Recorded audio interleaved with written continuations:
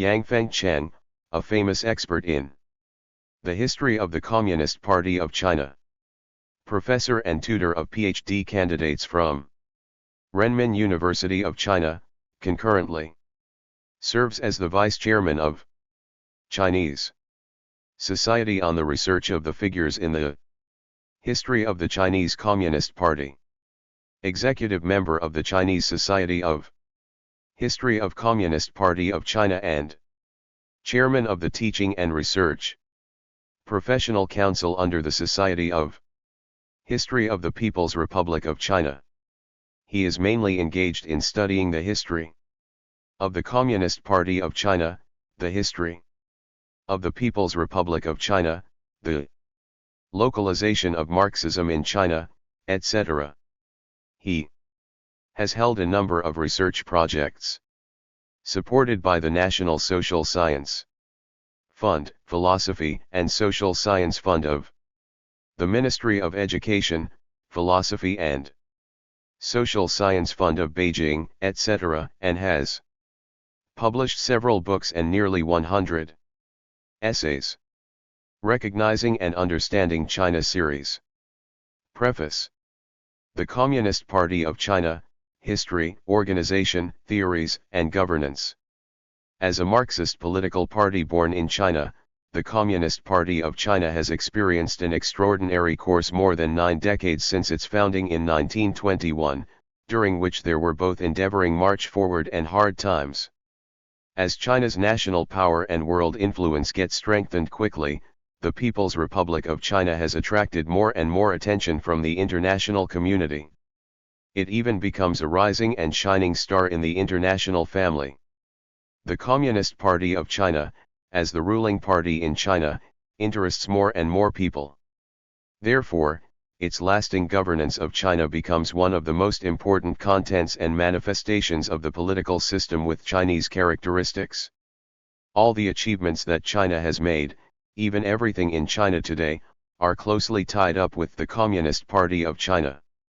From over 50 members at its founding to a great political party of more than 4.4 million members in 1949, how did the Communist Party of China grow and become increasingly stronger in the 28 years of struggle?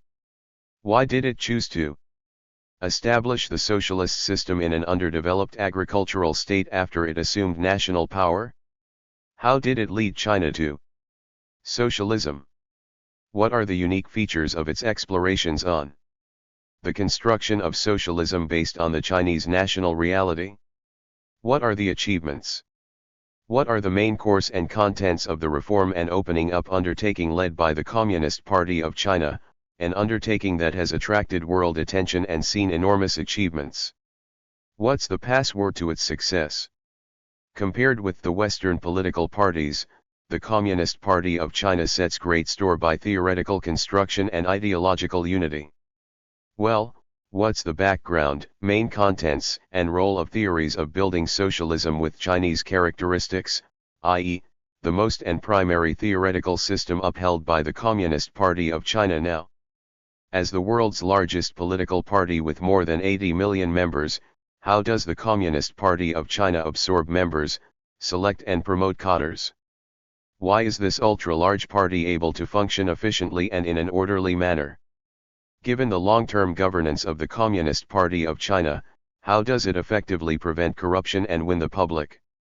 How does it treat the relationship between a political party and the state? How does it govern the country relative to the Western campaign-type parties? What are the adjustments and changes adaptive to the development trends of the times in the several decades of its governance? People are asking these questions in different ways, from different angles and to varying degrees, and are seeking final answers to them. The pamphlet here in front of you witnesses the efforts made to try to answer the above questions.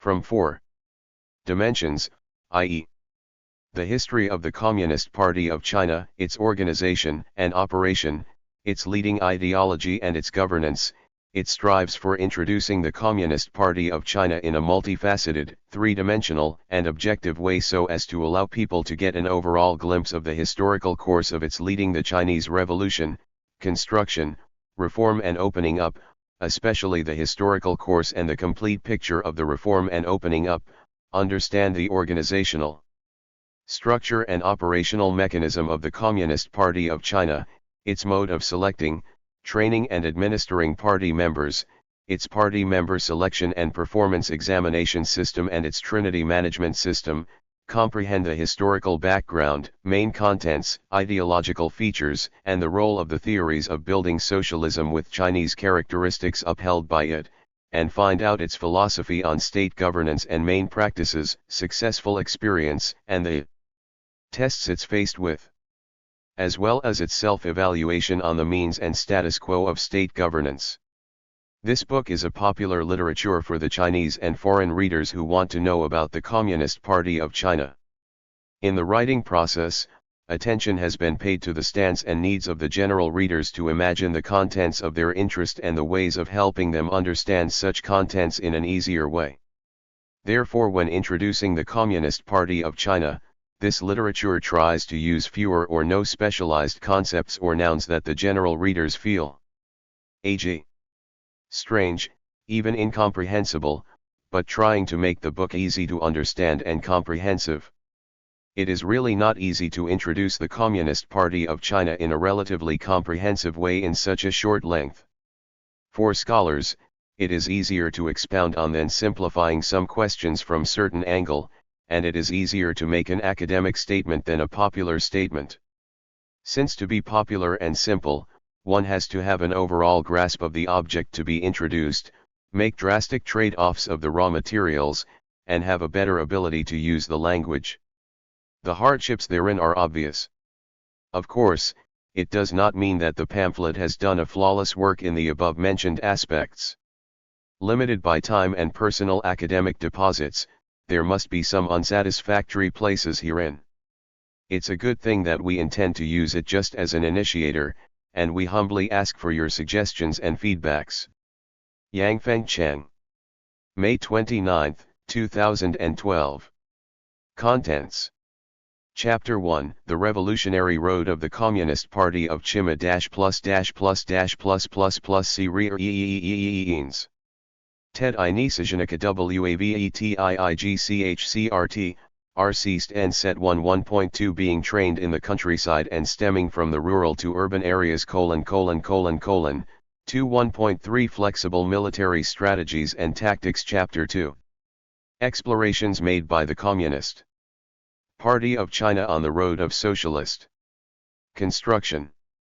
Chapter 3. Reform and opening up under the leadership of the Communist Party of China +++++38 OE, launch or refer-mand opening, UPSES 38 3.2 The road of progressive reform -s rares plus asterisk 45 3.3 The password to the success of reform and opening. The National Tower of Strength. After the anti-Japanese war succeeded, the Kuomintang expected to continue its one-party authoritarian rule, but the Communist Party of China proposed to end the one-party rule and form a democratic coalition government composed of the Kuomintang, the Communist Party of China, each and all democratic parties and non-party figures so as to achieve peace, democracy, and unification. The proposal was extensively supported by the democratic parties, social elites, intellectuals, and the vast general public.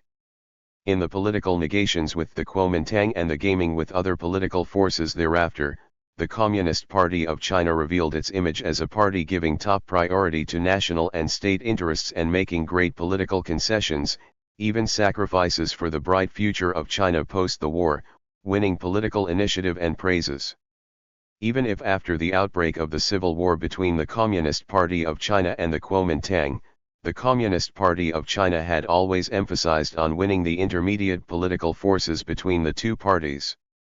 After winning the initiative on the battlefield, it called, on April 30, 1948, all democratic parties, people's organizations, and social elites to sit down together with it to hold a political consultative conference, and discuss the grand plans for state building and for the establishment of a democratic coalition government.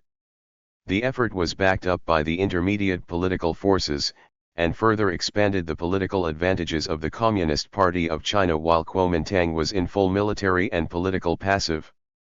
The Communist Party of China grew up in numerous tests in history and finally became an outstanding wave rider in the development of the times. 1.2 Being trained in the countryside and stemming from the rural to urban areas. The Communist Party of China took such a revolutionary road as building rural base areas first, encircling the cities from the countryside then. At its founding, it has declared explicitly to be a party for the working class. In accordance with the positioning, it naturally had to lead the working class in the cities to wage revolutions, but as a matter of fact, it finally chose to rely on the peasants in the vast countryside. According to the experience learned from the successful communist revolution in Russia, it should firstly attack and occupy big cities to overturn the reactionary government in a stroke before spreading the revolution to the countryside. The Communist Party of China chose to launch revolution firstly in the countryside, accumulate power, establish bases, and develop gradually to finally occupy the cities. It's mainly based on the recognition of China's national conditions that the Communist Party of China did not follow its usual example of theoretical logics and practices, formulated the strategy of developing in the countryside first and then in cities. It held that China was first and foremost an agrarian country where the deeply oppressed and revolutionary peasants were in the overwhelming majority and may thus become the main force of revolution. 108g. That the predominated self-sufficient natural economy instead of the integrated urban and rural economy in China made the vast rural areas independent of the cities, that the forces of the ruling class in China were mainly in cities, making it barely possible for the Chinese working class to launch riots or occupy big cities, whereas the vast countryside was a weak link in the reactionary ruling, and that the conflicts and contradictions in the Chinese ruling class, especially the confrontation and war among the warlords, provided an opportunity for the growth and expansion of the revolutionary forces in China. Against such national conditions, the Communist Party of China could totally establish before gradually developing and expanding its revolutionary army, open before gradually expanding its revolutionary bases, and finally encircle and occupy cities and take national power. Nevertheless, to ensure the final success of this revolutionary strategy, it had to try and make efforts in a number of aspects. Firstly, to launch agrarian revolution or land reforms to give the peasants material interests. About 50% of the land in rural China was held by the minority, less than 10% of its population. A fairly large part of the peasants had little or no land, being exploited by land rent, etc. The so-called agrarian revolution means to classify the rural residents into landowners, rich peasants, middle peasants, and poor peasants, according to how much land they occupied, and then confiscated the land occupied by the landlord class and the extra land occupied by the rich peasants with a compelling force so as to eliminate the concentration of land in the countryside and give every tiller the land. Through land reforms, the vast peasants with little or no land got land and some other basic means of production, i.e., real material interests, so they stood by the side of the Communist Party of China sincerely and their revolutionary enthusiasm was fully mobilized. There were supporters and followers everywhere the Communist Party of China reached. Agrarian revolution. Secondly, to construct democratic politics and give peasants their political discourse right. The Communist Party of China believed what's between it and the peasants was not just a relationship between the ruler and the ruled, but both stood together through thick and thin and were closely tied up with each other. The Communist Party of China, a representative of the lasting and fundamental interests of the poor, launched the revolution, struggled and made sacrifices all for the workers, the peasants, and the masses, making it logical that the power established under its leadership is the one to speak for the people. So it once implemented universal suffrage. 12ff. In the countryside. Expect the small number of dissidents who had been deprived of their political rights, all men and women in the countryside, old and young, had a vote if they reached the legal election age. During the anti-Japanese war, to unite to the greatest extent all anti-Japanese forces, the Communist Party of China established the three-thirds power, under which its members took one-third, the non-party leftist advanced elements another one-third and the centrists one-third in terms of the power composition. The trial to construct a democratic power opened multiple channels for interest expression while integrating the requirements of all aspects through consultation, strengthening the consensus, bringing together the anti-Japanese forces, and consolidating the governance of the Communist Party of China in the countryside. Thirdly, to set great store by constructing a clean and honest government and maintain the usual fine work style and image of struggling arduously. As early as in August 1926, it had issued a document to resolutely rinse the degraded and corrupt elements, after which it had been fighting against corruption in the revolutionary base. To maintain its fine style of work and image of governing for the people, being honest and self-constrained and struggling arduously, it did not rest with empty political theories or principal norms in underscore its documents, but went deeper to touch each and every detail. For example, it said in decision of the CPC Central Committee on strictly building a fiscal and economic system in 1939, all schools, government organizations and army units are not allowed to hold dinner parties for one another, but they may hold parties for themselves with the money self-saved. No wine, dishes, or cigarettes are allowed to be served in usual meetings.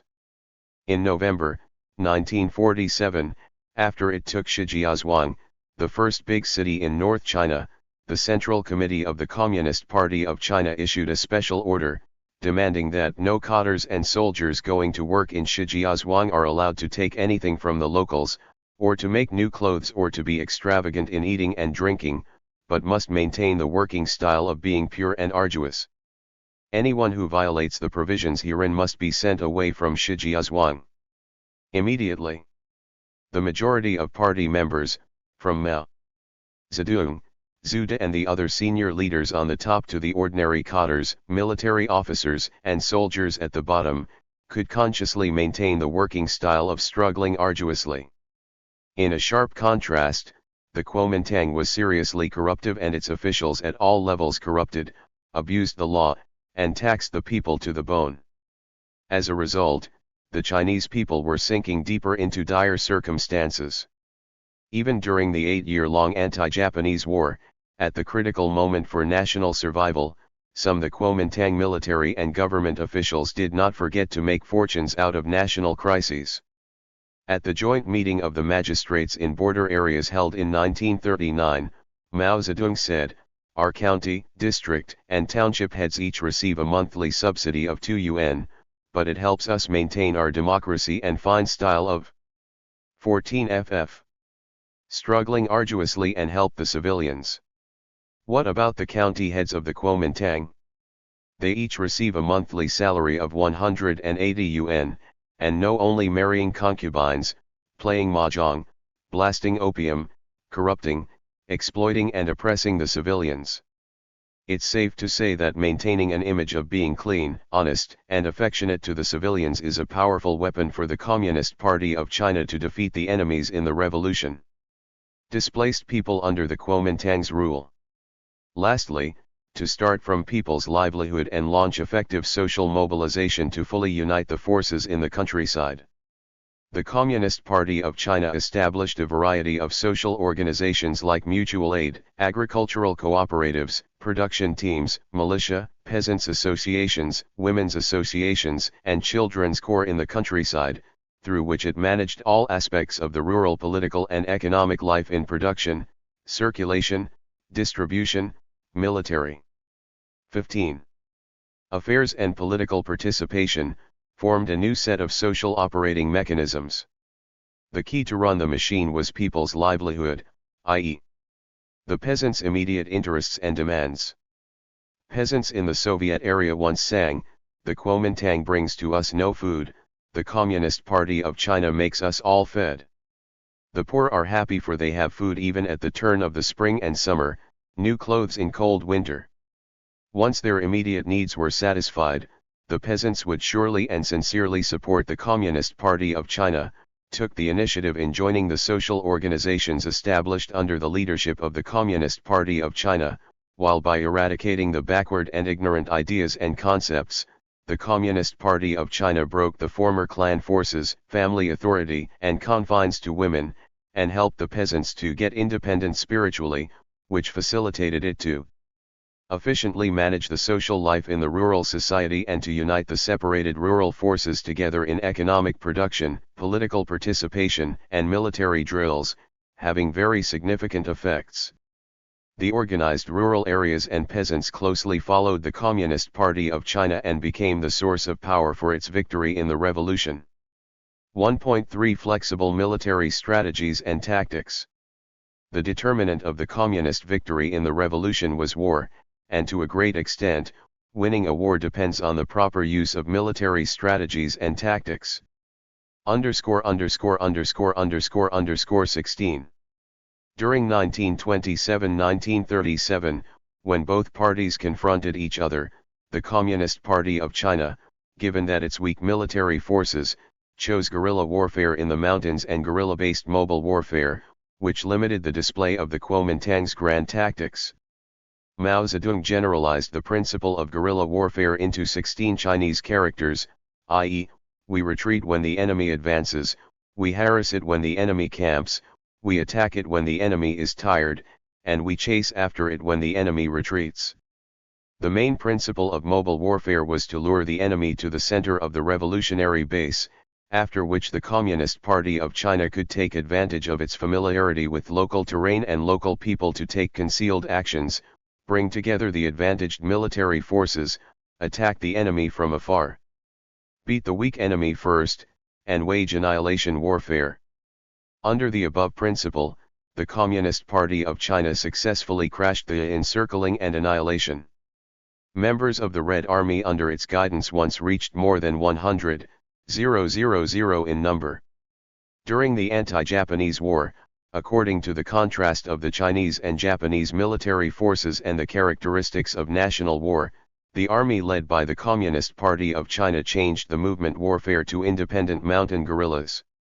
Furthermore, at the outbreak of the anti-Japanese war, it's barely possible for the more than 40,000 troops of the Communist Party of China with extremely decrepit 17 equipment to be brought together to squarely confront the bulky Japanese troops which were better equipped. The role of such an army did not lie in concrete battles, but the full use of its advantage of being flexible and good at guerrilla warfare, its rapidity and extensiveness, its harassment of the enemy rear and supplies of the Japanese troops so as to cooperate with the Kuomintang army on the front-line battlefield. It's safe to say that the strategic idea conforms to both the real military strength of the Communist Party of China and the demands of the anti-Japanese war. It's rightly under the guidance of the strategic idea that the army of the Communist Party of China went deeper into the enemy rear, mobilized and organized the masses, and expanded its anti-Japanese revolutionary base and anti-Japanese armed forces. Ultimately, after the victory of the anti-Japanese war, it had set up a military force of over 1 million troops at an area with 100 million population, which later became a decisive force in China after the anti-Japanese war, also the sole force capable of fighting the Kuomintang on the battlefield. AEESSI-3ES. Utterly decrepit equipment of the Communist Party of China. 18FF. In 1946, at the outbreak of the civil war between both parties, the Communist Party of China had 1.2 million troops and decrepit equipment, while the Kuomintang had 4.3 million troops and advanced equipment. However, the result was the Communist Party of China defeated the Kuomintang, during which the proper use of strategies and tactics served as a very important factor. When the Kuomintang launched strategic offensive, the Communist Party of China set the correct guideline of giving priority to annihilating the enemy's effective strength and not protecting or guarding fixed areas, striking heavy blows at the Kuomintang troops. When the Kuomintang's military attack had not been stopped, the Communist Party of China made a bold decision to launch strategic counteroffensive. Sent troops in 3 dispatches in succession, made strategic deployment in Zhonghui area, and brought the war into areas occupied by the Kuomintang, threatening the rear and central zones of the Kuomintang and dragging the Kuomintang troops The Liuxi Shenyang Campaign.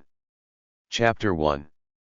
The Revolutionary Road of the Communist Party of China No. 19. Into a passive state, since the autumn of 1948, the Communist Party of China organized Liuxi Shenyang, Huaihai and Pepingshenzhen campaigns, through which it annihilated the main force of the Kuomintang troops on the battlefield in northeast China, North China, and East China.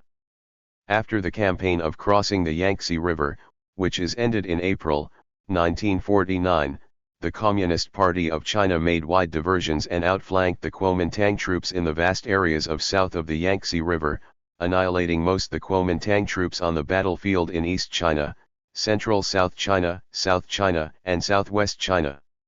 Only a few residue the Kuomintang troops fled to Taiwan. In the 3 years from 1946 to 1949, the Communist Party of China annihilated more than 8 million the Kuomintang troops. Of course, such an enormous military victory rested with not only the proper formulation and application of military strategies and tactics, but also the endeavoring spirit of the Communist troops, the leading role of the Communist military leaders, and the vigorous logistic supports from the civilians to the troops of the Communist Party of China. The perspective is indispensable to investigate the victory of the Communist Party of China on the battlefield and analyze why it could always launch wonderful battles with a force inferior in number. Chapter 2. Explorations made by the Communist Party of China on the road of socialist construction. Since the founding of the People's Republic of China, the Communist Party of China has begun to write a new chapter for the construction of socialism. Why would it choose socialism? How did it embark on the road to socialism? What are the explorations it has made to construct socialism? The answers to these questions are the main contents of this chapter. 2.1 The choice of socialism. Socialism is a political trend with world influence in the 20th century. To achieve socialism in China is the goal set by the Communist Party of China at its founding. In its revolutionary strategy, the first step is to launch the anti-imperialist and anti-feudal democratic revolution and complete the task of making the nation independent and liberating the people. The second step is to launch the revolution of socialism and set up socialist system on the basis of public ownership. In October 1949, the People's Republic of China was founded, providing a necessary prerequisite for the realization of the socialist ideal. Having experienced internal and external troubles for over a century, New China, where everything waited to be done, found it uneasy to take the road of socialism. New China was built on the economic foundation of a traditional agrarian society after long-term revolutions and war. Those can test the governance capabilities of the Communist Party of China included not only restoring the economy, consolidating the power and soothing people's mind, but also breaking through the blockade of the Western powers.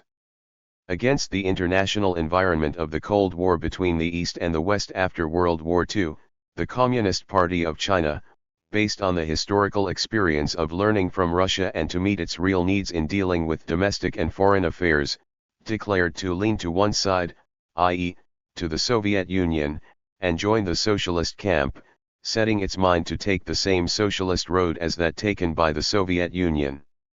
In the initial construction of New China, the Communist Party of China mobilized the vast people and carried out a series of political and social movements which rapidly healed the trauma brought about by long-term wars, restored the national economy, and consolidated the newborn power, bringing a new look of the society, through suppression of the bandits and counter-revolutionaries, the reactionary forces that threatened the new power were cleaned up, the banditry left behind in history was eliminated, and social order was stabilized, by stabilizing prices, unifying the fiscal economy, and adjusting the democratic reforms in industry, commerce, and enterprises. Soon restored economic order and industrial production. The ________228 Nationwide land reform destroyed the feudal economic system, greatly liberated the rural productive forces, and promoted the rapid restoration and development of the agrarian production. The enactment of the marriage law advanced the anti-feudalism war, in which the fundamental spirit was to promote gender equality. The crackdown of pornography, gambling, and drug abuse and trafficking put an end to the ugly social phenomena which had been existing for long and created a fresh and new social atmosphere. Through the war to resist U.S. aggression and aid North Korea, it protected national security and improved its international prestige. All these efforts won the young ruling party supports from the national people. After 3 years of motoring along, the Communist Party of China held that the newborn republic had seen the real possibility of transiting to socialism till the second half of 1952. Domestically socialist factors in political and economic life kept increasing, the main manifestations of which involved the state-owned enterprises established by taking over the financial, traffic, industrial and mine enterprises from the Kuomintang, and the government had controlled national economic lifelines. The private capitalist enterprises had established economic associations of all kinds with the government or state-owned enterprises because, in the transitional period of the state and society, most of them had to rely on the state or state-owned enterprises with orders for processing customers' materials, unified purchase and sale, etc. to pass operational difficulties. Such capitalist enterprises had stopped being privately run. P3. Enterprises in the general sense, but in the form of state capitalism. In the vast countryside, mutual aid teams, and the joint state-private ownership, producers' cooperatives appeared. All these were viewed by the Communist Party of China as crucial socialist factors in the economic life. More importantly, with 3 years of efforts, the newborn power had been established universally and firmly top-down. Besides, there was top-down systematic and rigorous cooperation between the party and people's organizations behind and centering the newborn power. An unprecedented effective social management and control appeared in Chinese history.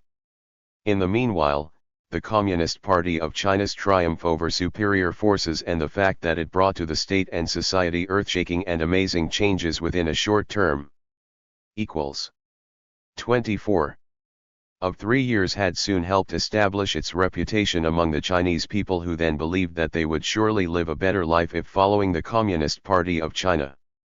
The above political and psychological factors serve as the background against which the Communist Party of China led China to socialism, and they are not to be ignored.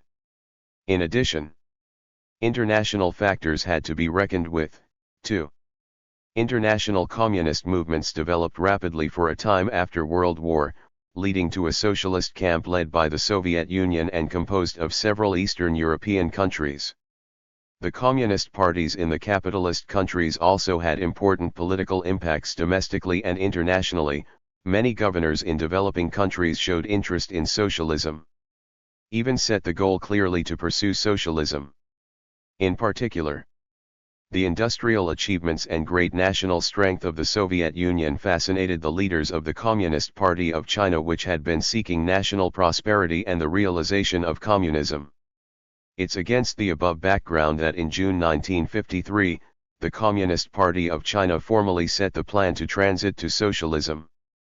The plan may be generalized as using around 15 years to gradually achieve national industrialization and the state socialist transformation of individual farming, individual handicraft industry and the private capitalist industry and commerce, i.e., changing the private ownership into the public ownership. Since then the Communist Party of China began to mobilize the Chinese people to strive for building China into a great socialist country. B25. From 1953 to 1956, after completing the socialist reform of the ownership system, the Communist Party of China established socialist system in China and achieved the most profound social reform in Chinese history. The Socialist Revolution, in which elimination of the private ownership and establishment of the public ownership were core contents, was completed in a country with over 400 million people, of which the overwhelming majority were peasants. During the revolution, neither the social unrest usually appearing in social transition nor the destruction of the productive forces thus caused were seen.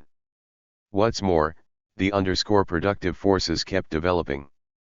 Seen from this angle, its socialist revolution was successful, which, to a large extent, was attributable to the policies, strategies, steps, methods, and ways adopted by the Communist Party of China based on the reality. Take the privately run capitalist industry and commerce for example. The Communist Party of China set the overall policy of reforming it through peaceful redemption. The so-called peaceful redemption means the state buys the capitalists' enterprises at a certain economic cost instead of gratuitously depriving them. According to statistics, China paid approximately 3 billion yuan to transform the privately run capitalist industry and commerce into publicly owned enterprises. It did so on the basis that Marx and Engels once had the thought to buy the bourgeoisie through peaceful redemption, and that the national capitalists in China once cooperated with the Communist Party of China in the anti-imperialist and anti-feudal revolution before the founding of New China and vigorously supported the Communist Party of China after the founding of New China. Plus the Communist Party of China set great store by the political education to capitalists and granted the positive and cooperative capitalists political statuses and honors. So the reform of the privately run capitalist industry and commerce in China was fairly smooth, during which some private enterprise owners were honored as red capitalists. For another example, the socialist transformation of agriculture touched upon several million farmers, in view of which the Communist Party of China formulated the general policy of positive guidance, voluntary participation, and mutual benefit, demonstration by typical examples, state aid, and gradual transformation. First of all, it organized the mutual aid teams, each of the scale of several farming households. Such teams were viewed as economic organizations with socialist bud. Then a dozen, or 2 or 3 dozens of farming households were organized to join the preliminary agricultural cooperatives with the distinctive features of pooling of land and bonus division according to land and labor. The foundation of such economic organizations is still the individual or family ownership of land and the other means of production, it's just that such means of production could be used as shares. Q97. In cooperatives and win stock bonus. Farmers may choose to withdraw their shares from cooperatives on their will. But once joined a cooperative, farmers have to work collectively, and follow the production plan of the cooperative. A cooperative's public properties and accumulations are not to be taken away by those seceder. Such economic organization is thought to be semi-socialist in nature. Lastly, it's the organization of senior agricultural cooperatives participating by several dozens or even more farming households. Once joined senior agricultural cooperatives, land and the other means of production would be owned by the collective, state plans have to be followed and carried out. And farmers have to work collectively in an organized way, and the distribution of labors would be implemented. It's viewed as a completely socialist economic organization, one of the 2 public socialist ownerships, 1. E.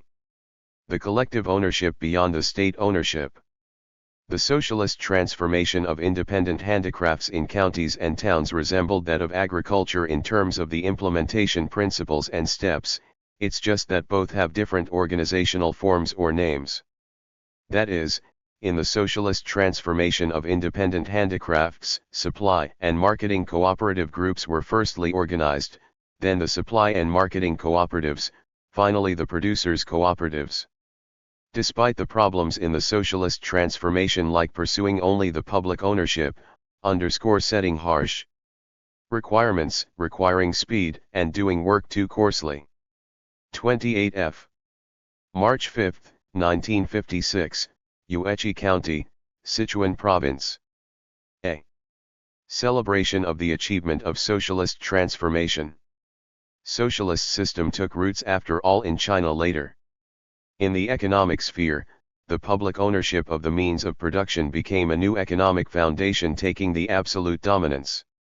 In the political sphere, the first National People's Congress was held in September 1954, at which the first socialist constitution was born in China, and the National People's Congress system, as the fundamental political system of New China, was officially established. In the meanwhile, the multi-party cooperation and political consultation system led by the Communist Party of China not only helped maintain the unification of China, a multi-ethnic state, but also adapted to the features of areas inhabited by minority nationalities and the demands for economic and social development. The basic political systems, including the regional ethnic autonomy system, were gradually stabilized and continued to develop. The construction of all these basic political systems of socialism, B29, has laid an institutional foundation for the development of everything in contemporary China. 2.3 Explorations made to build socialism and the achievements. In 1956, the Communist Party of China declared China to enter the Socialist Society. Yet due to its less developed economy and low level of industrialization, China was still at the stage of less developed socialism, i.e., the primary stage of socialism as proposed later. How to build and develop socialist politics, economy, and culture in China became a new topic in urgent need of a solution. Mao Zedong proposed to combine Marxism with China's national conditions for the second time. During the Democratic Revolution, the Communist Party of China once applied Marxism successfully to the revolutionary reality in China before creatively taking a revolutionary road of encircling the cities from the countryside. That's the first combination. The second combination was to apply Marxism to the actual building of socialism in China to succeed in finding the road of building socialism which conformed to China's national conditions. The idea was not put forward by Mao Zedong after he summarized the lessons and experience got by the Communist Party of China in national construction since it took state power and based on the reflection of the Soviet pattern of socialism. In February 1956, the 20th National People's Congress of the Soviet (30A) Communist Party criticized Stalin for the mistakes he had made, promoting the socialist countries inclusive China to stop worshipping Stalin and the Soviet Union blindly, and begin to think independently, emancipate their ideas, and explore the road of building socialism which conformed to their respective national conditions. In April 1956, in his report on the 10 major relationships, Mao Zedong illustrated several major issues to be correctly dealt with in the building of socialism, aiming at mobilizing all positive factors to serve the building of socialism. The report touched upon several major relationships like that among agriculture, light industry, and heavy industry, that between coastal industry and inland industry, that between economic construction and the construction of national defense, that among the state, the production units and the individuals, and those to be balanced between the central government and local governments, under the overall guiding philosophy of taking into account all factors before comprehensively weighing them, and not laying particular stress on some aspect while ignoring the others. The report also proposed the political policy of 5 long-term coexistence, mutual supervision between the Communist Party of China and the other democratic parties. That same year spring, Mao Zedong also proposed to implement the policy of let 100 flowers blossom, let 100 schools of thought contend in the sphere of culture. In September, the 8th CPC National Congress, also the first of its national congresses after it took power, was held, at which its declared that class struggle was no longer China's principal contradiction, and that the primary task of the party and the people was to focus on developing social productive forces to achieve national industrialization and gradually meet people's growing material and cultural needs. In February 1957, Mao Zedong brought forth the theory of contradiction in the Socialist Society, thinking that the internal contradictions among the people, i.e., the contradictions based on consistent fundamental interests existed extensively and in huge numbers in a socialist society, that they could not be solved in the same way as class contradictions in terms of fundamental interests were solved during the period of revolution, but with democratic persuasion and education. To correctly deal with the internal contradictions among the people had become the theme of the country's political life, indicating the endeavoring transition from class analysis and the struggle-centric and featured revolutionary way of thinking and behavior, of the members of the Communist Party of China led by Mao Zedong, who had experienced long-term revolutions and war, to the way of thinking and behavior that conformed to the characteristics of governance and national construction. According to the Soviet pattern, socialism was depicted into a picture of on the 10 major relationships. 32M. Single public ownership, planned economy and distribution according to work and dictatorship of the proletariat. After reaching the stage of socialism, the Communist Party of China tried to make the picture more colorful and its layout more vibrant.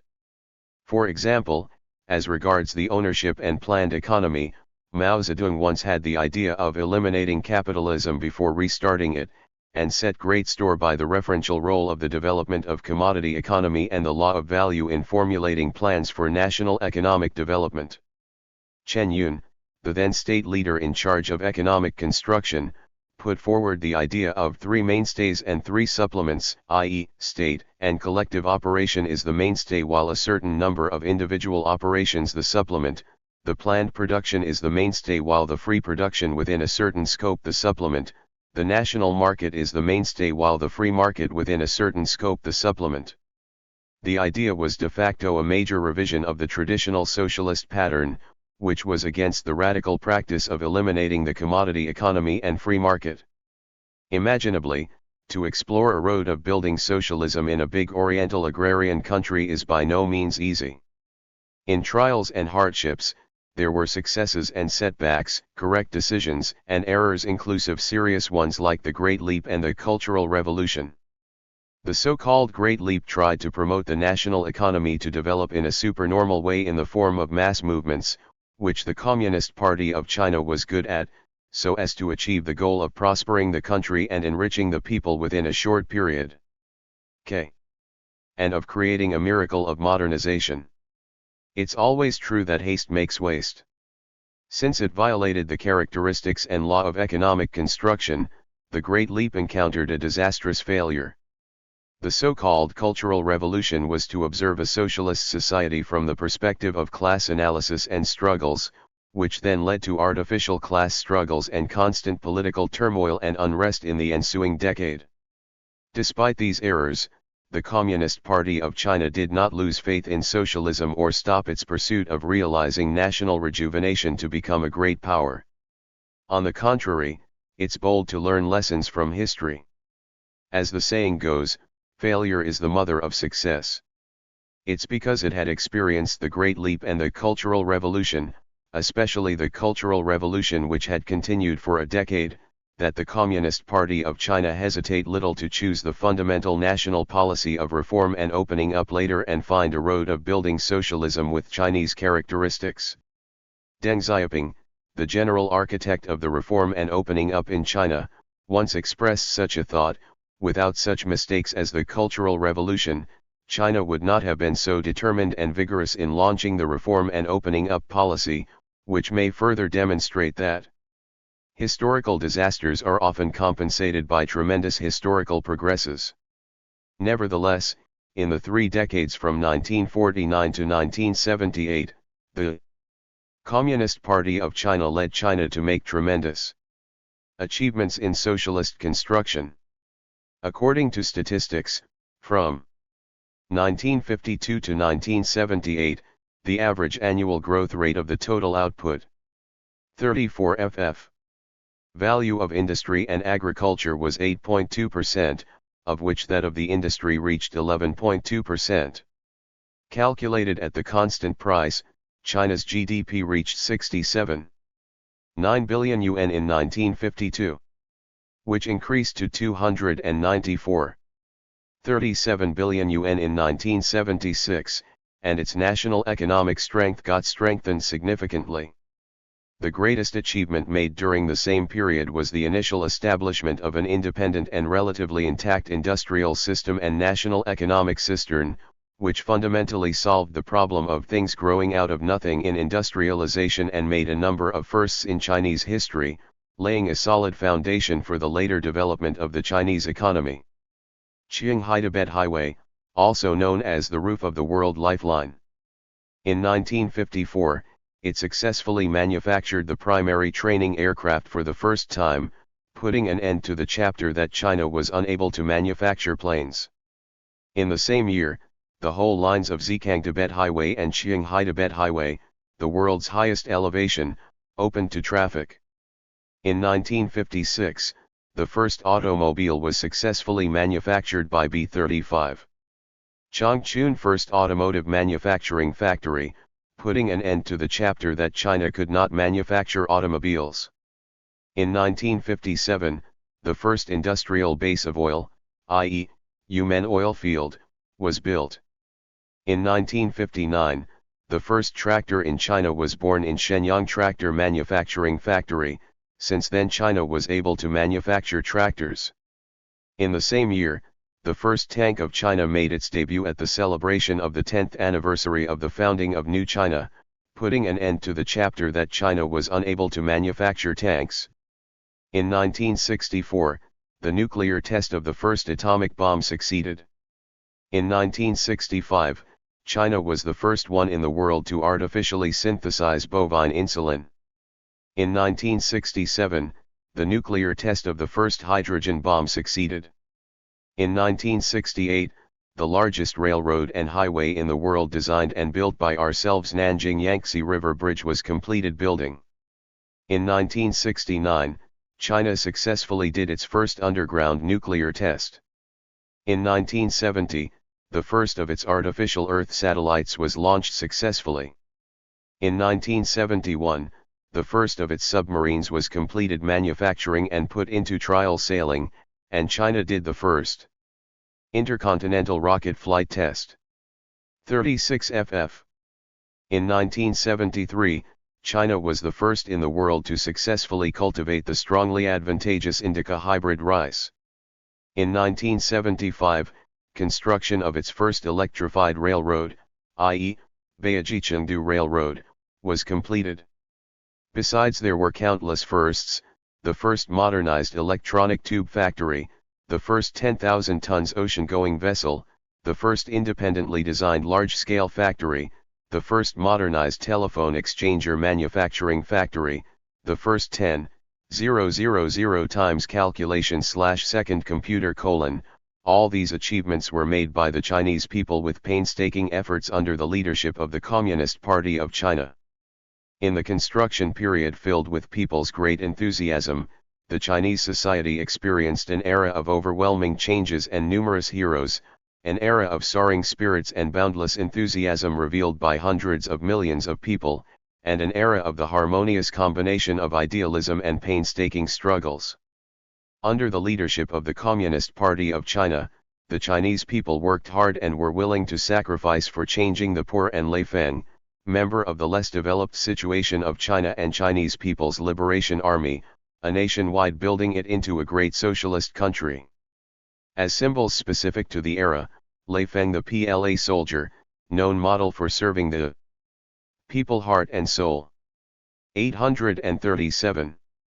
Wang Jingxi, the oil worker, Jiao Yulu, the county head, among another series of names in lights, became examples and demonstrations. What's vividly recorded by them was the moving deeds done by the socialist builders. From being poor and weak and invaded by the Western imperialist powers in the semi-colonial and semi-feudal era to entering a new era featuring national independence, self-control of fate and great vitality, the changes in China demonstrate that socialism is the institution and road chosen by the Chinese people under the leadership of the Communist Party of China to achieve national rejuvenation. Chapter 3. Reform and opening up under the leadership of the Communist Party of China. What would the Communist Party of China launch reform and opening up? What are the main course and contents of reform and opening up? Why would China succeed in the reform and opening up? What will the Communist Party of China do to keep advancing the reform and opening up?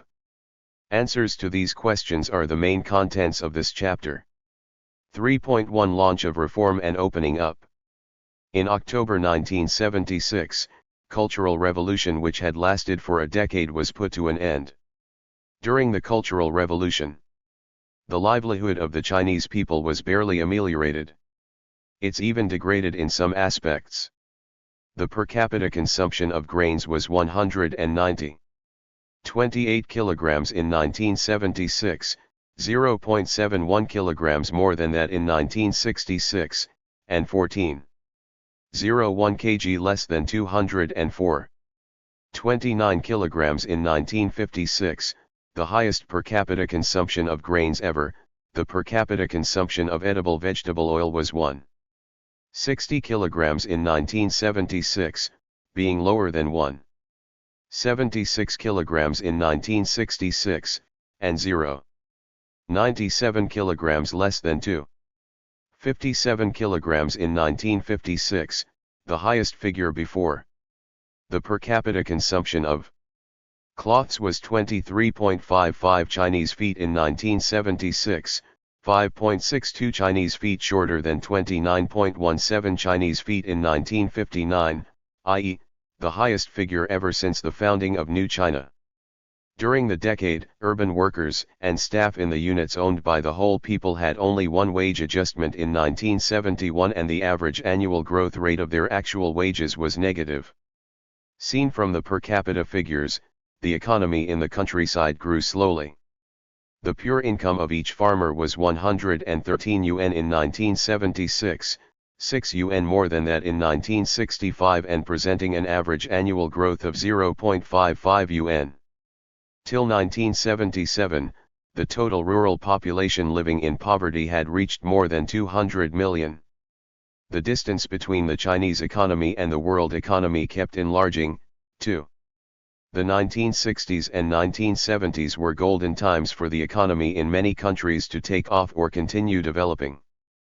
Four Asia tigers, each featuring rapid and vigorous economic development, rose around mainland China, whereas China, as the most potential country in East Asia, failed to jump at the precious historical chance due to the 10 years of domestic turmoil and unrest.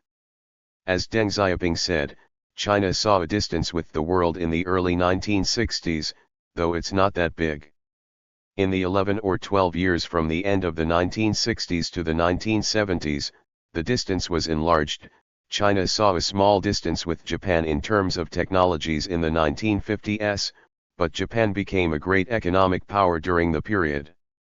Different from the other countries, China saw huge setbacks when the world economy and technologies developed vibrantly. 408.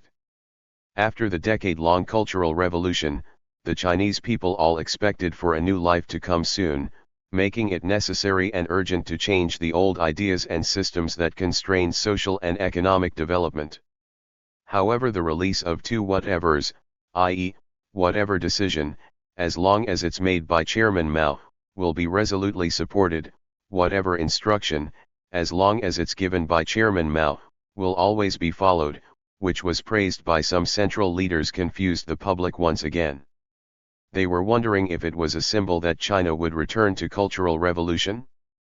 Deng Xiaoping, Chen Yun, and some other senior party leaders strongly opposed two whatevers, thinking that Mao Zedong was a worldly man, not a god, and that to advance and get developed, China must break through the old ideological restrictions.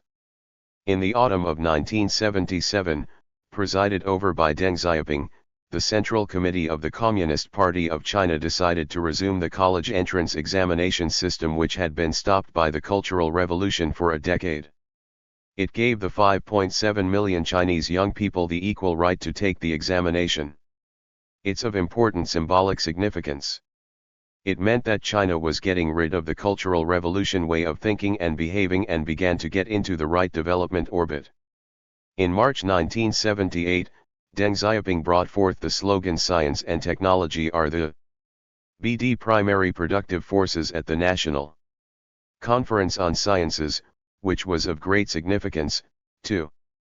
It means that knowledge and science, after being despised and trampled for a decade due to the Cultural Revolution, were highlighted once again, and in an unprecedented way, and that intellectuals with scientific knowledge, after being criticized and oppressed for a decade, regain their dignity and the respect from others. People's desires merged into a force to push the Chinese society forward. In May 1978, Guangming Daily published a special commentator's article named "Practice is the sole criterion for judging truth to refute the two whatevers in theory." The article was later republished and forwarded by Xinhua News Agency, People's Daily, and Liberation Army Daily, leading to a grand debate nationwide over the criterion for judging truth. Soon each province, autonomous region, and the leading cadres of each and all military regions showed their supports. The debate broke through the ideological constraints of all kinds which had been formed for long, opened the gate for ideological emancipation, made things back to order, and pushed forward the practices and innovations in each and all fields. In November 1977, the CPC Anhui Provincial Party Committee formulated provisions on the several problems regarding the current rural economic policy, in which the rural grassroots economic organizations of a collective nature were allowed to set up the responsibility system for production and enjoyed certain autonomy therein. Farmers were allowed and encouraged to farm private plots of cropland and involve in household sideline production, and country fair trade was opened. All these were strictly forbidden during the Cultural Revolution. Subsequently Sichuan, Gansu, and Guangdong conducted similar trials. At the turn of summer and autumn in 1978, Anhui suffered a severe drought that had never been seen for a century. In face of it, the CPC Anhui Provincial Party Committee decided to lend local farmers the land that the collective could not plow. Who plowed such land would keep the harvest and the state would not collect grains from the harvest nor purchase the grains. The decision soon stimulated farmers' enthusiasm in combating the natural disaster and doing autumn planting. In the course of implementing to tide over a lean year by borrowing land from the collective, some farmers in Shannon People's Commune in Fengcheng County advocating fixed farm output quotas for each household, i.e., allocating the collective land to farmers for field management, and the farmers would, after completing the preset grain and other crop output quotas, would have the overproduced part to themselves, wholly or in a certain proportion. The practice was controversial at the time, but soon protected by the secretary of CPC Anhui Provincial Party Committee Wanli. Subsequently, Xiaogang village under Liyuan People's Commune in Fengcheng County secretly allocated all the arable land to local households, allowing each household to keep the rest harvest to itself after handing in the fixed grains to the state and the collective. It completely changed the original production management system featuring unified operation, unified accounting and unified distribution in the countryside, receiving excellent results. Domestic politics will be continued and reflected in foreign. Xiaogang village, the contract of fixing of farm output quotas for each household. Affairs. After the Cultural Revolution was put to an end, the Central Committee of the Communist Party of China opened the gate of China to rapidly expand foreign exchanges. It not only invited foreign leaders to visit China for many times, but also the party and state leaders of China as well as the persons in charge of regions and government departments paid visits abroad. Only in 1978, the visits made by Chinese vice premier and leaders above the vice-chairman level numbered more than 20, and the countries they visited reached more than 50 in number, of which the most important one was Deng Xiaoping's visit to Japan in October 1978. During the visit, Deng Xiaoping the enterprises and high-tech facilities in Japan, and expressed for thoroughly investigated world's advanced modern many times the wish to strengthen cooperation with Japan in ______44F economy and technologies and to learn from its advanced experience and technologies. This visit along with other Chinese leaders' visits to Western Europe made a breakthrough and laid a solid foundation for China to introduce advanced technical equipment and management methods from abroad and to launch the reform and opening up policy in an all-round manner. By comparing China with the world's developed countries, the Central Committee of the Communist Party of China realized that China was less developed in not only technologies, but also management. Therefore, it's a must to reform the management system in China while learning and introducing advanced scientific technologies from abroad. As China opened its gate to the world and knew more and more about the current world situation, more and more party members and non-party figures cried for implementing reform and opening up. In November 1978, the Central Committee of the Communist Party of China held a working conference, at which Deng Xiaoping delivered a thematic speech entitled Emancipate the Mind, Seek Truth from Facts, and Unite as One in Looking to the Future. In his speech, Deng Xiaoping said, "When everything has to be done by the book, when thinking turns rigid and blind faith becomes the fashion, it is impossible for a party, a nation, or a people to make progress. Its life will cease and that party or nation will perish. Our modernization program and socialist cause will be doomed if we do not reform them now." The address made by Deng Xiaoping actually became the thematic report to the plenary session of the 11th CPC National Congress held soon afterwards. That plenary session denied the guiding philosophy of taking class struggle as the central task in state governance which had been implemented for long, and made an important strategic decision to shift the focus of work to economic construction and to implement reform and opening up. The plenary session of the 11% CPC National Congress as the symbol and starting point, reform and opening up led by the Communist Party of China was officially launched. 3.2 The road of progressive reform. The reform in China was progressive, i.e., reform in the countryside first, followed by that in cities, starting from the coastal areas to extending to the hinterland, and economic restructuring first, followed by political restructuring and reforms in the other fields. Great efforts were made in the course of reform to combine internal reforms with China's opening up to the outside world, and to make all major reform measures closely linked with one another. The reform was gradually launched and steadily progressed. Reform in the countryside marked the commencement of the reform and opening up. Agriculture is the foundation of the national economy, and food has been an issue which had bothered the Chinese people for hundreds of thousands of years. Reform in the countryside started from solving the food _____46M problem for the Chinese people. As early as before the plenary session of the 11th CPC National Congress was held, Fengcheng County in Anhui ETAL had launched fixing farm output quotas for each household, contracting of production tasks to each household, etc. Receiving good results. In 1979, Xiaogang village in Fengcheng County saw a great harvest, and the total grain output that year was equivalent to the sum of the grain output in the 5 years from 1966 to 1970. The Reliance production team, which had not handed in any grain to the state since China launched collectivization of agriculture in the 1950s, was able to deliver tax grains to the state and repay the loans for the first time in 1979. Local farmers made a jingle, "The responsibility system is good / attracting the cotters and the masses / in 3 to 5 years / farmers eat from the old crop and burn the old grasses / individuals are rich, the collective is rich, and the state will build more warehouses." The enormous changes in Xiaogang village served as an excellent demonstration, attracting more places to follow. After the plenary session of the 11% CPC National Congress, People's Daily covered the situation of and experience in implementing the production responsibility system in Anhui, Sichuan, Yunnan, Guangdong, etc. As the experience was further spread, other provinces, cities, and autonomous regions saw the launch of the production responsibility system in different forms in local rural areas.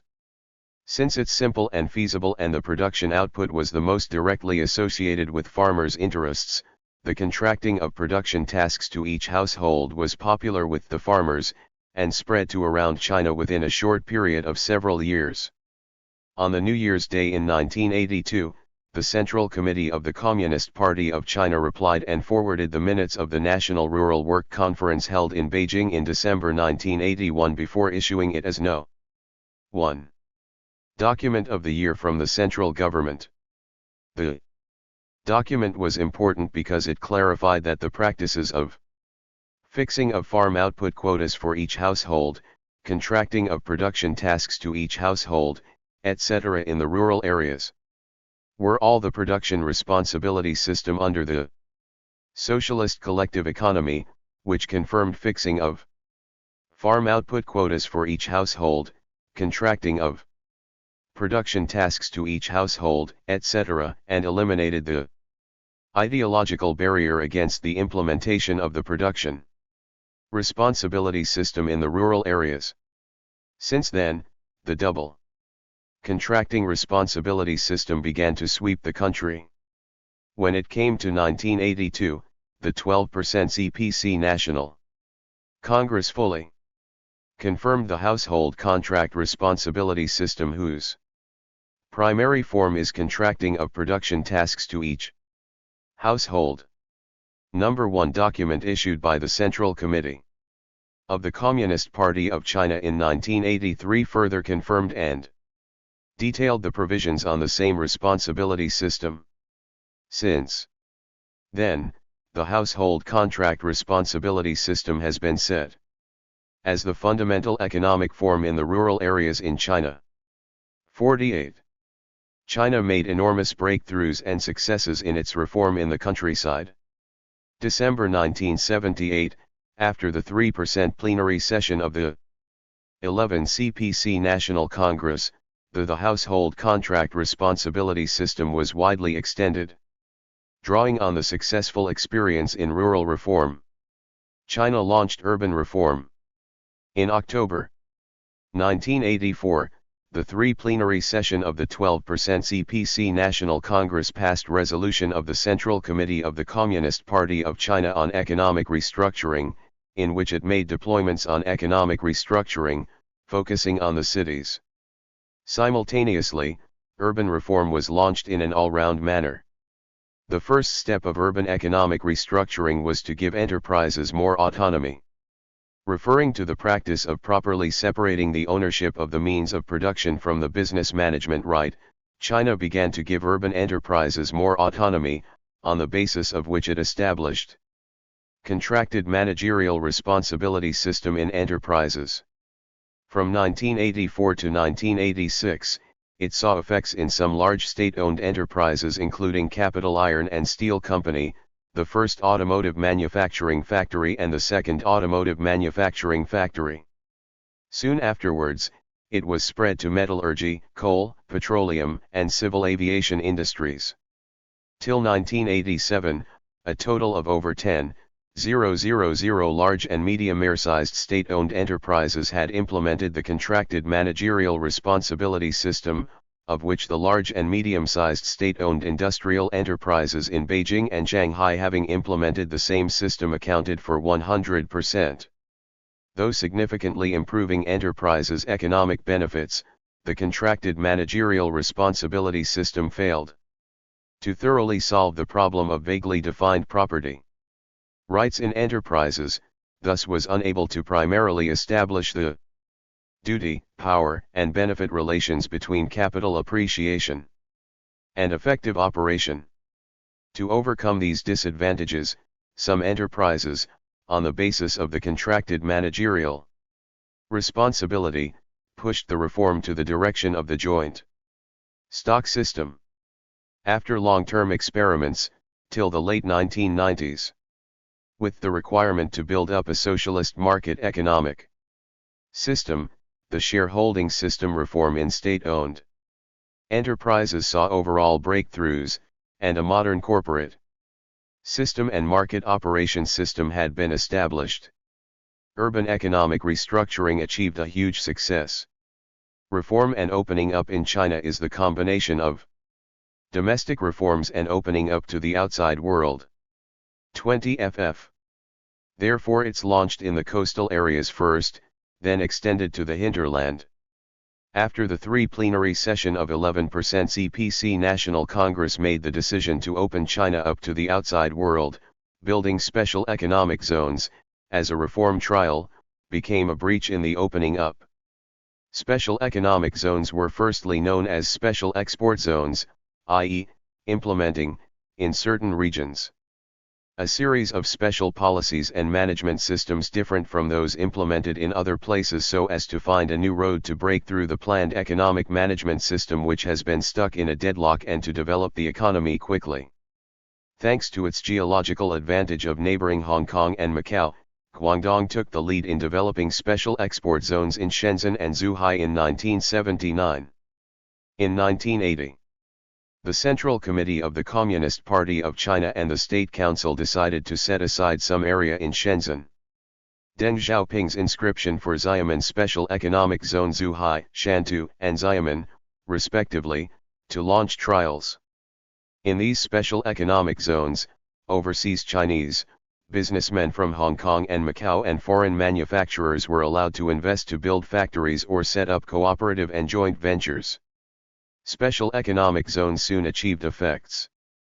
Till 1983, Shenzhen had signed more than 500 economic cooperation agreements with foreign businessmen, and the total volume of business reached $1.8 billion. The total industrial and agricultural output of Shenzhen grew by 11 times, the fiscal revenue 10 times and the income of foreign exchanges 2 times in Shenzhen from 1978 to 1983, and its investment in basic construction totaled 20 times larger than the sum of the same investment in the first 3 decades since the founding of New China.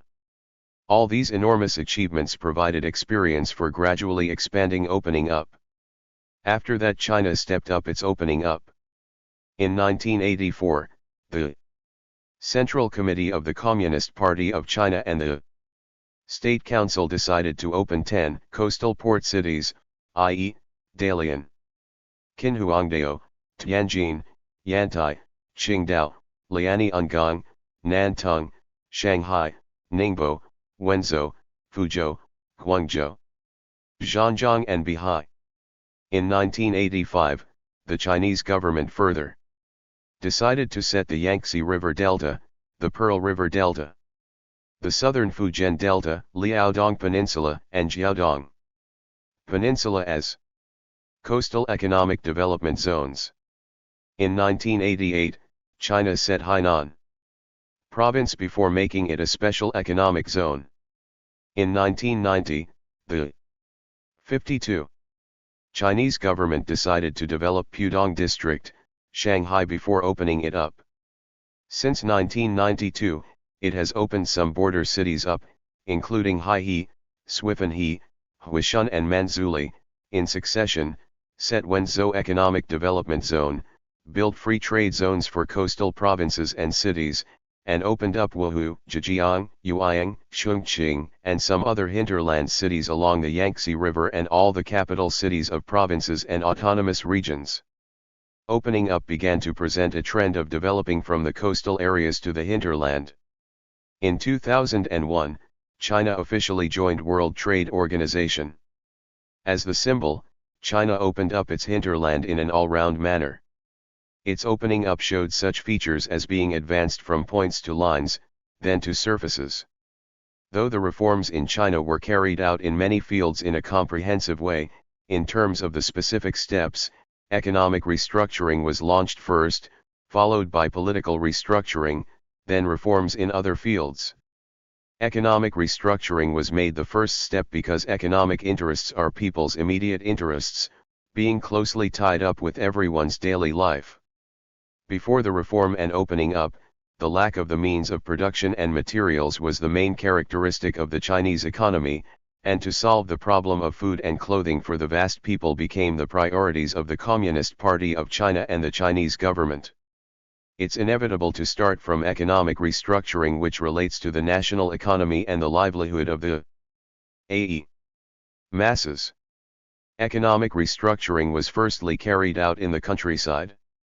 The launch of the household contract responsibility system promoted the entire rural economic system to change. Subsequently, cities became the focus of economic restructuring. Apart from reforming corporate management methods, cultivating a market circulation system and reforming the prices were also important contents of the urban economic restructuring. After the 14th CPC National Congress was held in 1992, China began to rapidly accelerate its economic restructuring following the requirements of the modern market economy. Modern corporate system, the market for labor forces, capital and other resource elements, a standardized microcontrol system and an internationalized way of economic operation were thus established. The appearance of the Chinese economy had been fundamentally changed. The launch of the economic restructuring was followed by political restructuring and reforms in other fields. Advancing the economic construction-centered reform and opening up must be guaranteed by political restructuring and supplemented by reforms in other fields. After the 3% plenary session of the 11th CPC National Congress, political running, organization and administration within the Communist Party of China gradually restored to normal, and some historical problems were solved, making it the right time to launch political restructuring. In 1980, Deng Xiaoping delivered speech on the reform of 4-5. Deng Xiaoping and Chen Yun in the 3 trademark plenary session of the 11th CPC National Congress. The system of party and state leadership, in which a programmatic deployment was made on political restructuring. After that, the focus of political restructuring was shifted to abolishing life tenure in leading posts and eliminating the phenomena of excessive power concentration, the patriarchal system and rule by the voice of one man alone. In 1984, the People's Commune system having established in the countryside since 1958 was revoked, and villagers' autonomy was established. When it came to the 1990s, to improve the basic political system, implement the rule of law and transform government functions became the focus of political restructuring. Political restructuring in China was advanced along with the reforms in technology, education, culture, social administration, and economic restructuring. 3.3 The password to the success of reform and opening up. Remarkable achievements have been made in China's reform and opening up. In the more than 3 decades since the reform and opening up, China's GDP has leaped to the world's second, and China's average annual economic growth rate has reached 9.91%. In the meanwhile, the construction of democratic politics has seen a steady development, culture has become increasingly prosperous, the society has been stable, and enormous changes have happened to the Chinese people's ideological or spiritual outlook. What are the reasons for the success of the reform and opening up in China? To make it more concrete, what's the unique success password for the Chinese reform and opening up since it stood out from the reforms in other countries, especially those in the Soviet Union and East European countries? It's a question of great concern to the Chinese people, also to some foreigners. Both the domestic and international academic articles have offered a number of answers or explanations to the question from quite different angles. However, as a matter of fact, the reasons for the success of the reform in China are multifaceted, and could not be generalized on simply one theory. Even though, it's not a mystery unsolvable, only its success password is complicated and systematic. To start with, under the governance of the Communist 56 FF. The remarkable achievements gained in reform and opening up Party of China, the state is unified and society stable. Both national unification and social stability are the foundation for national progress and advance. Without a stable social and political environment, any development would be out of the question. Since the mid-19th century, China has been in frequent wars and beset with difficulties both at home and abroad, seeing constant humiliations to it, economic depression, social unrest and turmoil, and its people became destitute and homeless, which was not entirely changed until the founding of the People's Republic of China in 1949. It's the Communist Party of China who leads China to realize national independence, put an end to the wars which had lasted for a century, and complete the real unification of mainland China, clearing the way for the development and progress of the Chinese nation. National unification and social stability are necessary for Communist Party of China B57. Any reform. Since China opened its door in the mid-19th century, the advanced elements from all sectors or groups in China had been trying various reform schemes to save the nation and the people, only to encounter failures. The root reason lied in the lack of basic guarantees, i.e., national unification and social stability. In the 3 decades from the founding of New China to the launch of the Reform and Opening Up policy, China made enormous achievements in economic construction, and encountered major setbacks as well. However, even during the most true blues cultural revolution, China, a multinational state, maintained unification and a solid foundation of its national power. It's thanks to national unification and social stability that China was able to launch the Reform and Opening Up policy, had a necessary political guarantee, and the Chinese people were able to show what they could really do. During the Reform and Opening Up, the Central Committee of the Communist Party of China has been setting great store by the maintenance of social stability and taken effective measures, required the relations among reforms, development and stability to be correctly dealt with, and clearly pointed out that reform is the driving force, development is the goal and stability is the precondition. It tries to combine the momentum of reform, the speed of development with public affordability in an organic way. It's safe to say that maintaining national unification and social stability serve as a fundamental precondition for the success of the Reform and Opening Up in China. Secondly, the Communist Party of China, as the ruling party, precisely understands and responds to the opportunities and challenges brought about by economic globalization, during which it shows the strategic courage to advance with the times and explore boldly. When it reached the mid-20th century, the rapid development of sciences and technologies and the general establishment of the modern market economy had enormously strengthened world contacts and exchanges. In particular, the new revolution in sciences and underscore technologies in which information technology is the main symbol has greatly accelerated the process of economic globalization. Should China fail to initiatively adapt to the trend of economic globalization, reform the old ideas and systems, and get actively involved in the world economic system to speed up its own development, it would be isolated from the global village.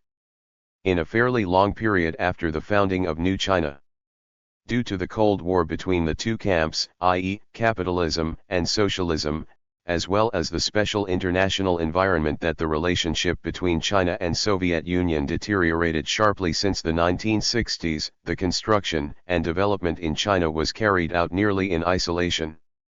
The traditional economic system built in the isolated state showed contradictions against the modern economic model popular in the world, and reflected severe constraints over the productive forces. The highly centralized economic control mode could not be linked with the legalized economy where all subjects enjoy an equal position. The self-contained closed economic framework could not adapt to economic globalization featuring the division. Chapter 3 Reform and Opening Up under the leadership of the B-59 Communist Party of China of Work and Cooperation, and the low-efficiency administrative management pattern did not keep tune with the rules of enterprise operation in which efficiency came first. Against such a background, the Communist Party of China adapted to the trend of economic globalization and, with the strategic courage to destroy the old and establish the new, gradually got rid of the constraints of the doctrine-like socialist ideas. It reformed the rigid planned economic system while initiatively opened up to the outside world, and successfully made use of the domestic and international markets and the resources therein. After launching the reform and opening up, with the establishment of the special economic zones, the opening up of the coastal cities, the introduction of foreign investments and the rapid expansion of foreign economic and technical exchanges and cooperation, China has firmly grasped the favorable opportunity of international industrial and technical transfer, regulated the structural imbalance of the domestic elements, and improved the efficiency of resource allocation. By joining international organizations, China uses international rules to protect and develop its economy, while forming the competition effects and the awareness of the rules, through which it pushes forward its domestic reforms. It accelerates the eradication of the factors incompatible with the development of the productive forces at such levels as production relations and superstructure to keep pace with the times and the world. If the Communist Party of China failed to effectively grasp and respond to the opportunities and _60 challenges brought about by economic globalization, or to initiatively break through the ideological constraints and make bold explorations, it would be impossible for China to make such big achievements in the reform and opening up today.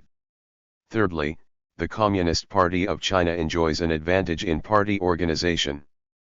It is the leader of the reform and opening up, thus its organizational state directly decides whether the reform will succeed or not.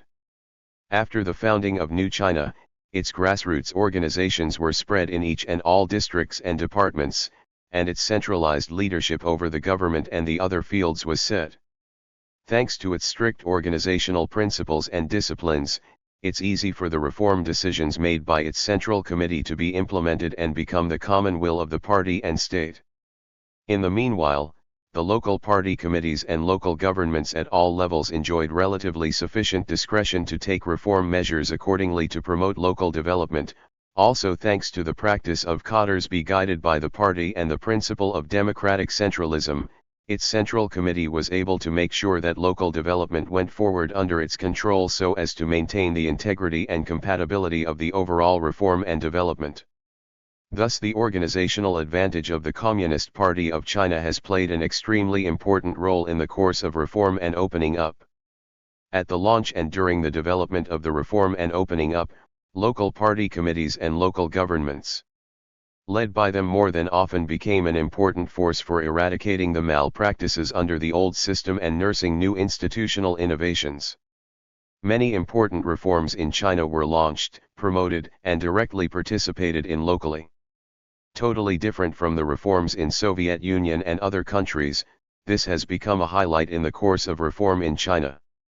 The rural household contract responsibility system, with which the reform started, was initially launched by the village cadres and villagers in Xiaogang village. Under great and various political pressure, the secretaries of local party committees at the county, region, and provincial levels raised the curtain of the reform and opening up in China. To set special economic zones, the windows and bridgeheads of the reform and opening up was initially put forward by the CPC, Guangdong Provincial Committee. Later restructuring of state-owned enterprises into shareholding companies, reform of the employment system and establishment of a paid usage system of state-owned land, as well as the super-ministry system, among other reforms of administrative systems were all firstly launched locally before becoming common reform measures taken nationwide. In the process, local governments paid attention to local economic development and local people's welfare and livelihood, while the central government focused on balanced overall interests and the macro trend of the economic and social development. Though both played different roles, they were combined together harmoniously by the Communist Party of China with its organizational advantage, giving full play to the _62 initiative of the central government and local governments is just a vivid depiction of the same advantage. Lastly, reform and opening up in China is progressive. Soviet Union and most East European countries adopted the shock therapy, i.e., the road of radical reforms while unlashing political liberalism and economic privatization. Though be conducive to avoiding reversions or repetitions in the course of reform, it cost much to the economy and the society in a fairly short period, leading to social disorder and economic regression in a certain period. Different from radical reforms, the reform in China is progressive. Due to the complexity and arduousness of the reform and opening up, the Communist Party of China has adopted the tactics of pushing it forward progressively, starting from the easy ones to the difficult ones, from increment to stock, and from building a favorable external environment to consolidating the core reforms. In terms of the overall reform, it focuses on economic restructuring before advancing the reforms in politics, technologies, education, culture, and social institutions. Economic restructuring was initially launched in the countryside, while implementing the rural household contract responsibility system was the breakthrough in rural reform. In terms of the reform of state-owned enterprises, decentralization and interest concessions were carried out as the first step, followed by the expansion of corporate autonomy, then the try to establish a modern corporate system and strategically adjust the national economy. As for price reform, it B63 launched the dual-track system, i.e., implementing the within the plan price and the out of the plan price. Simultaneously, then a single market price system. In terms of market development, efforts were made to firstly develop the commodity market, then the market for production factors, including that for capital, land, labor forces, and technologies, etc. While opening up was firstly carried out in coastal areas.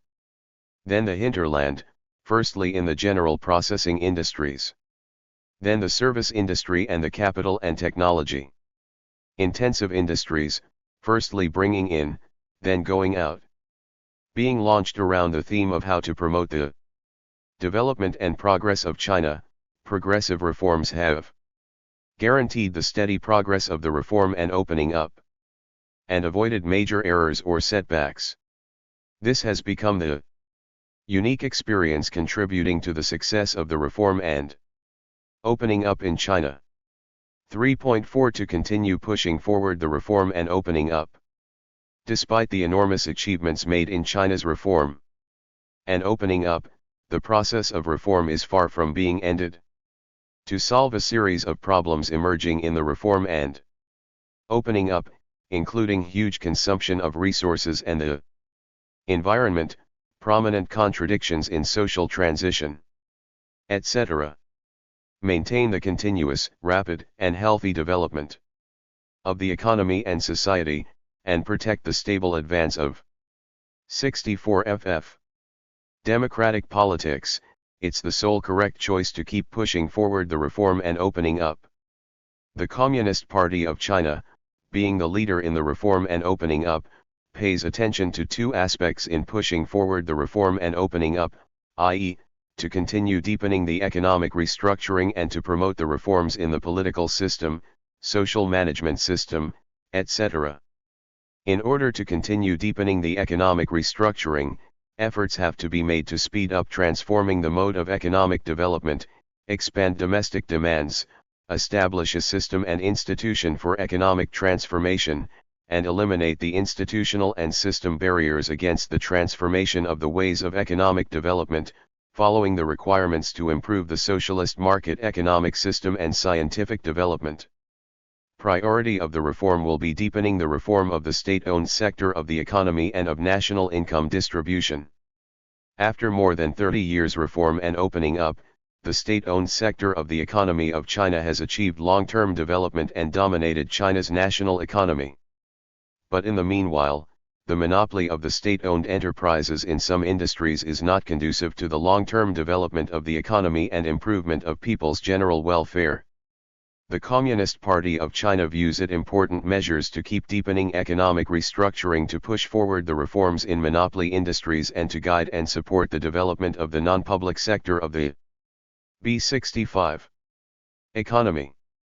China will start from pushing forward the strategic economic restructuring and making strategic breakthroughs in structural reforms, give priority to promoting competitions and strengthening supervision, step up pushing forward the reform of state-owned enterprises which focuses on the monopoly industries, guide and support the development of the non-public sector of the economy to lay a micro-foundation for improving the vitality of and driving force for economic development. National income distribution in the current economic restructuring is an issue which will affect the overall situation. The Communist Party of China has made it, i.e., to adjust distribution pattern of national income and improve social securities and public services, another important measures to keep deepening its economic restructuring.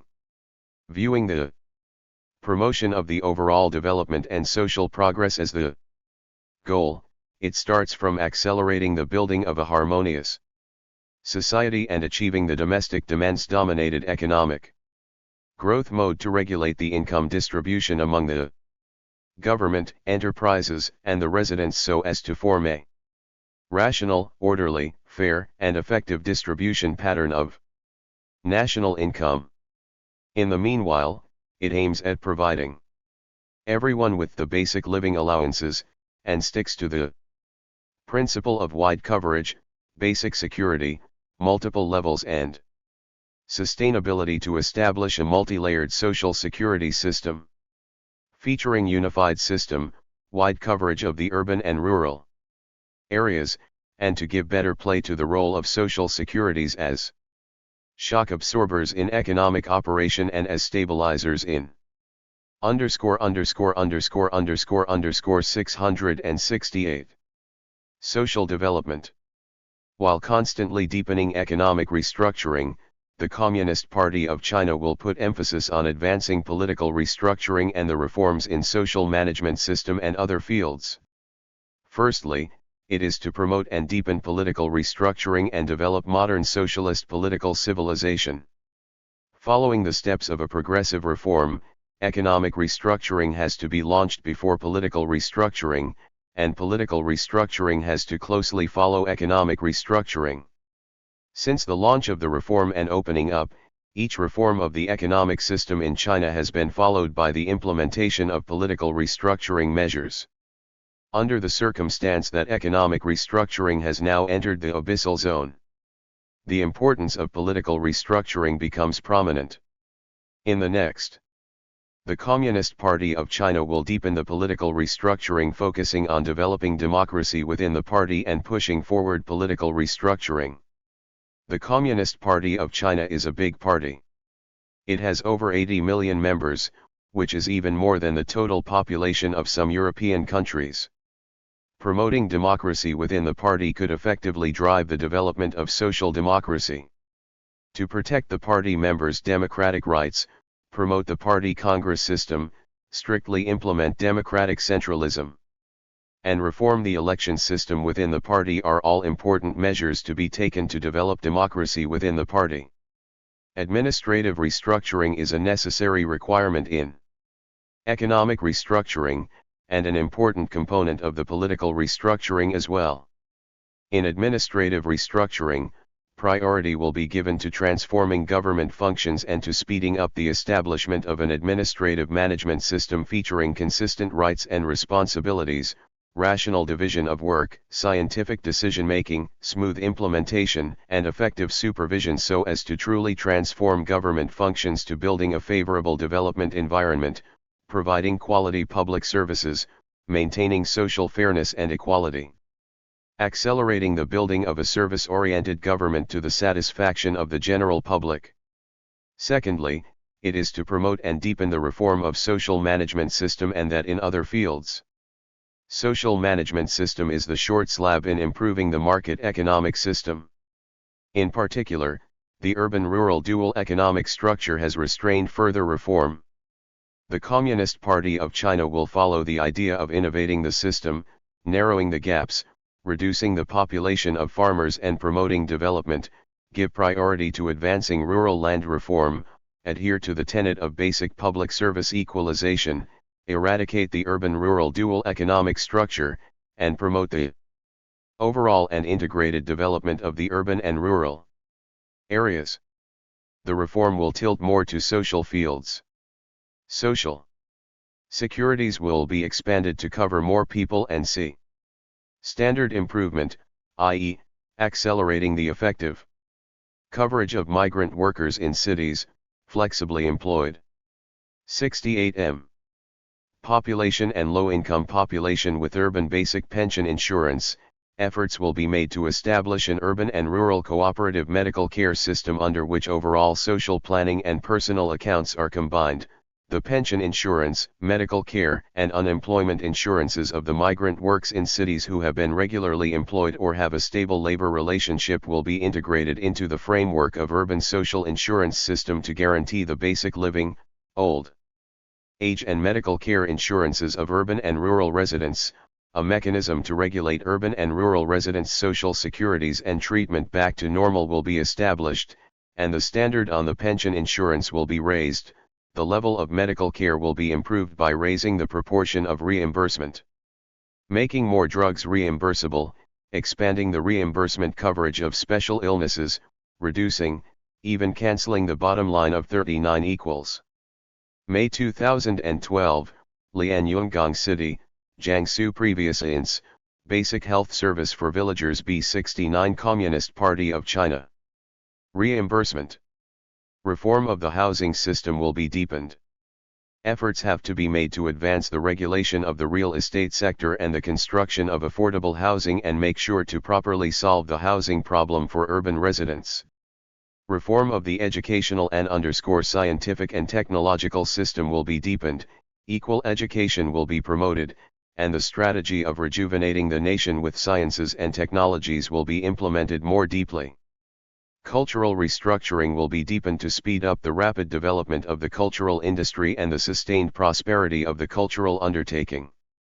The Communist Party of China is the leader and promoter of the reform and opening up in China. It has to fully play its role as the leading core in further deepening the reform, either in maintaining the social and political stability needed in the reform or pushing forward the reform of the party and the government. Chapter 4 Organization and Running of the Communist Party of China. How does the Communist Party of China, the world's first largest party, take on members and select cadres? Why this party of over 80 million members could run efficiently and in an orderly way? How does the Communist Party of China prevent corruption and degradation? The chapter below will offer answers to these questions.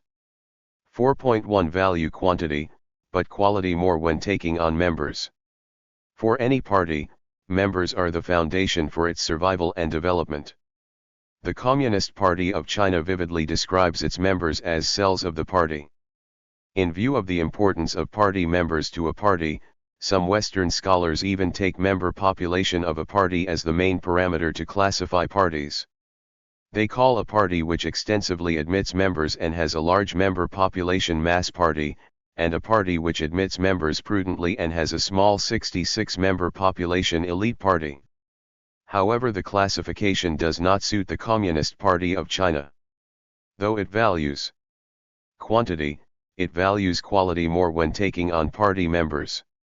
At its founding in 1921, the Communist Party of China had slightly more than 50 members.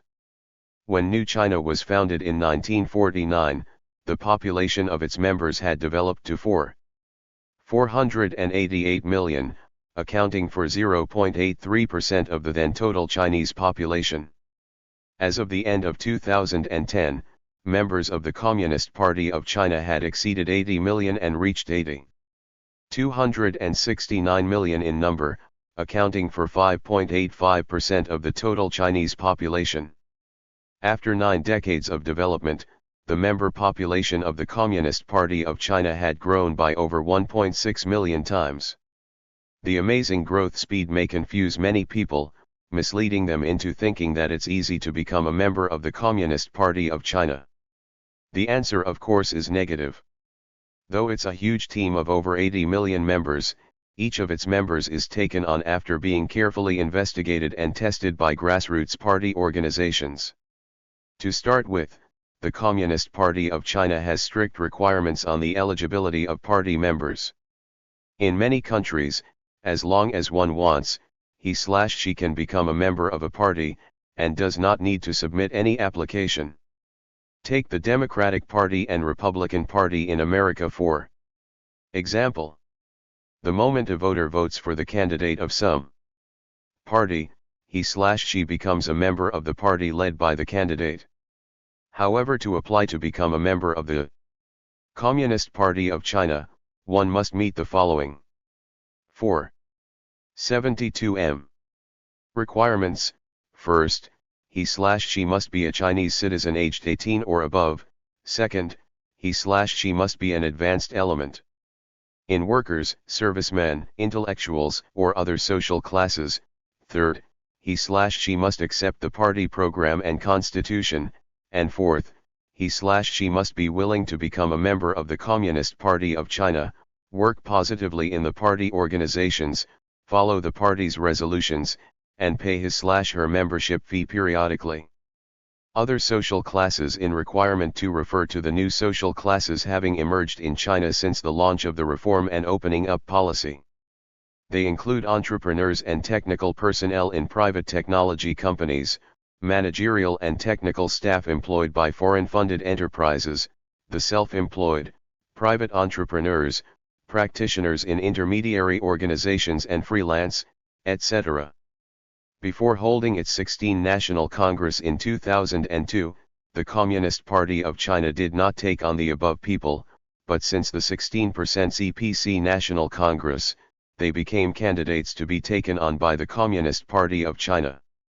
The change was a self-adjustment made by the Communist Party of China in order to adapt to the new situation, which also changed the former composition of its members' team.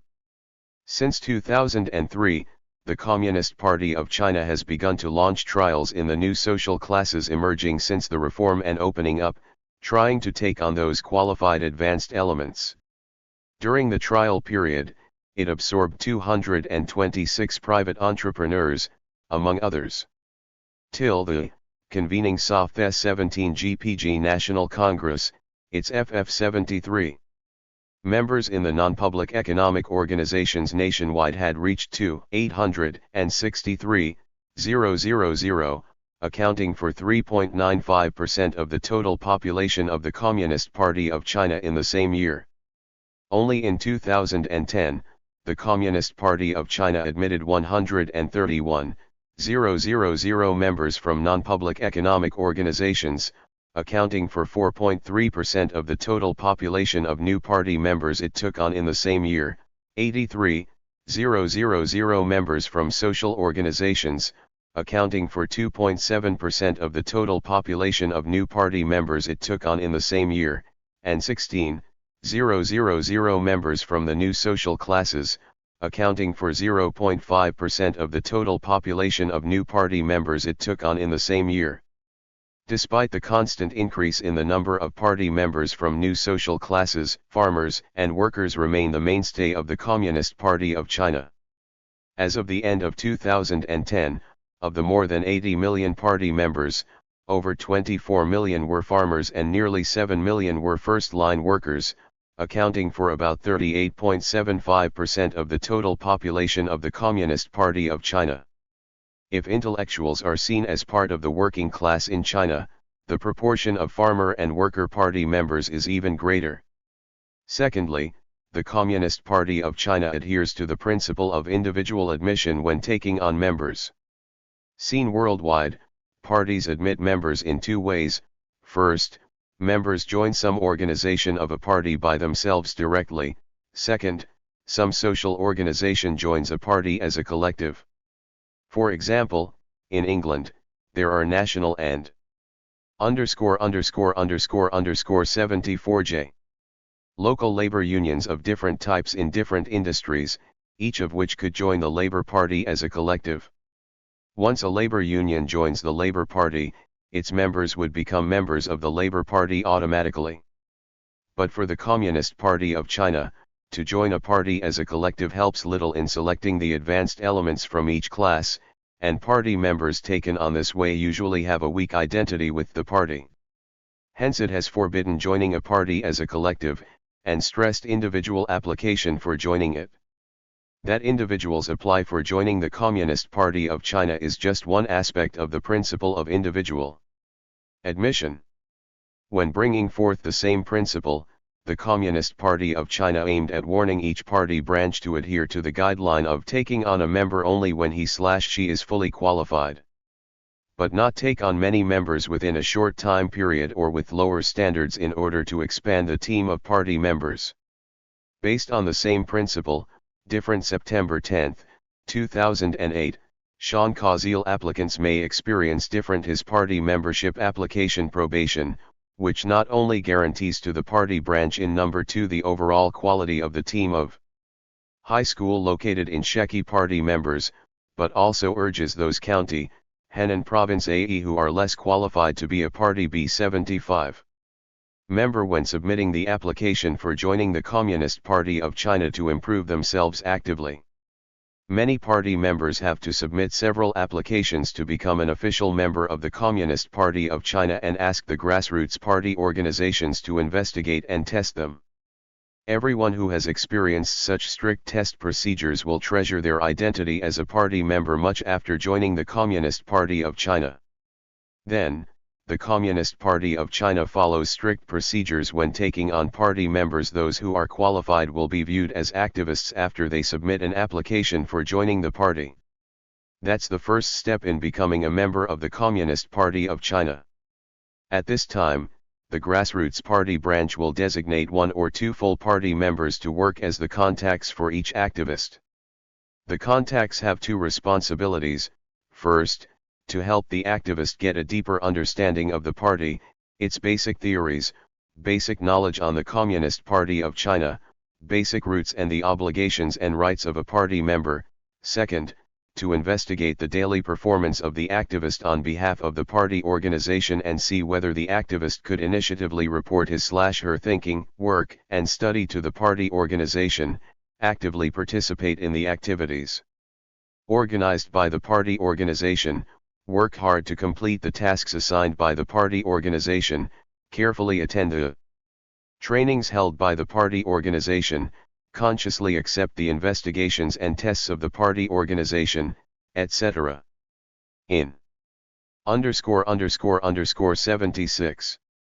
Addition, the grassroots party branch will investigate the activist once every half a year to see whether his/her motive to join the party is good, or if he/she could play a leading role in the masses.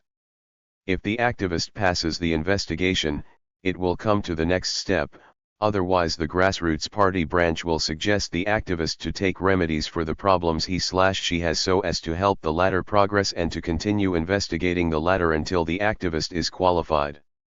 The investigation is not limited to the feedback information from the contacts, but covers the collection of opinions of other party members in the same grassroots party branch or non-party figures in the hope of getting a more comprehensive and objective understanding and evaluation of the activist.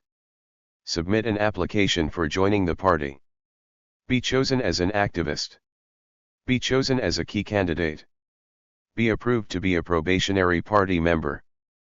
Be approved to be a full party member. Fig 4:1 chart on getting the CPC membership. The second step is to select key candidates from among the activists, but not from all of them. Such activists must have accepted cultivation and trainings for a year and been tested to be qualified. Those activists who have been chosen as key 77 candidates will then need to take a short centralized training usually lasting 5-7 days to learn Constitution of the Communist Party of China, several guiding principles for inter-party political life, among other documents. To ensure quality, many local party committees would invite experts and scholars from other places, party schools at all levels or institutions of higher education to interpret knowledge key points to help the candidates get a deeper understanding of the theories, regulations, and systems of the Communist Party of China. After the training, each candidate will need 2 full party members to recommend him/her to join the party.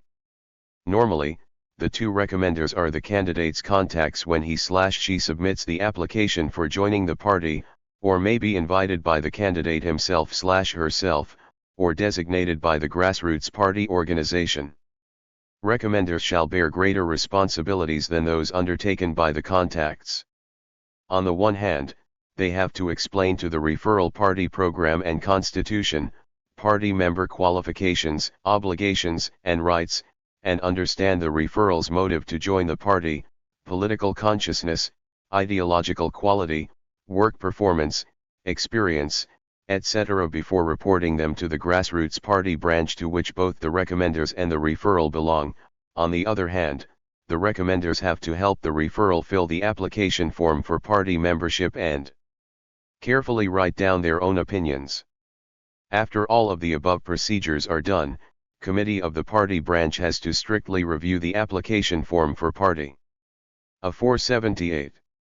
Membership filled and submitted by the referral and related information before thinking it qualified and submitting it to the general party membership meeting for deliberation. This actually triggers the third step in taking on a candidate to be a full party member, i.e., approval and development of a probationary party member. At the meeting to accept probationary party members, the applicant has to report his/her understanding of the Communist Party of China, the motive to join the party, personal resume, and things he/she needs to explain to the party organization. The committee of the party branch has to report to the meeting its deliberation result of the applicant.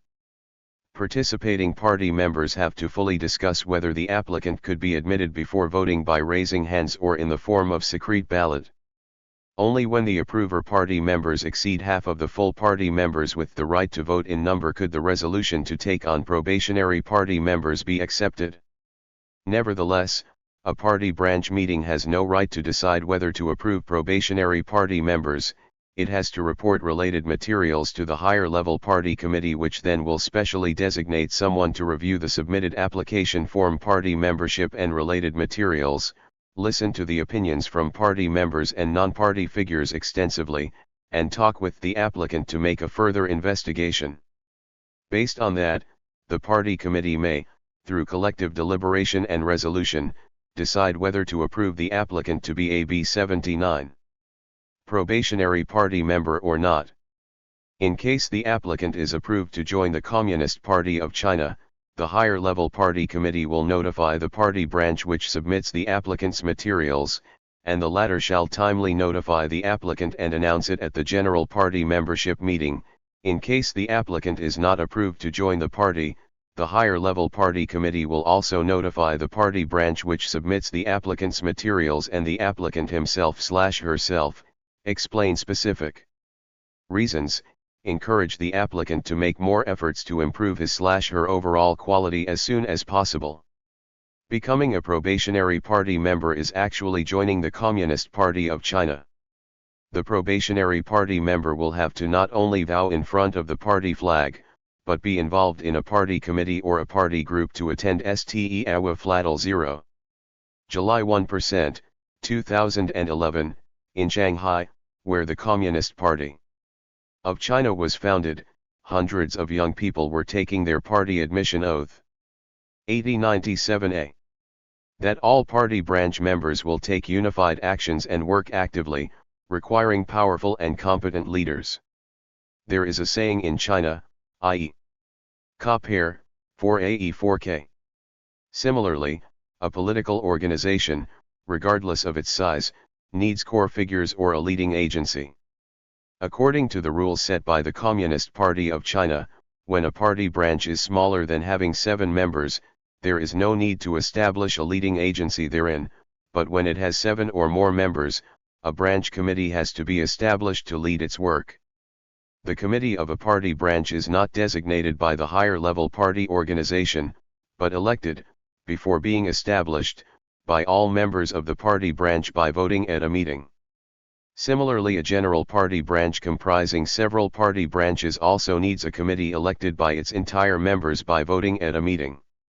Since it is an election, candidates are needed. There are 2 ways to become candidates for committee members of a party branch, i.e., self-recommendation and recommendation by the higher level party organization. The number of the candidates normally will outnumber the posts in the committee so as to facilitate a competitive election. Neither members of the committee of the party branch or those of the committee of the general party branch will serve life tenure. But a single tenure of 2 to 3 years, then an election is held for the new session. Therefore, if members of the committee of a party branch fail to fulfill their responsibilities during the term of office and lose the trust of the other members in the party 98 branch, the other members will vote for other competent ones to form a new committee at the election for the new session, which makes the committees of party branches at the primary level to work actively and fulfill their duties diligently. Primary party committees established on top of party branches and general party branches are the general leading organs of the Communist Party of China in primary units. Its candidates' election methods and election procedures are basically the same as those of the committees of party branches and of general party branches. However, there are two different points. Firstly, since primary units have different party members, a primary party committee is elected by a general membership meeting or a meeting of delegates. That is to say, primary party committees may be elected directly in case of a small number of party members. Each party branch or general party branch may elect party members to establish a party congress on behalf of the party before electing primary party committees through indirect election. Secondly, though primary party committees also implement the fixed tenure system, each serves longer tenure, being 3-5 years in most cases, than that of the committee of a party branch and that of a general party branch. To the Communist Party of China, if a party does not have a good organizational foundation, the entire party organization would be weak. Therefore, it has paid much attention to the construction and development of primary party organizations since its founding. As of the end of 2010, the total number of 99 equals.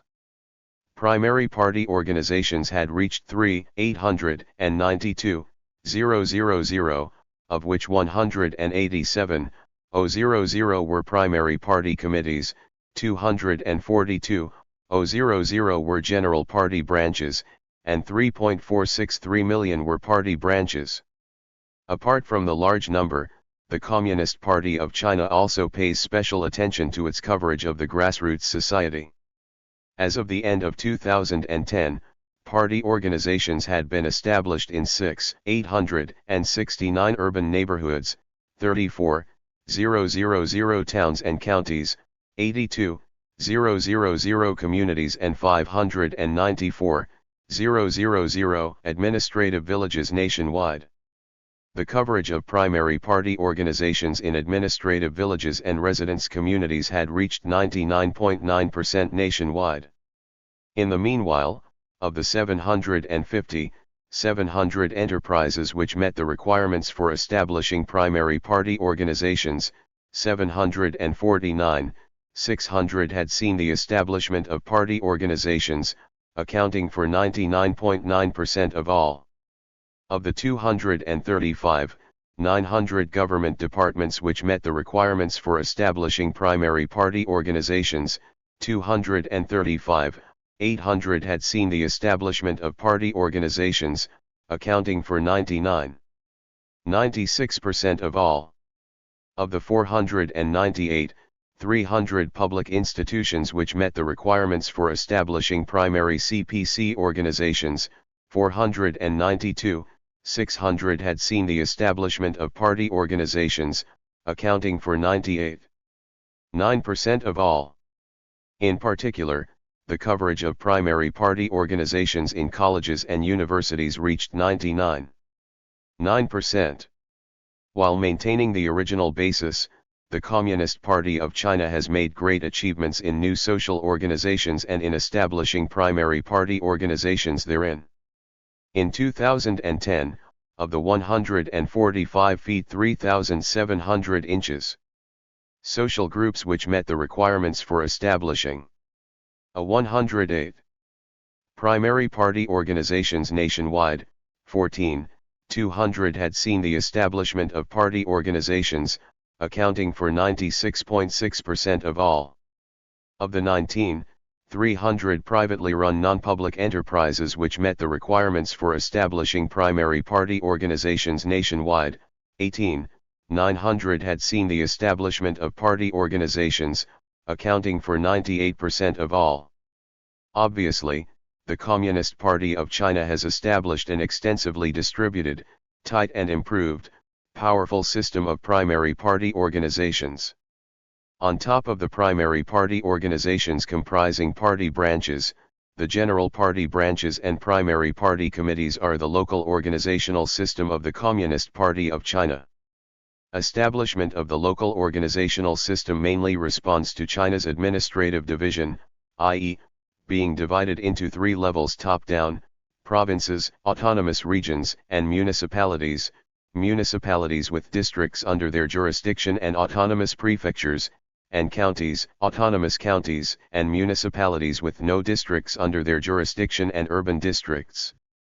At each level, there are leading bodies of local party organizations, i.e. the party congress at their respective levels and the party committees elected by them, each of which serve 5-year tenure, and an election for the new session will be held every 5 years. Local party congresses at all levels are composed of local representative party members who exercise various rights on behalf of the vast primary party members. To ensure the true representation of these party members, the Communist Party of China develops provisions in the following three aspects. Firstly, only the excellent party members could be selected as representatives. What kind of party members could be said excellent? They have to be able to dedicatedly implement the party's routes, guidelines and policies, follow the principle of party spirit, keep party secrets, and discuss official businesses. Secondly, delegates to party congresses at all levels must be extensive instead of representing the interests of only a part of the party members. Therefore, in the delegates to party congresses at all levels, there must be leading cadres at all levels, technicians of various kinds, advanced models in each and all fields, and representatives from the People's Liberation Army and from the armed police. The proportion of women delegates and delegates from minority groups normally won't be. November 25, 2011, the dressed-up minority. Representatives were present at the 9CPC Congress of Yunnan Province held in Kunming. 101. 102 m. Smaller than that of female party members and party members from the minority groups in local total number of party members. Thirdly, delegates to the party congresses at all levels shall be elected bottom-up and through up and down combination on the basis of giving full play to democracy within the party. According to party regulations on local elections, delegates to the provincial, autonomous region and municipal party congresses are normally 400-800, those to party congresses at the municipality or autonomous prefecture level are normally 300-500, and those to party congresses at the level of counties, autonomous counties, municipalities not divided into administrative districts and urban districts are normally 200-400. Before the election procedures are initiated, local party committees of the Communist Party of China shall allocate the numbers of delegates to each and all electoral units according to the latter's member population and the number of party organizations under the latter's governance. Take the determination of the number of delegates to the party congresses at the level of counties, autonomous counties, municipalities not divided into administrative districts and urban districts, for example. First, primary party branches hold meetings to decide the candidates for party congresses before reporting them to the primary party committees. Primary party committees selected from among all candidates according to the opinions solicited from most party branches before distributing them back for the opinions of the vast party branches and party members. According to the opinions thus solicited, upon a full 103 deliberation, primary party committees report the name list of the candidates to the party committees at the county level. The party committees at the county level hold plenary sessions to select from among the candidates according to the opinions of most primary party committees. Primary party committees at all levels fully discuss the candidates before reporting their opinions to the party committees at the county level. According to the opinions thus solicited, at a not less than 20% difference proportion, the party committees at the county level determine the list of candidates before feeding it back to primary party committees. Party congresses at the province, autonomous region, and municipality level and at the level of municipalities divided into administrative districts and autonomous prefectures determine the number of delegates to the party congresses at all levels in the same way. After determining the candidates, primary party committees would investigate the candidates in an all-round manner before reporting the results to the higher level party committees. Subsequently, different levels of electoral units hold general party membership meetings or party congresses to select from among the clean candidate delegates to higher level party congresses through election.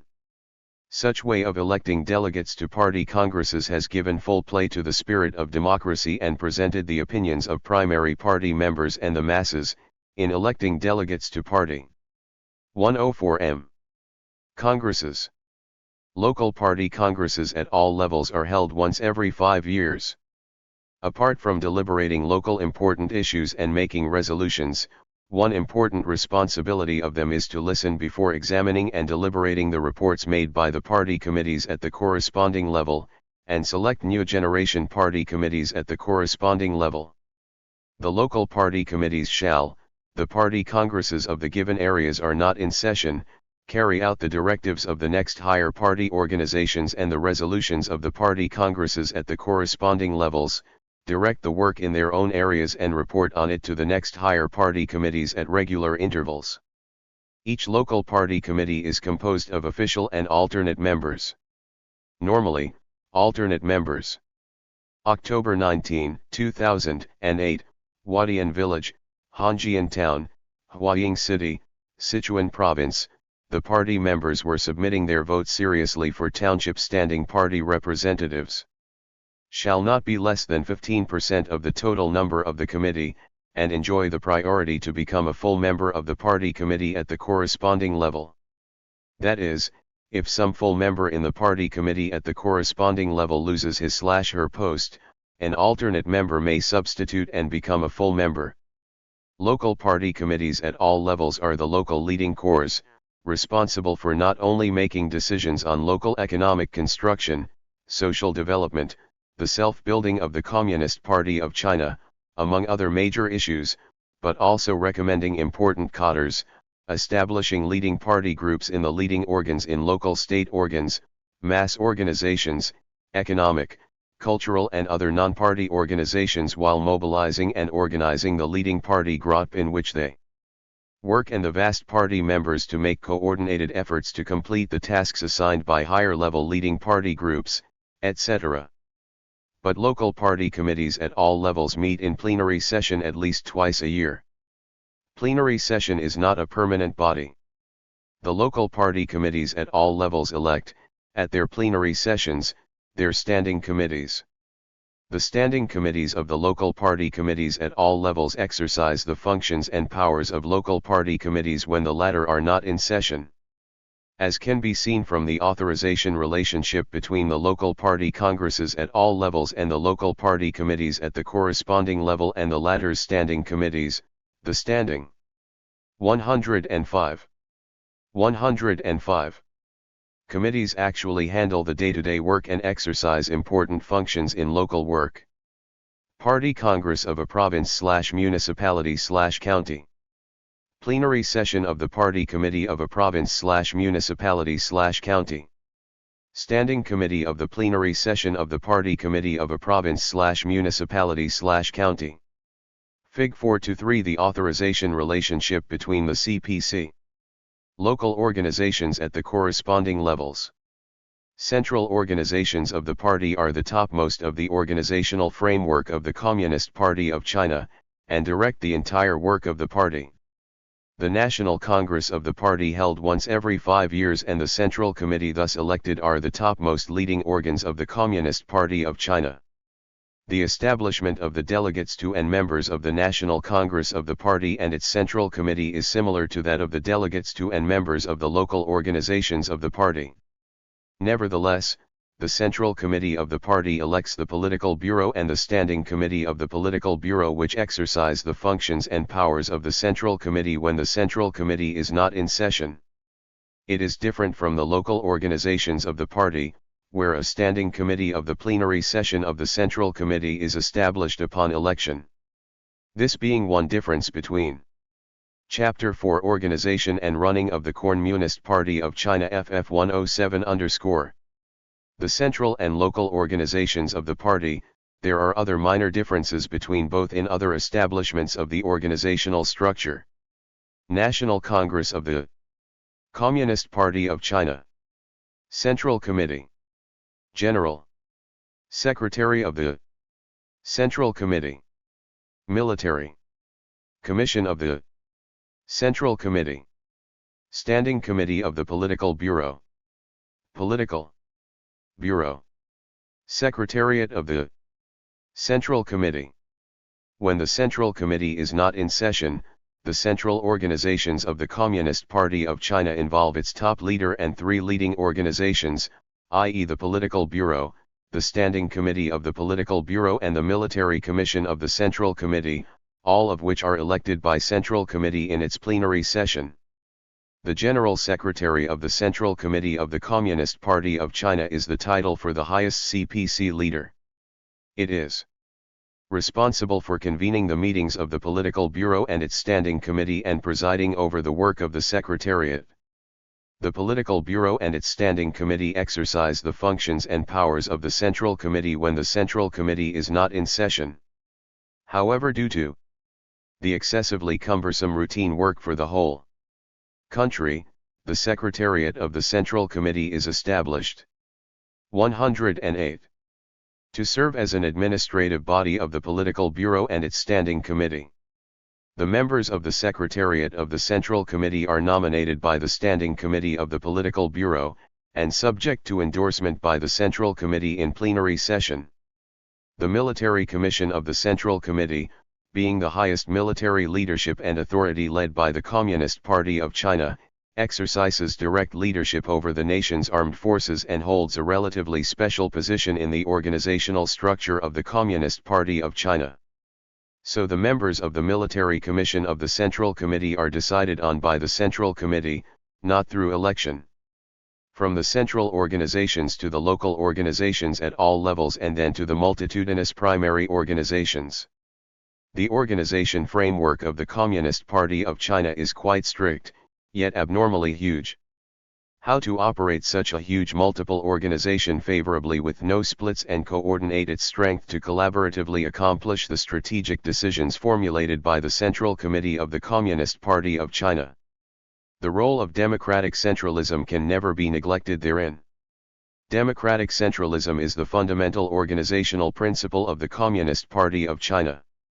The so-called organizational principle is a party's thinking of integrating the basic elements like members, cadres, and organizations of a party to unify its operation. Each political party has its organizational principle, it's just their organizational principles G109 may differ because of the differences in their aims, social statuses, members, etc. Take the U.S. Democratic Party and Republican Party for instance. Though both have the hierarchical establishments of institutions top-down such as National Committee, State Committee, County Committee, District Committee, and Election Committee, the National Committee and the local committees at all levels are not subordinate to each other, but independent of each other. The organizational principle of the two U.S. political parties is that it would give abundant freedom to their local organizations at all levels, and nothing goes wrong in the geographical election by vote. However, the strength of the party which takes power after election as a whole will become weak. Take the Green Party established in various countries after the 1970s as another example. Despite the central, local, and primary organizations, the actual decision-making authority resides in the primary organizations, not the central or local organizations. The superior organizations are just an administrative body of the primary organizations. This organizational principle avoids personal dictatorship within the party, but without unified organization and direction, it's unlikely to realize the party's goal of sole control over the government, and no way can be found to rapidly carry out the political party's concepts nationwide. Contrary to the Green Party valuing the grassroots authority, the fascist party that emerged in Germany, Italy, and some other countries in the first half of the 20th century, maintained the organizational principle. 110. Of supreme leaders and individual despotism. Though this organizational principle made the entire political party get a better sense of discipline, the leaders' wrong orders may cause severe damages, which has been fully evidenced by the breakout the World War II. Compared with the organizational principles held by other political parties, the principle of democratic centralism established by the Communist Party of China has dealt better with the relations between democracy and centralism and between freedom and discipline, helping not only avoid loose organization and demoralization resulting from an overemphasis of democracy, but also surmount the malady of excessive centralization and personal despotism. The key reason why democratic centralism achieves such a great success is that it not only guarantees the democratic rights of the average party members and makes the overwhelming majority masters of the country, but also avoids personal arbitrariness and provides a guarantee for scientific decision-making. In the meanwhile, it ensures the party's sense of discipline, allows the organizations of the party at all levels to execute various strategically formulated decisions universally and effectively. Why is the principle of democratic centralism successful? Firstly, in the authorization relations within the party that are established in accordance with the principle of democratic centralism, the party members are the authorization subjects and the masters of the party. With the Communist Party of China, the party congresses at all levels which are elected by all FF 111.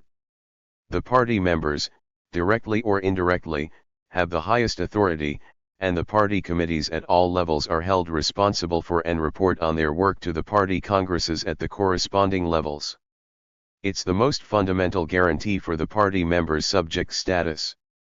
In recent years, the Communist Party of China has been constantly perfecting the conditions for the party members to exercise their right to vote. On the basis of the principle of the right to vote and stand for election is the basic right for each party member.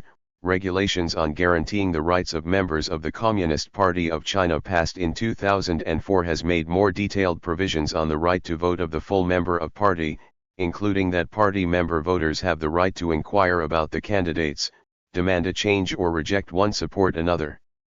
Besides the right to vote and stand for election, within the Communist Party of China, the party members also have the right to participate into the party group meetings, general membership meetings of the party branch, meetings of all party members and some other meetings corresponding to their party positions within the party and qualifications as a representative, to read party documents according to the rule, to participate in the discussion of questions concerning the party's policies and theoretical problems and fully express their views at party meetings, to participate in the discussion of questions concerning the party's policies and theoretical problems organized by the central and local organizations of the party in the party's newspapers and 112 journals, to criticize any party organization and party member at party meetings.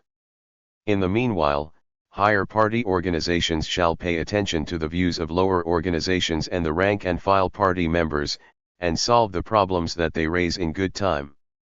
Party organizations at all levels must follow the provisions to implement the openness of party affairs to make the party members more informed of the affairs within the party so as to guarantee the party members' right to know. The above guarantees for the party members' democratic rights and their subject status help the Communist Party of China thoroughly realize the goal of the majority making decisions. Secondly, the leadership and decision-making system within the party that are established in accordance with the principle of democratic centralism have restricted the authority of the topmost party leader and main leading cadres in party organizations at all levels and guaranteed the scientific allness of a party's decision-making. Within the Communist Party of China, all forms of personality cult are forbidden. The topmost party leader, though at the core of the party rights, doesn't have absolute power, and his activities should also be under the supervision of the entire party and the national populace. The party committees at all levels function on the principle of combining collective leadership with individual responsibility based on division of labor. The collective leadership means that great events involving the party's roots, principles and policies, deployment of vital work and tasks, appointment or dismissal, transfer and processing of cadres, key issues concerning the interests of the masses, etc. must be submitted to committees, standing committees, and secretariats at all levels for collective discussion and decision, rather than personally decided. Within the party committee, the secretariat and committee members simply have different duties, don't subordinate to each other, and each has one vote in the final decision. Individual responsibility based on division of labor means that the actual responsibilities that each leading member should undertake are clearly defined to guarantee that everything is attended to and everybody has their specific responsibility. The principle of leadership. The Communist Party of China has not only brought into full play the role of democracy and limited the authority of the secretary of the party committee, but also avoided the problem of work efficiency decrease caused by the collective leadership, which requires that each problem should be discussed at a meeting. Thirdly, the strict discipline standards within the party formed in accordance with the principle of democratic centralism makes the entire organization framework of the Communist Party of China united and integrated, and the already formulated scientific decisions carried out effectively. Centralism in the principle of democratic centralism mainly refers to individual party members are subordinate to the party organization, the minority is subordinate to the majority, the lower party organizations are subordinate to the upper party organizations, all the constituent organizations and members of 123. ___1146 Keys to the success of the Communist Party of China. The party are subordinate to the National Congress and the Central Committee of the party. Individual party members are subordinate to the party organization means that all party members, including leading cadres, even the topmost party leader, must resolutely carry out the decisions made by the party organization. If an individual party member holds different opinions towards a decision made by the party organization, the same individual party member may withhold his/her opinions or report them to the next higher party organization. However, before the party organization changes its decision, all party members must execute the original decision unconditionally. Party members are not allowed to execute the decisions made by the party organization which are to their personal satisfaction and refuse to execute the decisions made by the party organization which are not to their personal satisfaction. The minority is subordinate to the majority means when party organizations at all levels discuss to decide something, a ballot shall be held on the basis of fully expressing their views by party members, and the decisions winning the favor of the majority of the party members shall become the decisions of the party organizations. To make its decision-making more scientific, the Communist Party of China requires the party organizations at all levels to take into serious consideration the differing views of a minority before adopting the rational ones, in case of controversy over major issues in which supporters of the two opposing views are nearly equal in number, normally FF 115 _. The decision should be put off to allow for further investigation, study, and exchange of opinions followed by another vote. The lower party organizations are subordinate to the upper party organizations means that lower party organizations must firmly implement the decisions of higher party organizations, that if lower organizations consider that any decisions of higher organizations do not suit the specific conditions in their localities or departments, they may demand modification, but if the higher organizations insist on their original decisions, the lower organizations must carry out such decisions and refrain from publicly voicing their differences. However, there is a premise, i.e., when making decisions on important questions affecting the lower organizations, the leading bodies of the party at all levels must, under normal circumstances, solicit opinions of the lower organizations, and must not interfere with matters that ought to be handled by lower organizations. Besides, lower organizations have the right to bypass their immediate leadership to report the situation to even higher party organizations. All the constituent organizations and members of the party are subordinate to the National Congress and the Central Committee of the party means that the National Congress and the Central Committee is the highest leading body of the party, and that only the Central Committee of the party has the power to make decisions on major policies of a nationwide character. Party organizations of various departments and localities may make suggestions with regard to such policies to the Central 116 Committee, but shall not make any decisions or publicize their views outside the party without authorization. Provisions in the above four aspects have regulated the behaviors of individual party members and party organizations at all levels, coordinated the entire party organizational framework, and guaranteed the thorough implementation of the decisions made by the leading party organs at all levels. A strict organizational framework coupled with a scientific organizational principle facilitates the Communist Party of China, a large party with over 80 million members and millions of primary organizations, to run flexibly and efficiently and to play a core role in all the undertakings in contemporary China. 4.4 The Trinity Management System within the party.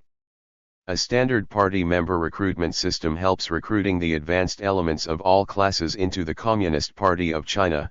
A strict cadre selection system helps promoting the excellent party members to leading posts, and the organizational principle of democratic centralism has guaranteed the efficient operation of the overall party organization. All these have simply realized the goal of building a party well. However, for a ruling party boasting a history of more than 9 decades which has been in power for over 6 decades, it may be more important to manage well the established party to prevent it from becoming corruptive or degraded. To tackle the problem, the Communist Party made constant explorations before finally finding the 3 nostrums of education, supervision plus punishment, and building a Trinity management system within the party. To the Communist Party of China, it is a must to carry out self-management in order to maintain its vitality and consolidate its status as the ruling party.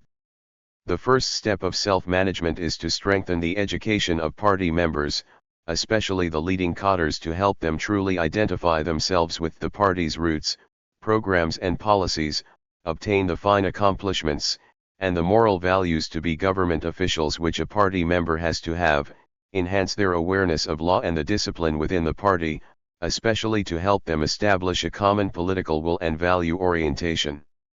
It is crucial to a party, and serves as the bond to unite a party closely.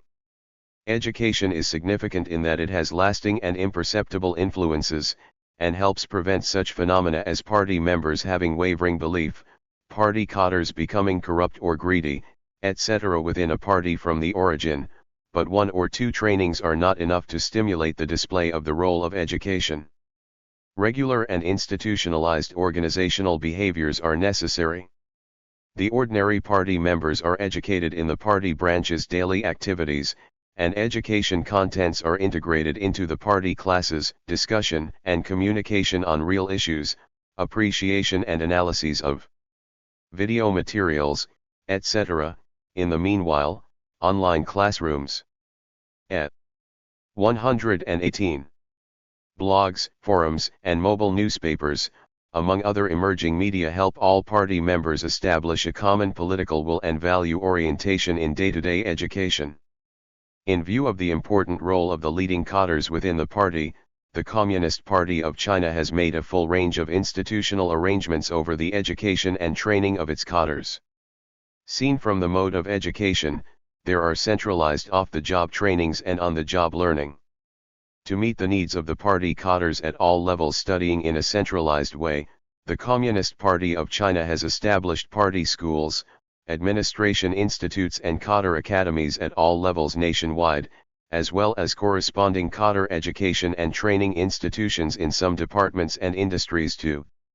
March 2 Trademark, 2005, when Zhou Public Security Border Defense crew were visiting the site of the 1CPC Congress of Zhejiang Province and listening to the history of the party told by the elderly member Hu Sunja at 119. Build a system of party cadres education and training institutions featuring a clear division of work and complementary advantages. According to the rules, party cadres and government officials at the provincial, ministerial, departmental, bureau and county levels each have to attend over 3 months of centralized trainings held by the party schools, administration institutes and cadre academies at all levels or other recognized training institutions. Generally speaking, such training are held at times when new cadres are recruited, party cadres and government officials are to be promoted to leading posts, new posts are added, or professional knowledge is needed. Considering the burdensome tasks of the leading cadres at all levels, daily on-the-job learning remains the most common way of educating and training its cadres by the Communist Party of China. To this end, the Communist Party of China has set up a system where its cadres can select courses on their own will, and releases the courses to be provided by each and all training institutions periodically for its cadres to choose the time and contents of learning at their own discretion. For the core of the party organizations at all levels, i.e., the party committees, the Communist Party of China has established a party committee central group learning management system to hold periodical collective learning programs for the political bureau and the grassroots party committees. Ideal and belief education, anti-corruption education, legal education, party discipline education and so on occupy an important position. ____120. Therein. Besides intensifying intra-party education, building an intra-party supervision system serves as another important means of conducting self-management by the Communist Party of China. Effective supervision is a key weapon against abuse of power and loose party discipline. To the Communist Party of China, the keys to intra-party supervision are the leading organs and cadres at all levels, especially the main persons in charge of the leading organs at all levels. It's crucial for keeping discipline within the party. In view of that, the Communist Party of China has established an intra-party supervision system which is composed of the party committees, the party commissions for discipline inspection at all levels and the vast party members. Of which, the party committees at all levels take responsibility for supervising not only the standing members and members of the party committees, the leading cadres of the commissions for discipline inspection at the corresponding levels, the working departments of departments directly under the party committees and agencies of the party committees at the corresponding levels, as well as other leading bodies at the corresponding levels, but also the next lower level of party organizations, and their leading bodies, especially the main persons in charge therein. In the meanwhile, members of the party committees at all levels have the right to supervise the work done and the power exercised by the party committees to which they belong, the party commissions for discipline inspection and the working departments of the departments directly under and the agencies of the party committees at the corresponding levels, as well as other leading bodies at the corresponding levels. This actually combines external supervision of the next lower organizations with internal mutual supervision. To ensure the right to supervise of the members of the party committees, regulations of the Communist Party of China on intra-party supervision released in 2004 clearly provides that in case a member of local and grassroots party committees find any problem existing in the party committees or other leading bodies at the corresponding levels or the leading cadres therein, he/she may reflect, using his/her real name, the same problem to the standing committees of the party committees and of the party commissions for discipline inspection at the corresponding levels text to the next higher level of party committees or party commissions for discipline inspection. In case a member of the Central Committee has opinions towards any member of the Political Bureau or of the Standing Committee of the Political Bureau, he/she may reflect, using his/he real name, the same problem to the Standing Committee of the Political Bureau or the Standing Committee of the Central Commission for Discipline Inspection. In one word, within the Communist Party of China, all have to be placed under supervision. Party organizations at all levels must timely study, deal with and reply in a proper way any reflection that is submitted to them. As early as during the years of revolution and war, the 121 Communist Party of China has begun to explore to establish a dedicated intra-party discipline inspection agency to supervise intra-party discipline. A whole set of party organs for discipline inspection has thus been established. A Central Commission for Discipline Inspection has been established by the Communist Party of China. Being the highest procuratorial oversight body within the party, the Central Commission for Discipline Inspection is elected by the party's National Congress and works under the leadership of the Central Committee. The party's local commissions for discipline inspection at all levels and primary commissions for discipline inspection are elected in party congresses at the corresponding levels. Commissions for discipline inspection set up in general party branches or party branches are elected at general membership meetings.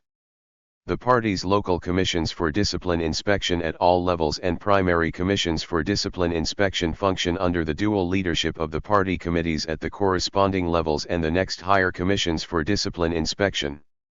The dual leadership system takes into full consideration the characteristics of the Communist Party of China as the ruling party and the complexity of discipline execution.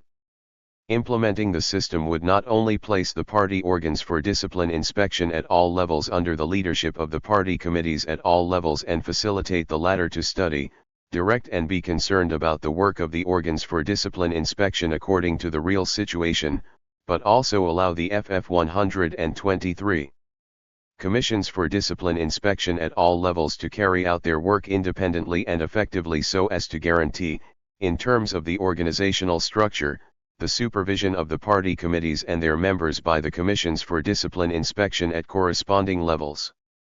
Party members are also the main body of intra-party oversight. Party members enjoy the right to make well-grounded criticism of any party organization or member at party meetings, to reveal and correct the decisions and mistakes made by the party organization or member concerned, to present information or charges against any party organization or member concerning violations of discipline or the law to the party, and to reflect to the party organization the opinions and requirements of the masses and safeguard the interests of the masses.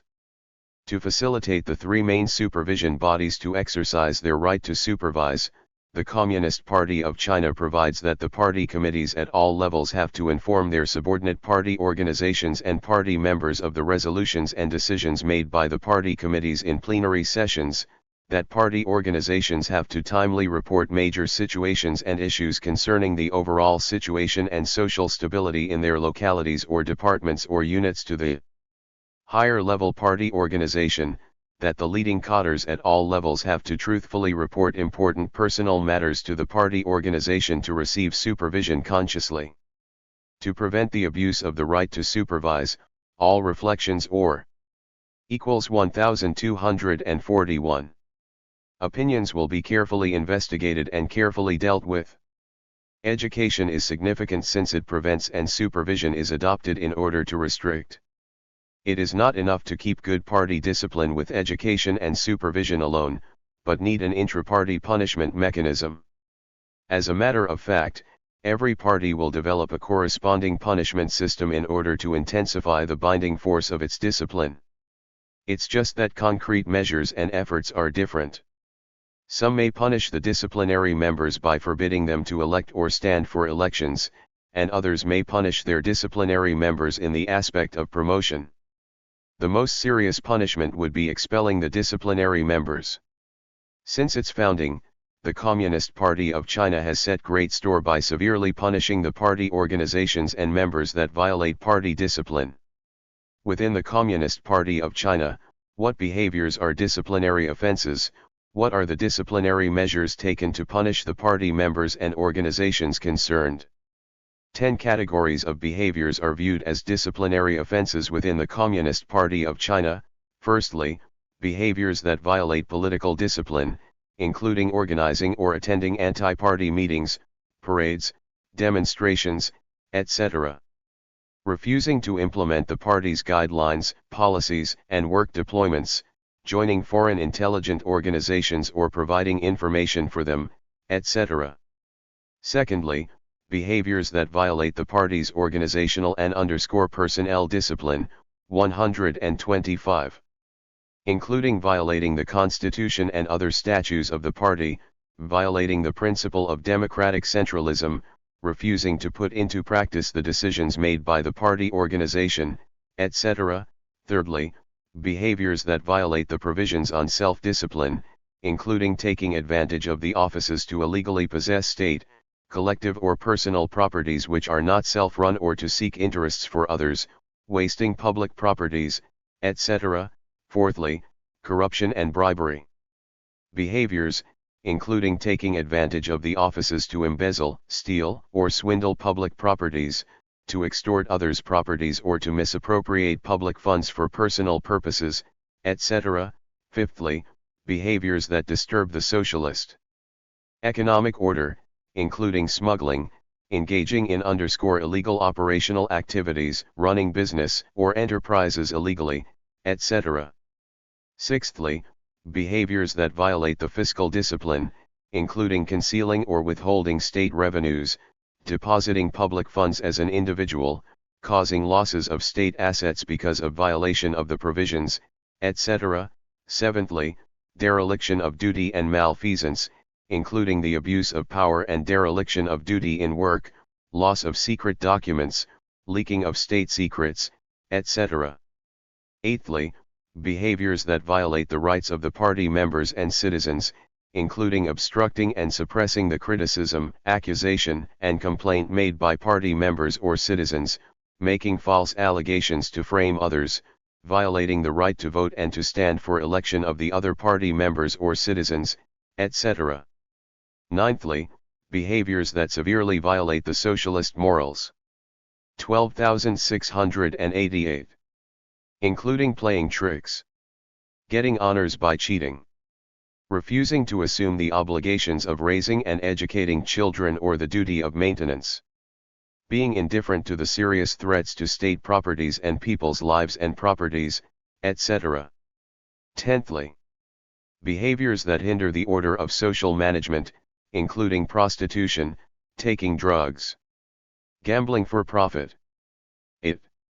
There are 5 measures for enforcing party discipline against the party members with the above disciplinary behaviors according to the seriousness of their mistakes, namely warning, serious warning, removal from party posts, probation within the party and expulsion from the party. Warning and serious warning are taken against minor disciplinary behaviors. Once received a warning or serious warning, the party member concerned will not be promoted within the party within 1 year. Removal from party posts means that the party member punished shall be removed from his/her posts within the party which he/she takes upon election or under appointment, and is not allowed to take any posts within the party that are equivalent or higher than the original posts within 2 years. The period for which a party member is placed on probation shall last 1 or 2 years.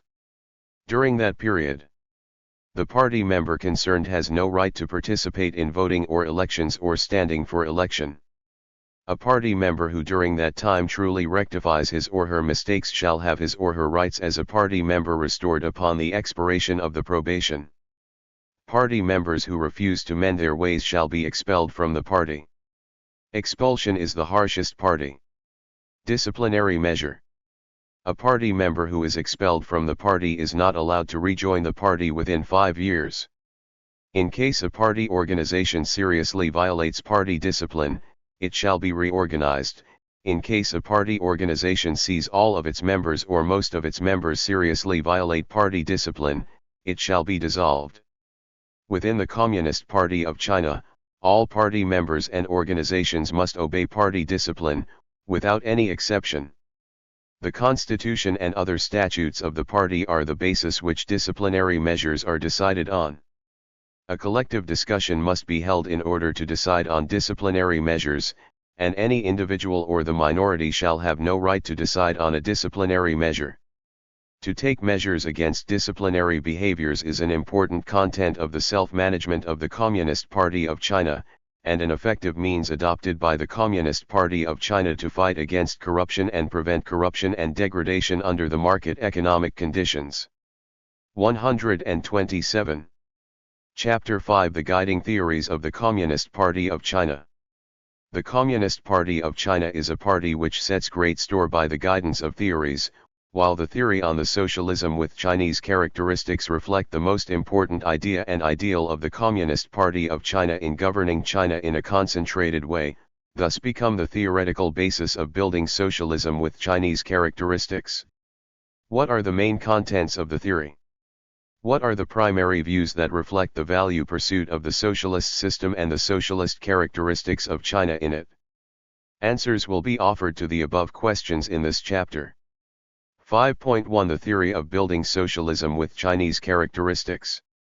Since its founding, the Communist Party of China has taken Marxism as its guiding ideology and been localizing Marxism based on China's national conditions.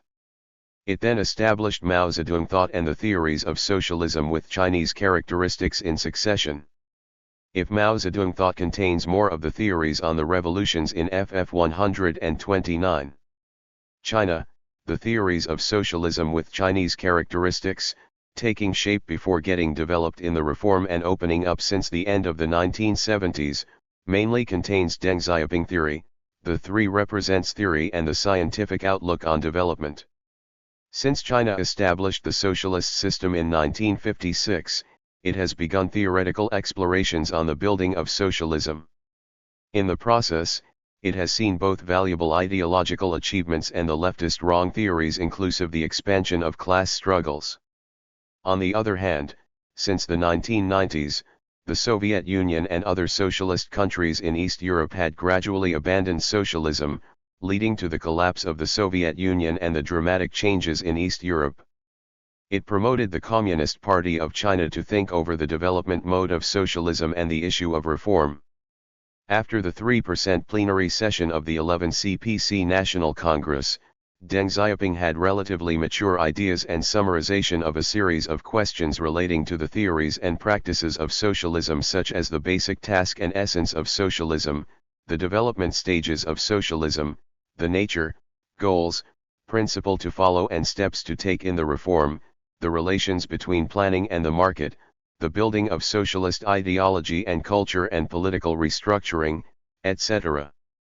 The above constitutes the main contents of Deng Xiaoping theory, which was decided on at the 15th CPC National Congress held in 1997 as the guiding ideology of the Communist Party of China. To Deng Xiaoping, the fundamental task of 130F. Socialism is to develop the productive forces, and the essence of socialism is common prosperity. Only in so doing could the superiority of socialism be fully demonstrated.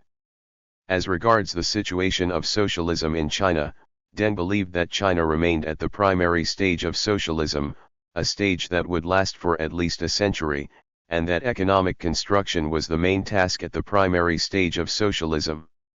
As for reform, Deng held that the reforms in China were the self-improvement of the socialist system, which aim at promoting the development of the productive forces and ameliorating people's livelihood, and whether the reforms were successful or not had to be judged by whether they promoted the socialist productive forces, strengthened China's comprehensive national strength, and raised people's living standards.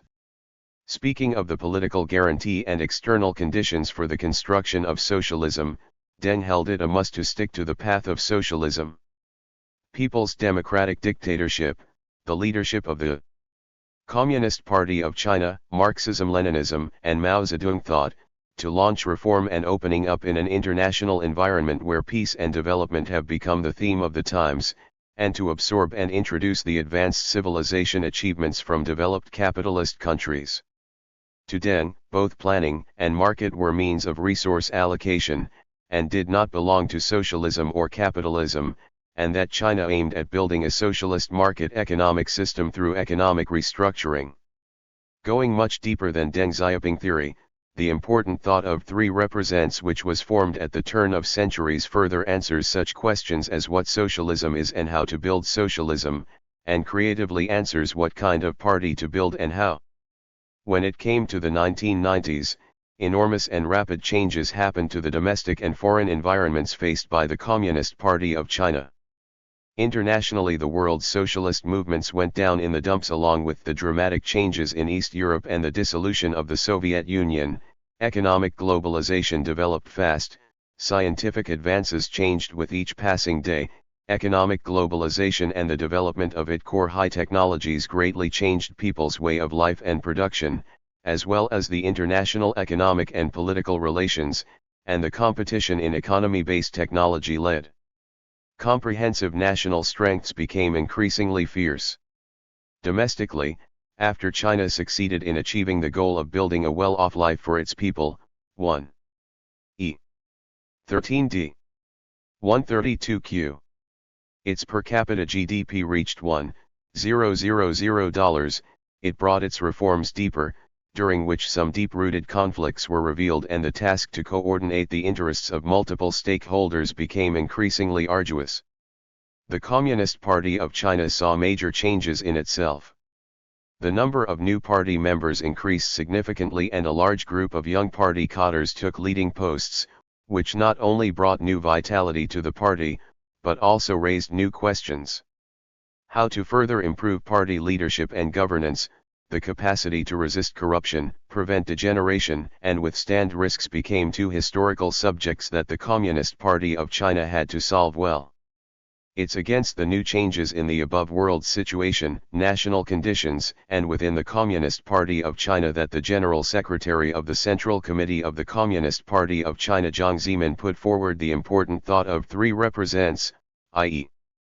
the Communist Party of China has to always represent the development trend of China's advanced productive forces, the orientation of China's advanced culture and the fundamental interests of the overwhelming majority of the Chinese people.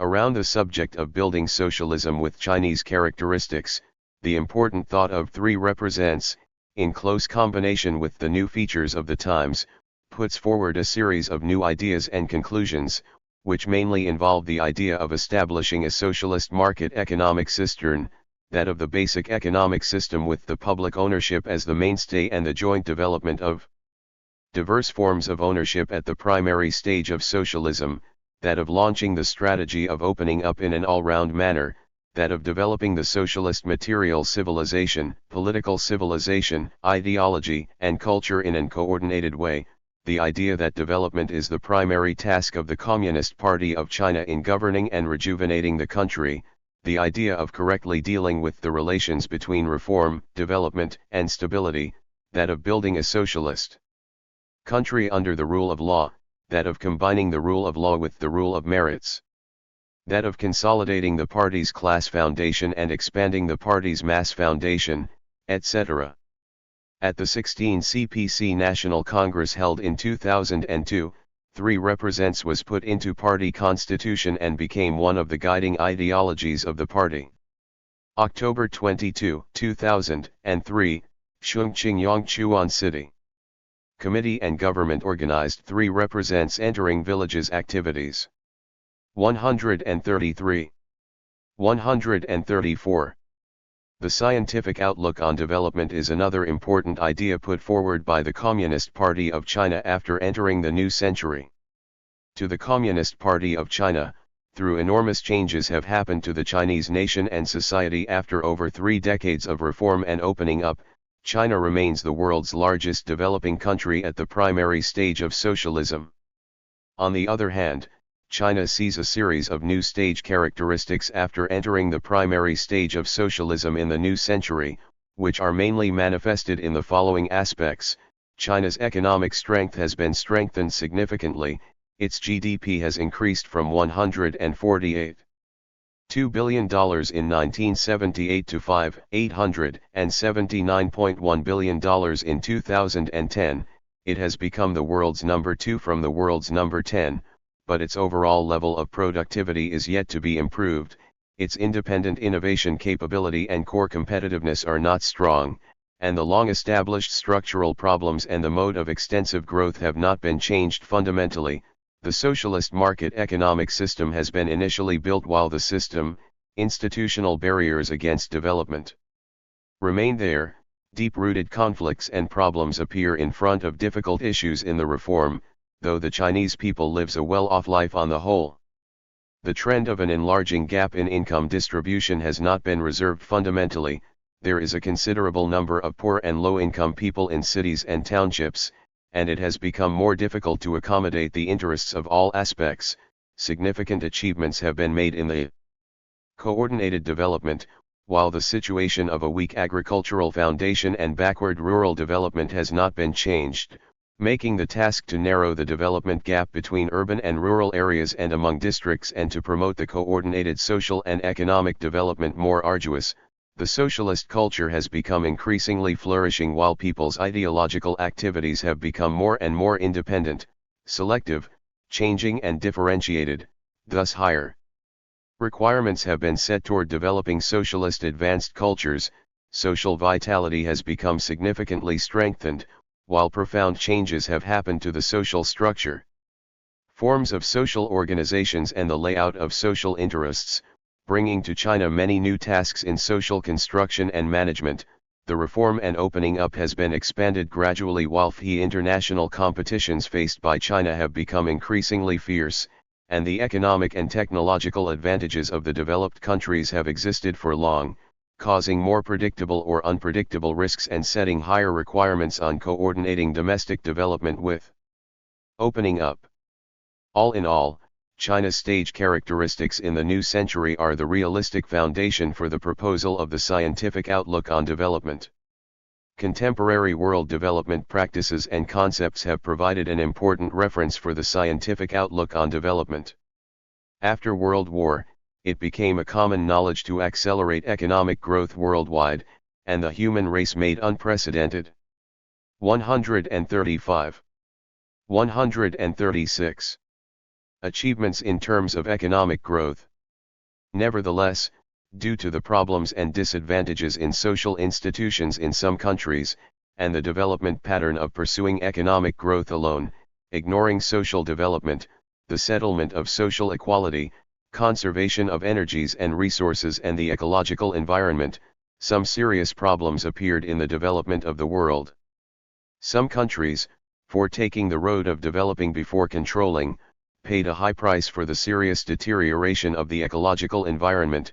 Others saw a low quality of development and insufficient development momentum for an unbalanced economic structure and backward social development. There were even countries which saw an extreme disparity between the rich and the poor, increased unemployment, social decay, political instability, among other problems. It's been proven that development should never cover economic growth alone, but should be a coordinated comprehensive development of the economy, the politics, culture, and the society, and a harmonious and sustained development between man and nature. As the world's largest developing country which sticks to the path of socialism, China has to complete industrialization and informationalization, and is faced with the pressure of promoting economic development and saving resources and protecting the environment. It determines that China cannot repeat the road that has been taken by some other countries, but take a road of development with Chinese characteristics. The scientific outlook on development was proposed on the basis of profoundly summarizing the world's development experiences FF 137 and lessons. Its active achievement made by absorbing the understanding and practices of development of the world countries. The essence of the scientific outlook on development is development, the core is being human-oriented, the basic requirement is to coordinate a sustained development in an all-round manner, and the fundamental approach is to make an overall plan taking into account all factors. At the 17th CPC National Congress held in 2007, the scientific outlook on development was written into party constitution and became one of the guiding ideas of the Communist Party of China. All in all, the theory of building socialism with Chinese characteristics stems from the times and the realistic system of ideologies in China. It's a theory obtained by the Communist Party of China by carefully thinking and practicing socialism in the 30 or more years since the reform and opening up. Compared with the traditional theory on building socialism, it has many breakthroughs and innovations, thus is unique and characteristic. For example, as regards what is socialism, Deng Xiaoping, on the basis of carrying forward some views of the traditional theory on socialism, made such judgments as the market economy could also be developed under socialism, diverse forms of ownership may be developed under socialism by the premise that the public ownership is the mainstay, etc. As for party building, the important thought of 3 represents, on the basis of carrying forward some views of the traditional theory on socialism on the class nature of the party. 1388. I.e. a party for the working class, stresses more its people orientation and its role as the vanguard in developing the productive forces and leading national construction.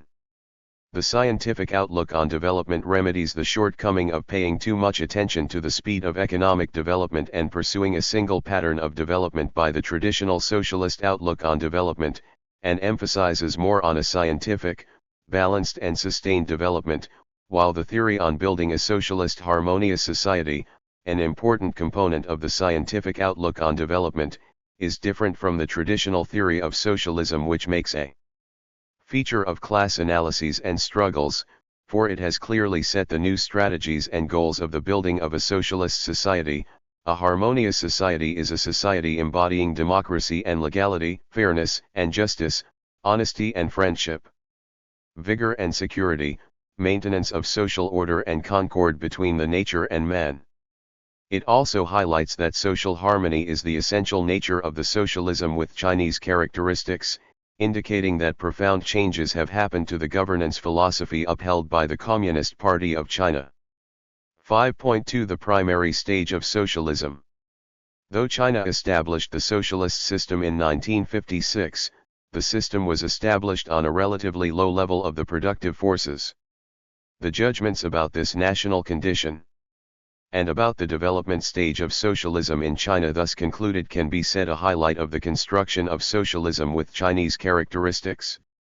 Concerning the development stages of socialism, the traditional theory of socialism holds that socialist society is a transitional period from the capitalist society to the communist society, also the initial stage of the communist society, whereas the second stage is the true communist society Marx once imagined, in which the principle of from each according to his ability and to each according to his needs will be applied. It may also be called the advanced stage of the communist society. Mao Zedong once said that socialism had to be developed in stages at the end of the 1950s, and held that China was at an underdevelopment stage of socialism, demonstrating that Mao Zedong and the other members of the Communist Party of China of his generation did have their understanding of and thinking on the stage of socialism that China was in, but it had to be brought deeper and more systematic. For example, now China was at a stage when socialism was yet to be developed. What were the features of the underdeveloped stage of socialism? What were the differences between the construction at the underdeveloped stage of socialism and that at the developed stage of socialism? In another word, what policies or guidelines should China adopt at the underdeveloped stage of socialism? Etc. Limited by the times, practices and theories, Mao Zedong and the other members of the Communist Party of China of his generation failed to offer satisfactory answers. The La equals 1408. Adoption of the public ownership alone, planned economy, among other systems, rules, and practices that did not conform to the requirements set for building socialism were continued till the end of the 1970s. After China launched the reform and opening up policy, the Communist Party of China, on the basis of summarizing the experience and lessons drawn from the world's communist movements, especially from China's socialist construction in the past more than 2 decades, put forward in clear-cut terms before illustrating the theory of the primary stage of socialism. Instead of a simple repetition and extension of the past idea on the division of socialism into stages, it's an idea confirmed and illustrated by the Communist Party of China with seriousness at the 13% CPC National Congress and the following party congresses, and it marks a more rational and pragmatic adjustment of the strategy for building socialism by the Communist Party of China. In October 1987, the 13th CPC National Congress made a clear theoretical definition on the primary stage of socialism. According to the report to the 13th CPC National Congress, the primary stage of socialism referred to a historical stage that China must experience in order to build socialism with backward productive forces and a less developed commodity economy. The definition embodies 2 meanings. On the one hand, China has become a socialist society, since the socialist economic system based on the public ownership of the means of production, the socialist political system featuring people's democratic dictatorship and the guiding status of Marxism in the field of ideology had been established. On the other hand, China was still at the primary stage of socialism, with a large population and a weak economic foundation. The per capita GDP ranked among the bottom. Concrete manifestations would be, the proportion of the rural population was excessive in the total population of China, industrial development lagged behind the level of world modernization, regional economic development was extremely unbalanced, illiterates and semi-illiterates were too many in number, the commodity economy and the domestic market were yet to be developed, the socialist economic system was yet to be improved, development of the socialist democratic politics was not sufficient, etc. It's further pointed out in the report that the primary stage of socialism, starting out from the establishment of the basic socialist system to the primary realization of modernization, thus was a long historical course and needed at least a century. That is determined by the current level of the productive forces and the objectives of the struggles at the primary stage of socialism. That the Chinese economy and culture had been backward for long makes the socialist construction in China arduous and lasting. Comparatively speaking, China was apparently at the starting stage of modernization seen from the level of development of the commodity economy, the urbanization of social life, the specialization and socialization of its production, political democracy, the overall cultural deposits of its population, etc. Less than a century would not do from the starting stage to the initial realization of modernization. It's highlighted in the report. 141. ___________142. That the central task of China at the primary stage of socialism was to develop the economy and the productive forces. After the 13th CPC National Congress, the theory on the primary stage of socialism had been reiterated constantly before being involved in the general program of the party constitution at the 14th CPC National Congress. That further ensured its position as the foundation on which the Communist Party of China developed its guidelines and policies. It's highlighted at the 15th CPC National Congress that being at the primary stage of socialism was the greatest reality of China, and that developing the productive forces had to be made the priority at the same stage while dealing well with the relations among reform, development, and stability. At the 16th CPC National Congress, the Communist Party of China clearly pointed out that the primary stage of socialism would last long and the economic and social development was unbalanced in China, whereas the 17th CPC National Congress stressed that China's basic national conditions and its central task at the primary stage of socialism remained unchanged before analyzing the stage characteristics of the primary stage of socialism in the new period in the new century in 8 aspects, i.e. economic development, economic system, people's livelihood, the coordination of development, construction of democratic politics, cultural construction, social construction, and management and opening up. The theory on the primary stage of socialism is a strategic starting point or premise for building socialism with Chinese characteristics. It's the theoretical and policy parent of many concrete views, guidelines, and policies, and their basis as well. For example, it's rightly because it is at the primary stage of socialism that China must make economic development its central task and launch reform and opening up, stick to the basic economic system where the public ownership dominates and diverse forms of ownership develop side by side and the basic distribution system where the distribution by labor is the mainstay and multiple distribution systems coexist, and allow some people and some regions to get rich first before encouraging them to help those lagging behind to finally reach the goal of common prosperity, etc. Without the theory on the primary stage of socialism, the above theories and policies would lose their foundation to a great extent. 5.3 On the essence of socialism. As two social systems developing side by side in the modern world, socialism and capitalism pursue different values, i.e., the things that reflect their attribute or essence. What's the essence of socialism, a newborn after the capitalist system? The ruling parties in socialist countries have not made special in-depth discussions with a strong sense of inquiry, though some statements in classic Marxism do mention the essence of socialism.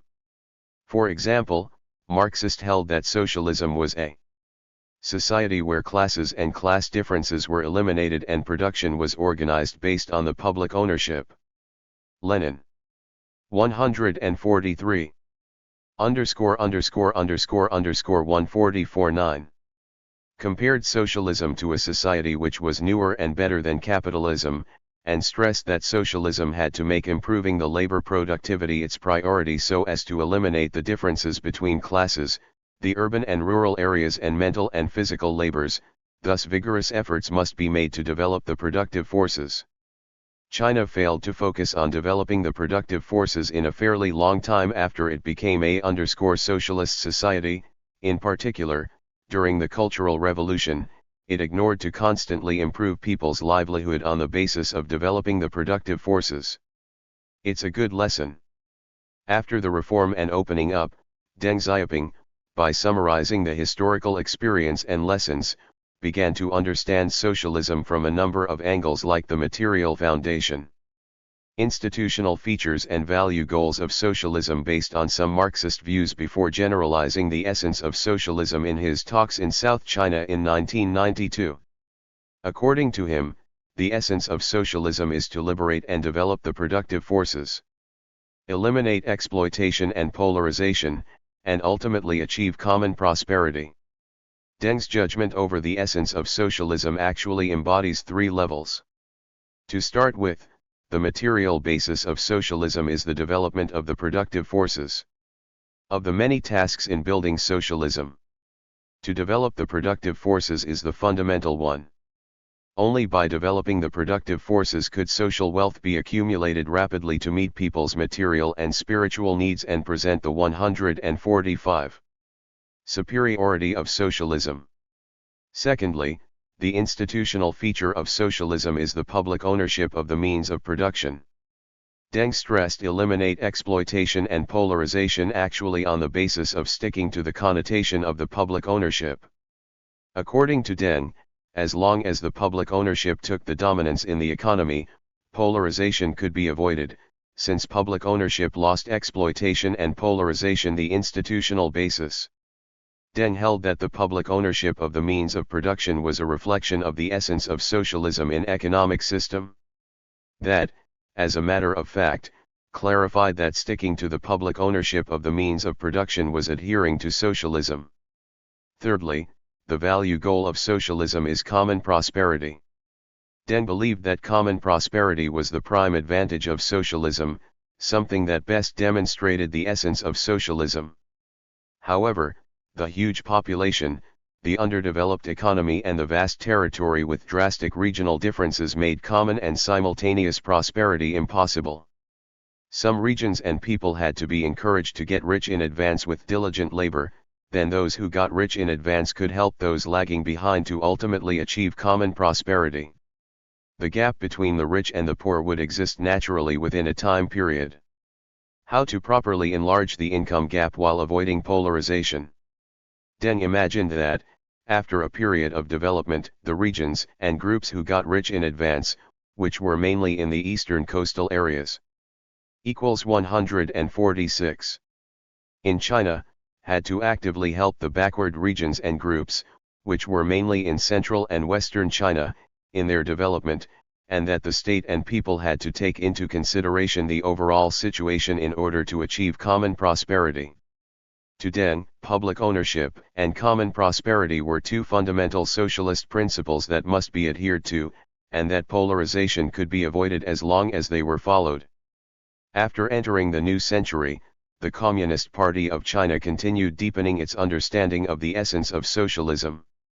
Due to the changes in the international environment and the emergence of a series of problems and conflicts like unbalanced regional economic and social development, the pressure brought about by the population, resources and the environment, employment, social insurance, income distribution, education, medical care and housing. The Communist Party of China must keep deepening its understanding of the essence of socialism based on the established understanding. Against such a background, Jiang Zemin made to promote the overall development of man the essential requirement for building a new socialist society. On the basis of the scientific outlook on development, Hu Jintao made 6 such judgments as social harmony is the essential attribute of socialism with Chinese characteristics, and social harmony is the basic requirement for building socialism with Chinese characteristics. That combines social harmony with the essence of socialism, and tries to further grasp the essence of FJ 147. Socialism in achieving the harmonious relations between man and the society, man and the nature. On the eve of the National Day, 2006, giant placards were set up in Tiananmen Square, Beijing. The theory on the essence of socialism is of strong practical relevance in present day in China, which is conducive to the settlement of such problems as unbalanced economic and social development, irrational distribution of income which further leads to an enlarged gap between the rich and the poor, etc. And to better achieve the fair and justice pursuits of socialism. 5.4 On the socialist market economy. The planned economy is an important feature of socialism, and capitalism is the market economy. This understanding was deep-rooted in the socialist camp in the 20th century. After the founding of the People's Republic of China, China launched the planned economy following the Soviet pattern, which might 148 play a certain role in solving the severe political and economic issues at that time. For example, with the means of planning, the state was able to use its administrative power to put together, to the greatest extent, production surpluses before using them for industrial construction, especially the construction of heavy industries, thus made great contributions to the construction of an independent industrial system for New China and to the development of the Chinese arms industry and the consolidation of its national defense in the international environment where the world was divided into two hostile camps. As time went by, the inherent drawbacks of the planned economy, like severely restricting the vitality and efficiency of the economy, became increasingly apparent. Since the late 1950s, the top leadership of the Communist Party of China had noticed such problems, and proposed some remedies, including developing the commodity economy, respecting the Deng Xiaoping's visit to Shanghai in 1992 ff 149, law of value, etc. Only to fail to thoroughly implement them to the end because of the limitation of the times and theories. After China launched the reform and opening up policy, Deng Xiaoping had been thinking about the relations between planning and the market on the basis of historical experience and lessons. As early as he met Frank B. Gibney, the vice chairman of the compilation committee of Encyclopaedia Britannica Incorporated of the United States, and others in 1979, Deng had said in clear-cut terms, "It's certainly not right to say that the market economy exists only in the capitalist society, or there is only the capitalist market economy. Why cannot a socialist society develop the market economy? It's not capitalism. We can surely develop it under socialism." Since then, he expressed the same idea in a number of occasions, at least in 1985, 1990, and 1991. Till the beginning of 1992, in his talks in South China, he said, "Planning and market forces are not the essential difference between socialism and capitalism. A planned economy is not the definition of socialism, because there is planning under capitalism, the market economy happens under socialism, too. Planning and market forces are both economic instruments." It's till then that the theory on the socialist market economy was widely accepted. Its contents may be generalized as below. Firstly, planning and market forces are both economic instruments. A planned economy is not the definition of socialism, and a market economy is not the definition of capitalism. Deng held that the market economy was simply a 150g way of developing the productive forces under socialism, and that it may be adopted as long as it benefited the development of the productive forces. He highlighted that the difference between capitalism and socialism did not lie in whether it adopted the planned economy or the market economy, since the market economy happened under socialism and there was planning under capitalism, and that the market could also be used to serve socialism. Secondly, the socialist market economy and the capitalist market economy are two market economies which are different in nature. Though the market plays a fundamental role in resource allocation, the adoption of a legalized economy, under the above two kinds of market economy, the two are built on different ownership and political systems. The socialist market economy is associated with the socialist systems, including the ownership system where the public ownership is the mainstay and diverse forms of ownership coexist, the mode of distribution where the distribution by labor dominates and multiple ways of distribution coexist, the multi-party cooperation and political consultation under the leadership of Communist Party and the People's Congress system, etc. The capitalist market economy is associated with the capitalist systems including the private ownership, party governance through elections, separation of powers, etc. Different ownership and political systems attached to by both market economies decide their different natures. Lastly, the planned economy and FF 151. The market economy have to be well combined. Deng reiterated in different occasions to pay attention to giving full play to the role of the market so as to make economic activities conform to the law of value and the changes in the supply-demand relations and to build before improving a socialist market economic system, while to stick to the means of the planned economy, and intensify state macro control in developing the economy so as to avoid blind and chaotic production caused by market regulation alone. After Deng's talks in South China were made public, the theory on the socialist market economy was adhered to and thoroughly and resolutely implemented. At the 14 Degrees CPC National Congress held in November 1992, the Communist Party of China set a clear goal of the economic restructuring, i.e., to build a socialist market economic system, based on which it made an overall planning for the basic framework of the socialist market economic system at the ensuing trademark plenary session of the 14% CPC National Congress. At the 15 CPC National Congress, it's further proposed to build a relatively improved socialist market economic system, and clarified the steps and contents of the market-oriented reform. The trademark plenary session of the 16 CPC National Congress set forth the goal and task to further improve the socialist market economy, and made overall deployments of various reforms. All these reflected that the Communist Party of China has been increasingly deepening its understanding of the socialist market economy. 152. The theory on the socialist market economy is of enormous significance to the socialism with Chinese characteristics. To some extent, it's thanks to the establishment of the goal and guiding ideology of the socialist market economic system that the basic economic system under which the public ownership is the mainstay and diverse economic sectors develop commonly was established, the distribution system under which the distribution by labor dominates and a variety of distribution modes coexist was further explored, a clear understanding of improving the modern market system was got and related measures be taken.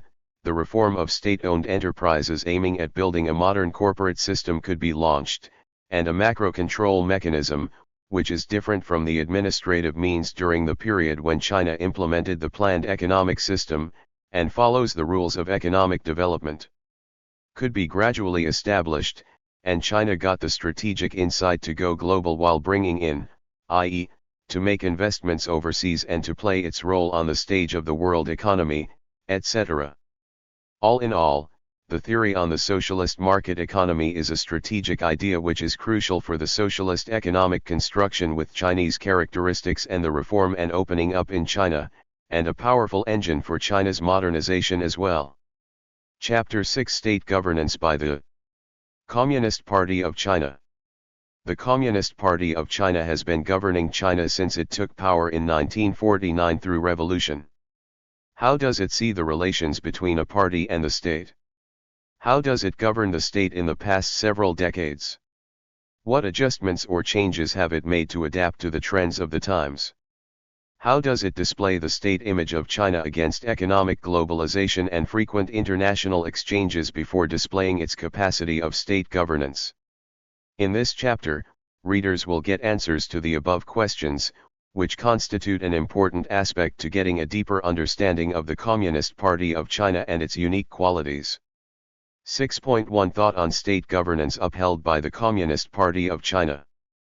The Communist Party of China, though directed by the Marxist theories, has been deeply influenced by the traditional Chinese political culture, so it has common grounds with the Western parties, yet its unique Chinese tinctures and wills when it comes to state governance. 154. The traditional Chinese model of political governance starts with personal deposits, and aims at coordinating the world order, i.e., self-cultivation, regulating the family, governing the country and establishing peace worldwide advocated by the Confucius culture. In this cognitive course, apparently the Chinese does not hold the concept of society which is commonly seen in Western political culture. To the Communist Party of China, the idea of relating self-cultivation to state governance has been rooted in its party culture and philosophy. 6.1.1 To be strict with the party members as the starting point of to well govern the state. Obviously the Chinese and Western cultures understand BCA politics, in different ways. In the traditional Chinese political concepts, I is a means of ruling and management, while 4 is the course to achieve the goal, or the state of the goal to achieve. Generally speaking, AL is where state governance starts. 74 represents a peaceful and orderly social state, i.e. universal love and mutual aid contribute to a wealthy and orderly state. At L kun rest, and Y4 are two contrary concepts. If a country could get rid of chaos and become orderly, it demonstrates the ruler's ability to govern the country. Whereas in modern Western political culture, politics is more than often understood from institutional design and operation, power distribution and interest coordination, etc. Governance is an established premise, 155. Whereas orderliness is something to pay attention to, i.e., the way and efficiency of state governance.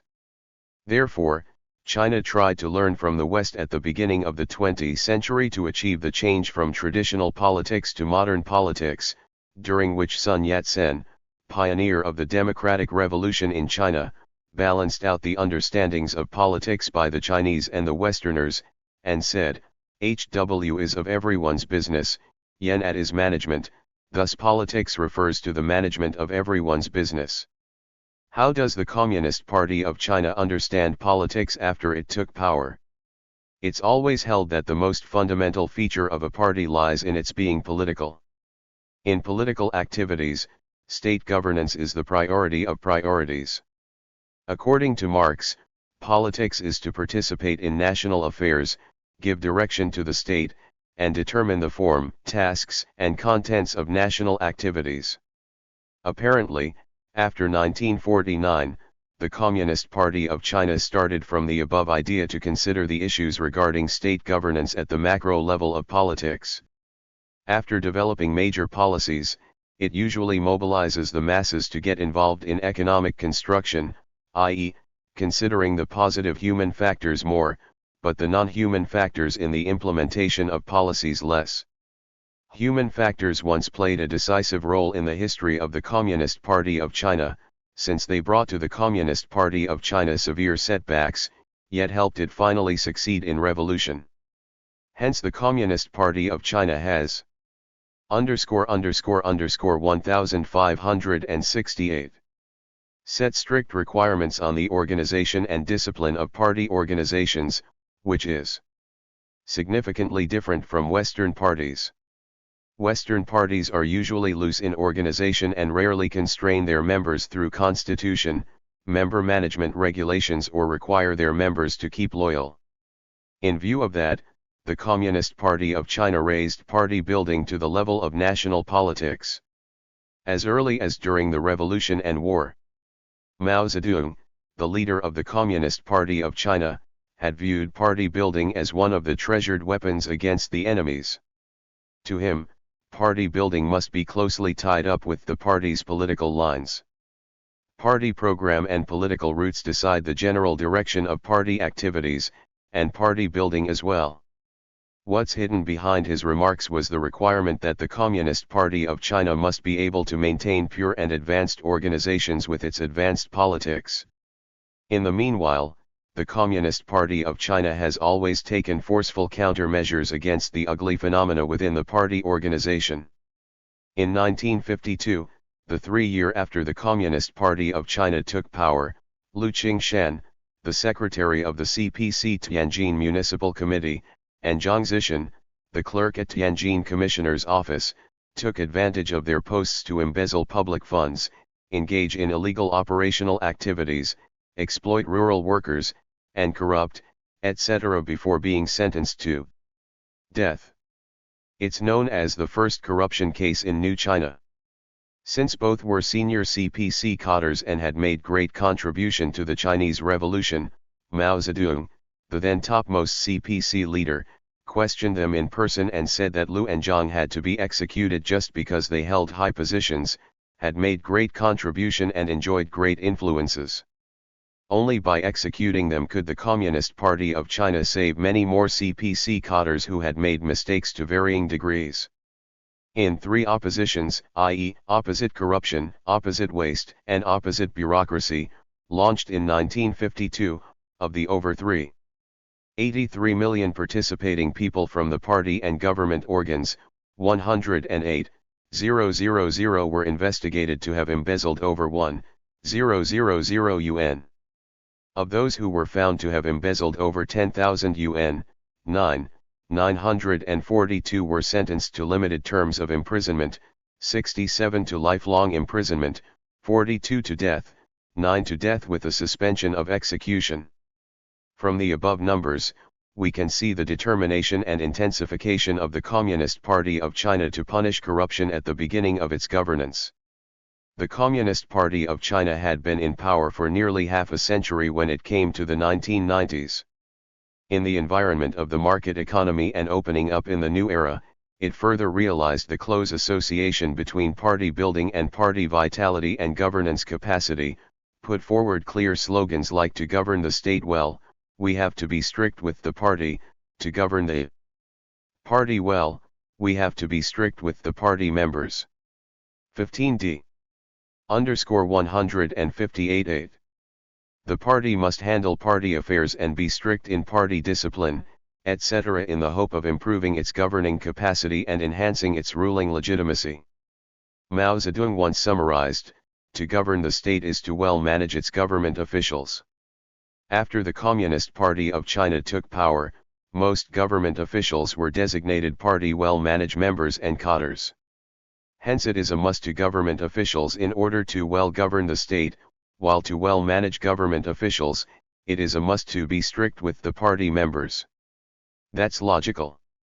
Today the Communist Party of China governs the party following two ideas, i.e., to establish a sound organizational management system, intensify intra-party supervision, prevent individual party members or group party members from corrupting, and take corresponding punishments, and underscore to initiatively expose big corruption cases within the party, especially those happened in senior party cadres, to warn and educate the other leading party members and to show its determination to the public that it will perform its official duties honestly.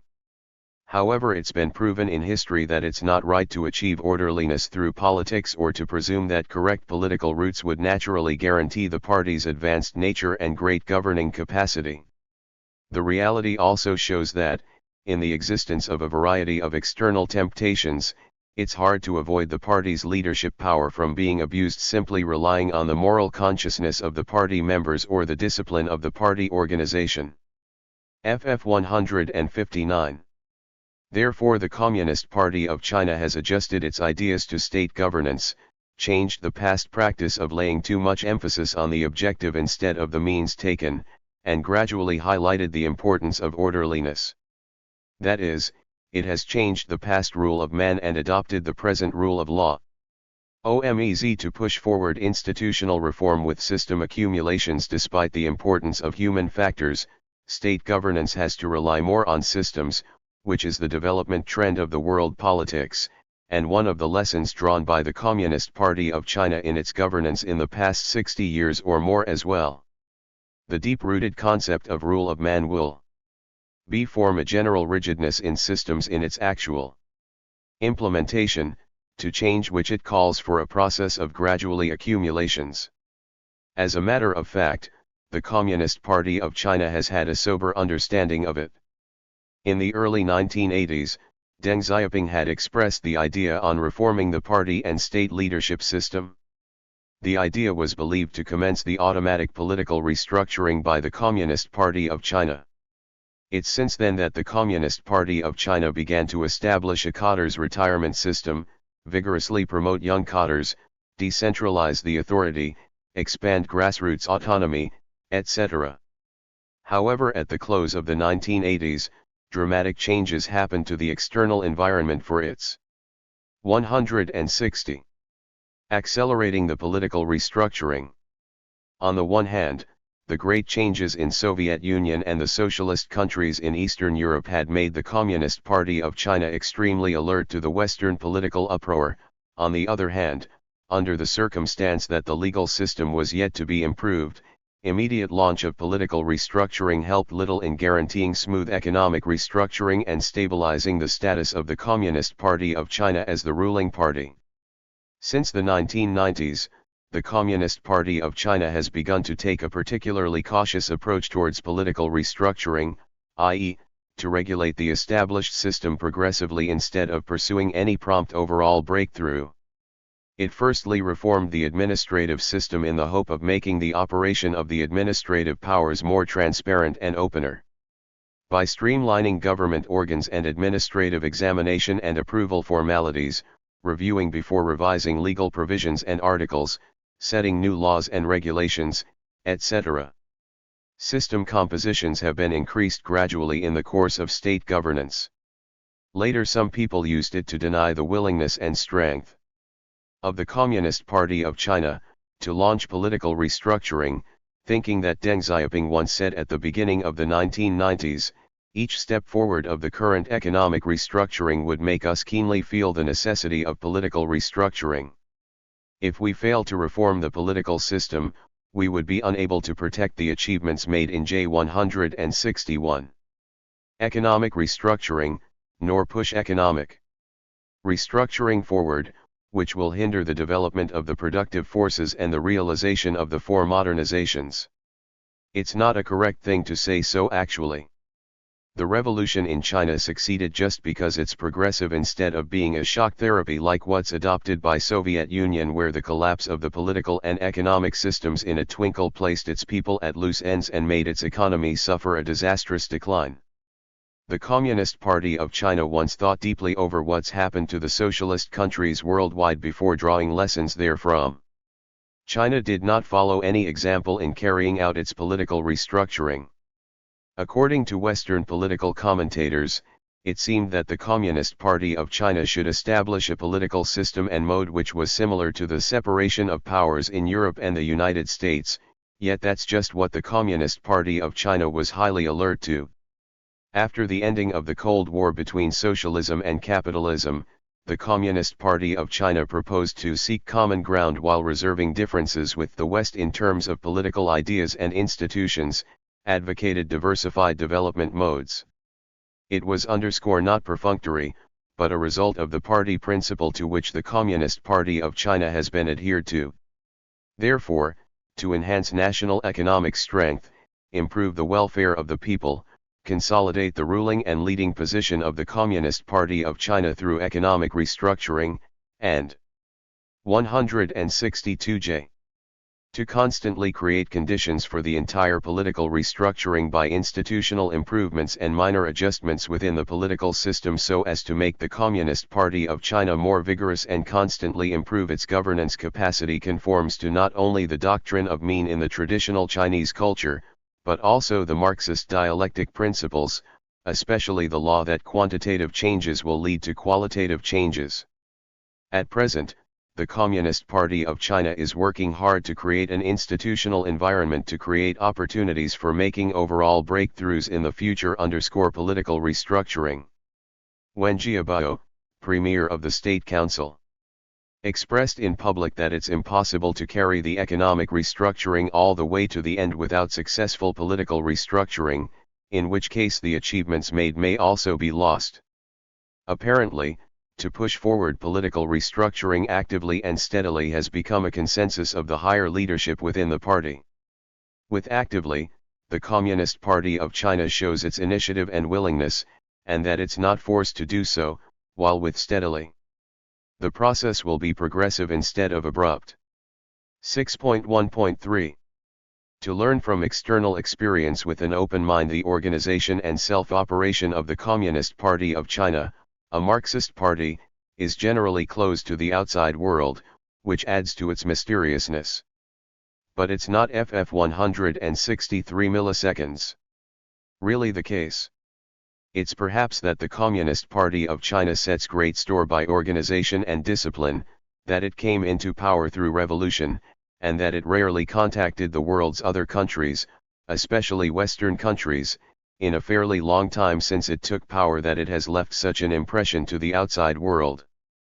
At the end of the 1970s, the Communist Party of China established the policy of reform and opening up before getting extreme confidence from the ensuing enormous economic achievements. When China opened itself to the outside world, its ruling party also took an open attitude.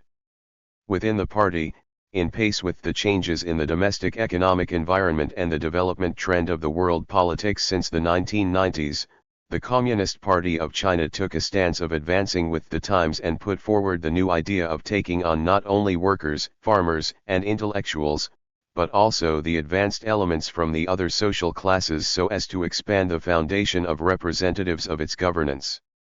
Externally, it advocated Chinese characteristics, i.e., learning the advanced experience from the West while maintaining the features of China in itself. In September 2004, the Communist Party of China, for the first time, held the Three International Conference of Asian Political Parties. In 2008, it sent delegates to investigate the Congress of the American Democratic Party. These practices marked that it began to further consider party building with an open mind, and actively promote its exchanges with the other parties in the world. That the Communist Party 164 of China pushed forward its building with an active and open mind was closely related to its capacity to govern the state. On the one hand, it intensified the management and supervision of the party members, improved the legitimacy of its governance, and consolidated its leading position, but on the other hand, it learned the experience and merits of state governance from the other countries in the world and constantly improved the efficiency of its governance, the premise of which was, of course, the guarantee of its status as the ruling party.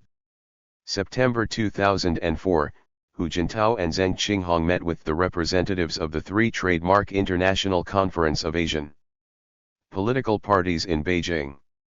The attitude of the Communist Party of China, as the ruling party, and the measures it takes to build the party are of decisive influence on the Chinese political and economic layouts.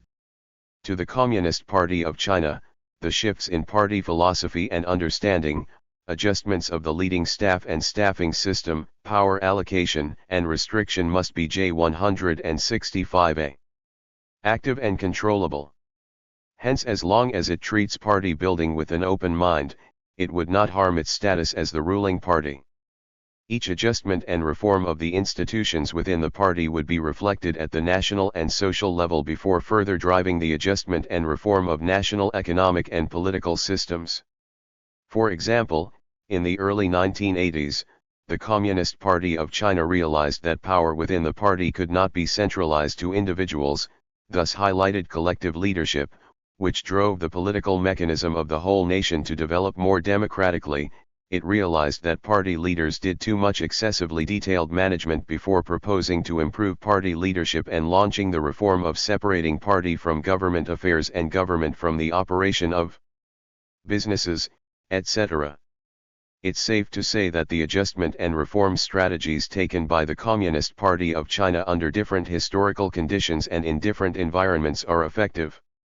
The open posture also shows that the Communist Party of China does not grab power for its own use.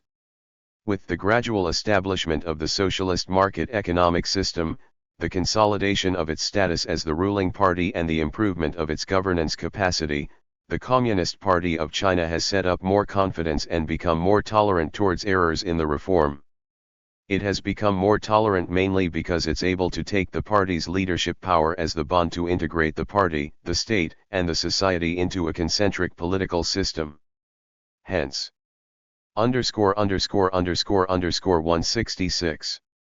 Party building, national construction, and the construction of social institutions form dual promotional relations under consistent goals and a stable structure.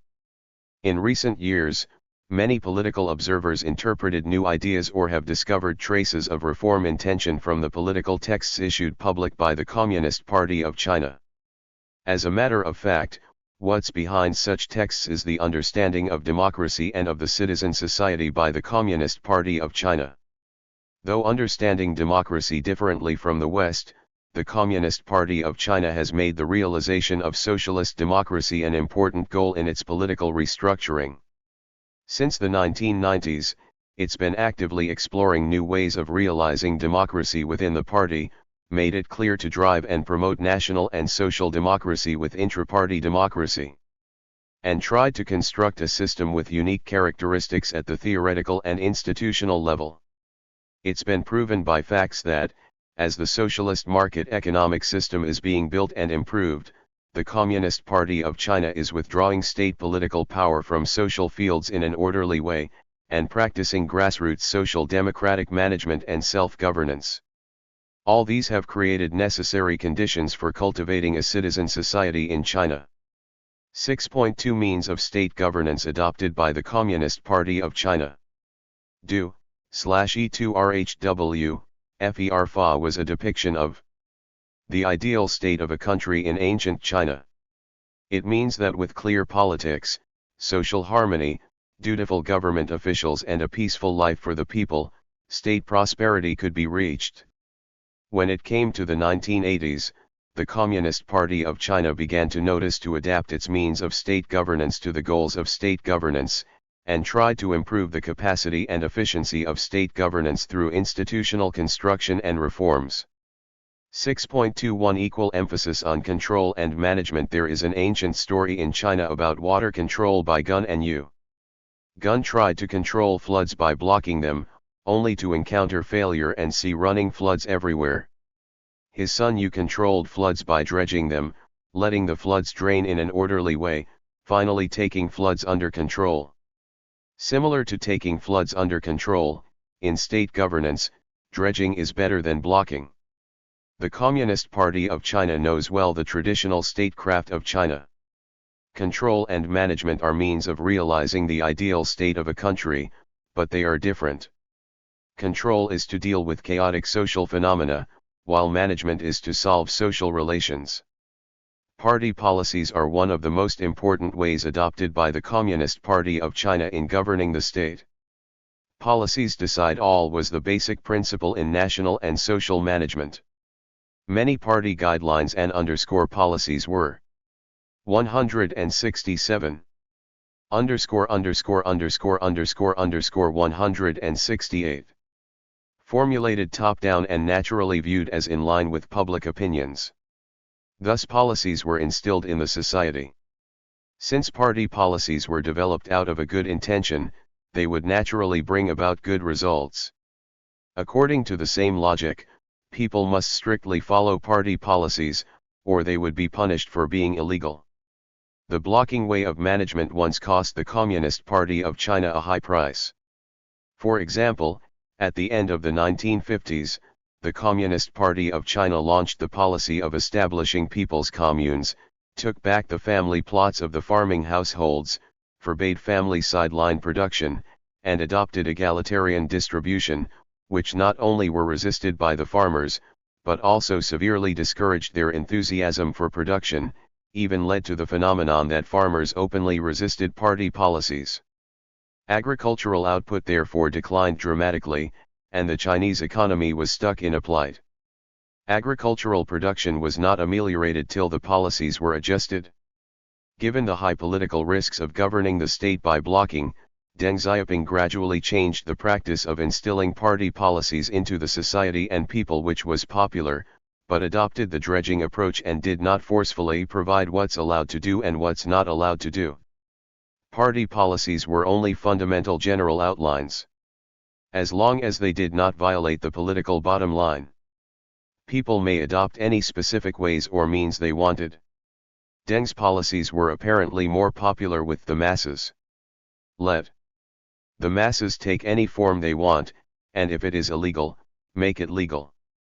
Party policies were not simply formulated, but took into consideration the approaches popular with the masses before confirming them. Under such dredging concept and practice, social vitality was remotivated, and people's enthusiasm for production greatly mobilized, bringing to China rapid changes. Apparently, Top-down blocking with policies would more than often generate side effects for divorcing with the reality or failing to adapt to the changes in the situation, while the bottom-up dredging approach ensures that policies would conform to social reality and meet people's needs for interests. That's why China is adopting flexible policies that are different from ones within the compulsory framework in the past, and stops developing detailed articles and provisions over all matters, but provides rational and necessary direction and guidance. It's undoubtedly a great step forward from policy installation to policy identification. Since the mid-1980s, the Communist Party of China has maintained a high degree of stability and continuity in its economic policies, which greatly pushes forward the development of the Chinese economy. In the meanwhile, it has made active policy explorations and innovations. In 1979, suggested by Deng Xiaoping, the Communist Party of China approved to set Shenzhen Special Economic Zone. The huge success of Shenzhen Special Economic Zone becomes a demonstration of the dredging way of policy making and policy effects. During the 1990s, the Communist Party of China became more flexible and pragmatic. 169. EAE 170. In combining control with management in governing the state and dealing with political affairs. Following the principle that actual practice is the sole criterion for judging truth, it tried to test before spreading a policy. Whether a policy is good or not is not decided by the party in a preconceived way, but tested in practice. Whether a policy conforms to or meets people's demands depends on whether it is favorable to promoting the growth of the productive forces in a socialist society, increasing the overall strength of the socialist state, and raising people's living standards. Shekou, Shenzhen in 1984, Deng Xiaoping went for an inspection visit in January this year. 6.2.2 Equal attention to economic and political means people's livelihood most directly reflects the efficiency of state governance. Since 1978, the Communist Party of China has initiated the economic development-centric route and mobilized all resources to develop China's national economy so as to free China from poverty and backwardness. Marxism holds that the economic base determines the superstructure. Hence, according to the Communist Party of China, development primarily means economic development, which is its priority in state governance and rejuvenation. In the history of the Communist Party of China, political means had long been used to handle economic affairs, and this philosophy had been deep-rooted. From the 1950s till before the 1980s, the politicization trend was fairly significant in China's economic and social fields. Administrative orders intervened in economic laws, the public domain extremely shriveled, and national political power could extend to any private space. Since the 1980s, the Communist Party of China fully realized the shortcomings of this practice, and proposed anew to respect economic laws and follow the thinking of handling affairs in line with economic laws.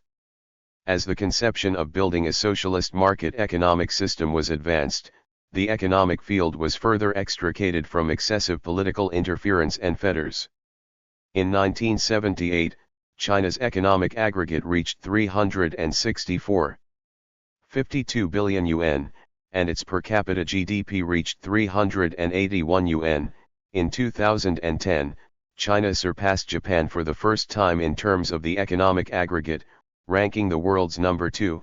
In 2011, its economic aggregate reached 45,821.76 billion yuan, amounting to $6,988.47 billion. Despite the numerous social problems now, it shocks the world that China, under the leadership of the Communist Party of China, has made such an 171. 172 at economic success over the past 30 years. As it builds up China's national economic strength, the Communist Party of China has a growing voice in world politics. Many Western critics have to say approvingly that the Communist Party of China has become increasingly skillful in taking control of the entire political situation and handling economic affairs. What's behind it are the emancipation and innovation of its ideological concepts. Since the 1980s, it has been carrying forward emancipate the mind and seek truth from facts. In reality, this requires both the party itself and the entire society to emancipate the mind. When the socialist or capitalist reform debate knotted the Communist Party of China, Deng Xiaoping, the architect of China's reform and opening up, once made a judgment over the relations between planning and the market, which later became a classical case. The entire 1990s saw the vigorous efforts made by the Communist Party of China to establish a socialist market economic system. During the decade, the market began to play a regulatory role independently, and a considerable amount of resources were deployed to the course of industrialization and urbanization-oriented modernization. Many local party leaders paid too much attention to the data of economic growth, but neglected power-seek rent, environmental pollution, and many other problems behind economic growth. Deng Xiaoping's policy of economic construction being taken as the center task was unlimitedly amplified, leading to a significant economism trend, i.e., the philosophy that holds the state and local areas can be well governed as long as the economy develops well, within the party. However, the fact indicates that many social problems like power corrupt, inequalities between the rich and the poor, social inequity, etc., have exposed themselves consequently along with glorious economic results. If left uncontrolled, these problems will endanger the governing position of the Communist Party of China. Take income distribution for instance. China's Gini coefficient, a measurement of social income inequity, was 0.317 in 1978, and exceeded the international accepted alarm line of 0.4 in 2000 before rising all the way to more than 0.465 in 2004. According to the UN statistical estimation, China's Gini coefficient will break through 0.55 in 2011. The Communist Party of China has clearly realized that the problem of equity and efficiency also exists under socialism, that mere political means would admittedly impede economic and social vitality, and mere economic means also help little in effectively tackling social problems. Therefore, it's necessary to get rid of the pure politicization in the politics-centered period and the pure economization in the economism period, instead of taking the past road or blindly believing in Western neoliberalism. Only by combining the economic and political means can the problem of equity and efficiency be tackled. In 2005, the Communist Party of China put forward the strategic task of building a socialist harmonious society and defined the fighting objective of democracy and rule of law, justice, honesty, vitality. 173. 174 Stability and order, harmonious coexistence between man and nature. Harmony, an important concept in the traditional Chinese philosophy, embodies the interest relations between men, the balance of social relations and the balance between man and nature. 6.2.3 Equal attention to the rule of law and the rule of virtues to govern a state without abiding by the law will lead the state to chaos. As early as in the Warring States period in ancient China, some statesmen expressed the above point. But deeply affected by Confucianism, the rulers in China were more than often inclined to the policy of benevolence. Confucius said, "A benevolent person always cares for others." Policy of benevolence actually implies the rule of man. Only such rule of man is based on virtues. Though it was leading China to draw up laws and regulations from the 1950s to the early 1980s, the Communist Party of China governed the country relying on policies. If policy governance is defined as politics, which means differently from the commonly used concept, then its effects depend on the capability of the policy makers and executors. Obviously, politics also belongs to the rule of man. Policies are likely to change because of their high subjective arbitrariness, and are very flexible because they will not present systematic and detailed rules. Comparatively speaking, law is much more rigid and cannot be randomly revised or amended. Once formulated, plus legal articles and provisions are generally more detailed. An act is not a crime unless the law says it is. but the judgment over whether it conforms to the policy has a broader room for interpretation. In 1978, Deng Xiaoping pointed out the phenomena. The existing problem is that the law is incomplete because many laws are not formulated. Leaders' words are usually taken as laws. Any act that goes against leaders' words is illegal.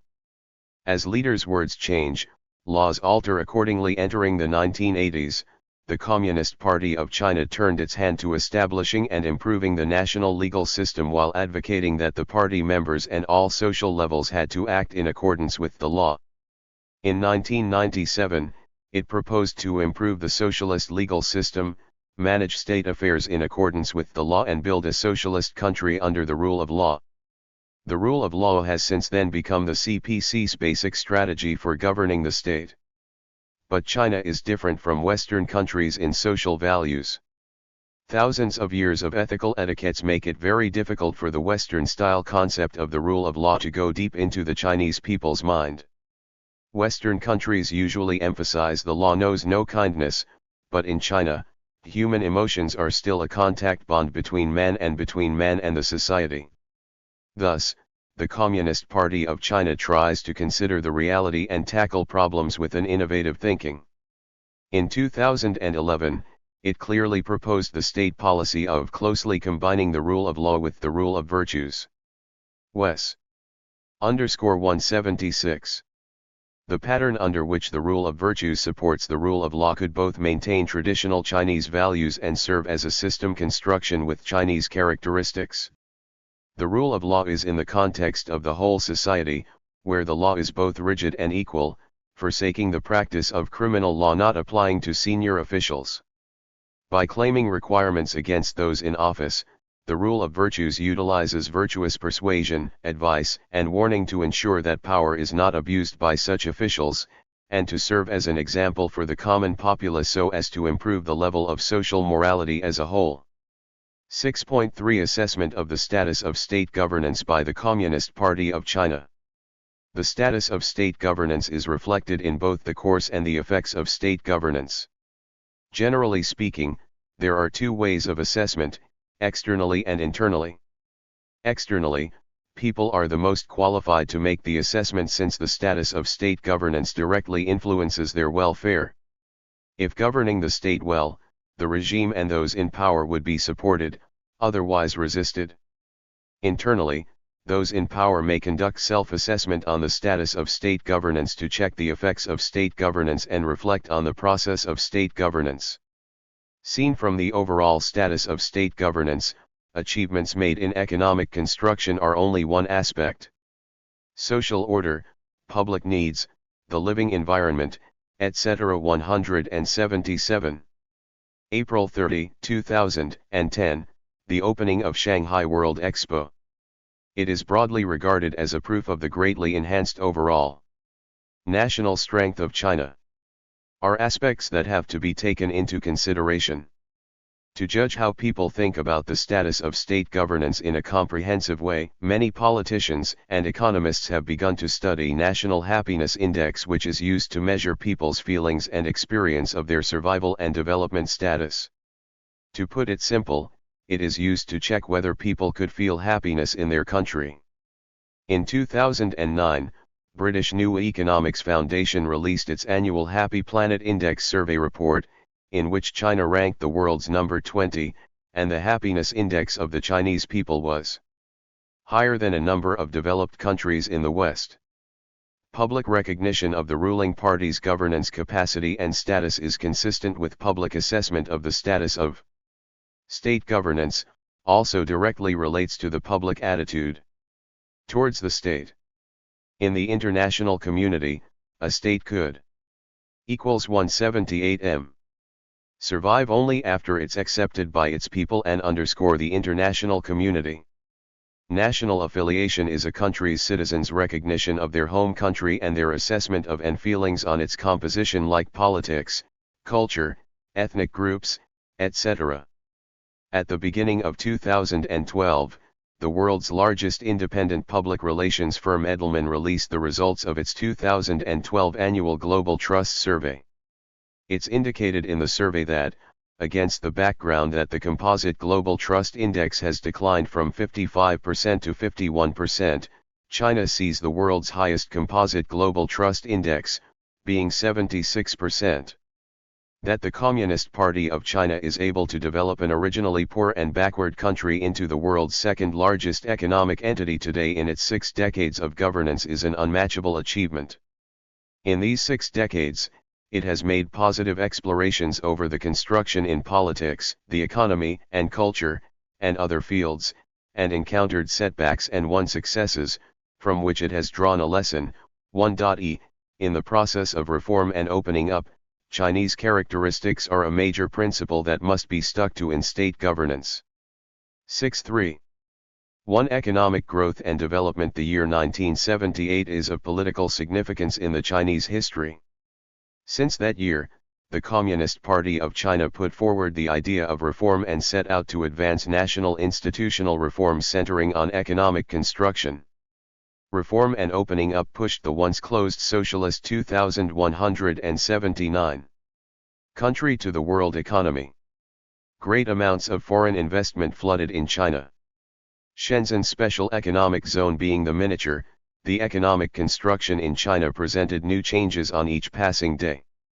At one time, economic growth became the hottest word.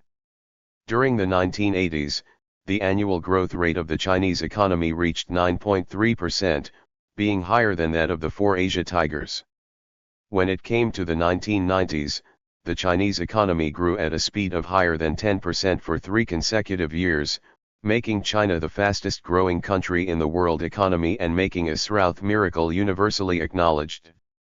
The super high-speed economic growth, though rapidly accumulating national wealth, also brought a series of severe problems. Some Western commentators say China was experiencing the troubles brought about by economic growth when Western countries were worried about the stagnant economy. Behind the super high-speed economic growth were the industrialized consumption of huge amounts of resources, gradual deterioration of the eco-environment, further expansion of the gap between the rural and urban areas and increasingly serious gap between the rich and the poor. Increasing in the fiscal income based on economic growth contributed to the economism tendency within the party. As local governments were given more and more financial autonomy and local government officials got promoted because of positive economic growth, many local leading party cadres firmly believed that economic growth is political achievement. __180M. Paid due attention to economic data but ignored the problems hidden behind, and highlighted image projects but lacked actual concern about people's livelihood. Since the mid-1990s, the Communist Party of China realized the seriousness of the phenomena before criticizing and adjusting the one-sided pursuit of economic growth data, and tried to set up a new system of political achievement assessment system to weaken the negative influences brought about by excessive emphasis on economic data. The understanding becoming increasingly deeper, the concept of economic growth was replaced by that of economic development. Economic development more comprehensively reflects the balance among national politics, economy, culture, natural environment, and social structure. In 1995, the Communist Party of China involved sustainable development into its basic strategy for national development, paying equal attention to social progress and cultural prosperity as it did to economic construction. National strength and public prosperity are the fundamental goals of state governance. But there is a sequence of the two. Philosopher Sun Tzu in ancient China once said, "When the average people are in poverty, the country must be poor; when the average people are in prosperity, the country must be rich." So the average people must first become rich to make the country mighty, implying that only when the nationals are in prosperity can the tax revenue be plentiful, public demands be exuberant and national strength be strengthened. However, the real environment and conditions must be taken into consideration.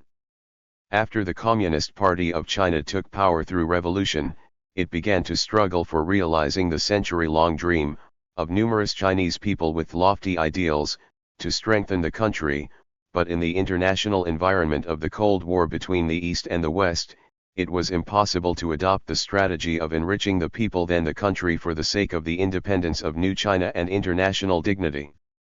Tightening spending and developing heavy industries needed in national defense were not personal wills, but a history call under complicated factors. After nearly 3 decades of construction under the planned economy, the national strength of New China got promoted vigorously, especially it saw the establishment of a relatively intact industrial system. After that, with another 3 decades or more construction since the reform and opening up, national strength and wealth were accumulated rapidly. From 1978 to 2009, China's GDP increased from 364.5 billion yuan to 535.3 billion yuan, presenting a 91-fold growth. Its fiscal income grew from 226 billion yuan to 847.7 billion yuan, presenting an increase of nearly 60 times. At the end of 1978, China's national foreign exchange reserves were only $170 million, but the figure reached $3.2 trillion till the end of 2011. Therefore, how to better benefit the people with the wealth brought about by the growth of the Chinese economy, i.e., how to enrich the people after prospering the country, became a great concern of the Communist Party of China. 181. 182 ff. As the cry for leaving wealth with the people is running high, wealth redistribution has been put on the agenda once again. In 2006, agricultural tax, which had been continued for 2000 years, was completely cancelled, showing a relatively high level of industrialization of the Chinese economy and the arrival of the era in which industry boosts agriculture. On the other hand, the policies, developed by the Communist Party of China, on alleviating farmers' burdens, increasing their income and narrowing the gap between the urban and rural areas, has reached a substantial stage. Since 2010, speeding up structural tax reduction has become a social consensus. According to World Bank calculation, the rate of tax on Chinese workers is 45%, being higher than the average level of the other APEC countries, even 1 time greater than that in the United States and Australia. Some scholars also believe that, according to international standards, the ratio of taxation income to GDP has exceeded 30% in China, being close to that in developed countries, yet fiscal investments in ameliorating people's welfare are far less than those developed countries where heavy taxes are collected from the people. Some Chinese scholars and experts believe that, with the increase in national wealth, China has had the foundation for tax reduction. It should be the main direction to shift from enriching the country to enriching the people. 6.3.2 Institutional construction and renewal of ideas. Mao Zedong opened an era in which the Communist Party of China governed the state with the charms of its topmost number 183. Leader. However, leadership charms evolved into leadership worship, and the fate of China was made subject to the leader's personal wills. Due to the lack of institutional restriction, the direction of state development shifted along with the changes in the topmost leaders' wills, which's obviously unhealthy.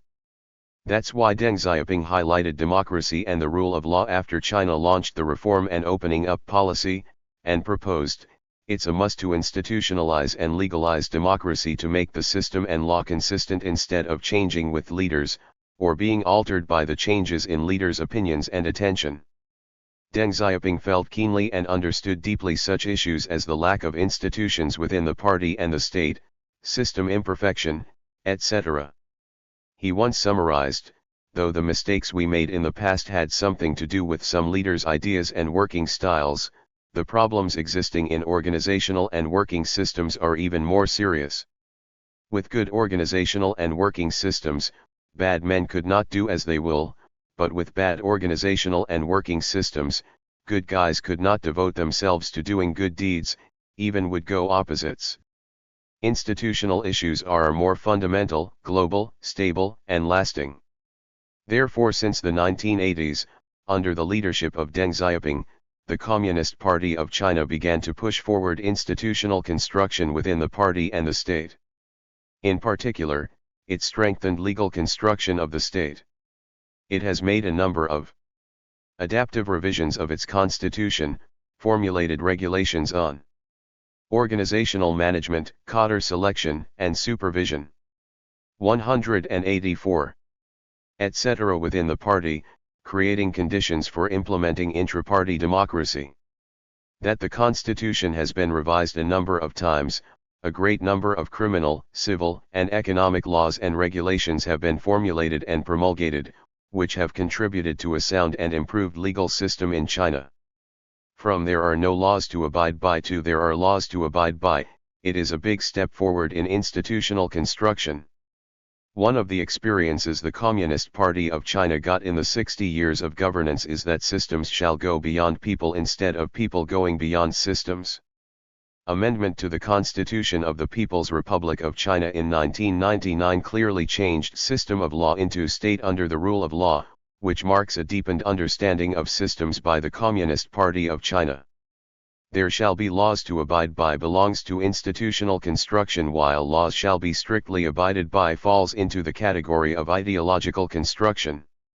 With established systems, but without a simultaneously built concept of system supervision, power may still be abused beyond systems, making such systems decorations.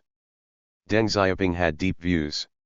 He once said, Nixon in US and Tanaka in Japan were sued, why couldn't the Chinese leaders? The party organization could not go beyond the laws because it's the ruling party, or there would be a special group unlimited by national laws and the socialist legal system would exist in form. In recent years, the Communist Party of China has strengthened its supervision of and punishments against senior leading cadres within the party. Some big and major cases were made public, which not only shows the ruling party's respect for systems and guarantees system authority, but also makes the party and system authority more trustworthy to the people. However, ill-formulated systems could not push forward the coordinated development of politics, the economy, and culture. More than often, they hinder the development of such fields. To strengthen system construction and make the formulation of systems open and transparent, and to clear up and revise the original system while strengthening system construction are all necessary conditions to maintain system authority. U.S. Chief Justice Frankfurter has a famous remark that the history of freedom is that of observing orders to a great extent. In recent years, democratic decision-making has become one of the basic concepts upheld by the Communist Party of China in state governance. Democratic decision-making intends to allow the public to know before participating in the process and giving suggestions on the decisions to be made. As system concept gets strengthened within the Communist Party of China and the society recognizes systems, state governance with systems is playing a positive role. 6.3.3 Foreign contacts and national image. In the early days of New China, influenced by the ideological confrontation between the West and the East, the Communist Party of China limited its inter-party exchanges to within the socialist camp. With China and Russia broke up. During the 1960s, the Communist Party of China limited its 185 ___186 exchanges with other parties to an even narrower scope. At the close of the 1970s, China faced the world with reform and opening up, and the Communist Party of China began to contact foreign parties with an open mind. Deng Xiaoping clearly proposed to let the bygones be bygones and to emphasize on opening up in future. Since then, ideological differences have stopped being a barrier in its inter-party contacts. Till the end of the 1980s, after the Soviet Union and the socialist countries in East Europe saw the transfer of governments in succession, the then topmost CPC leader Jiang Zemin expressed that China would never waver its confidence and determination to adhere to reform and opening up and to take the road of building socialism with Chinese characteristics, that China insisted on peaceful dialogues instead of confrontation, and that China would expand its contacts and cooperation with different types of parties in developed countries and be more active in participating in multi-party communication. With the enormous successes made by China in economic construction, the Communist Party of China has become more and more confident in its exchanges with other parties. Since the 15th CPC National Congress held in 1997, the Central Committee of the Communist Party of China has been reiterating its willingness to develop a new type inter-party communication and cooperation relationship with all parties in other countries who are willing to befriend with the CPC on the principles of independence, complete equality, mutual respect, and non-interference in each other's internal affairs so as to 187. Promote its relations with these countries. Since then, it has become more pragmatic in foreign exchanges and expanded the exchanges with foreign parties to politics, the economy, the society, culture, among other fields. Going beyond ideologies to seek dialogues and communication with different social systems and ideologies and to push forward the construction of a harmonious world has become an important concept upheld by the Communist Party of China in its foreign exchanges. While its status in the world gets improved constantly, the party-to-party diplomacy adopted by the Communist Party of China shows its good image and presents to the world its national strength indirectly.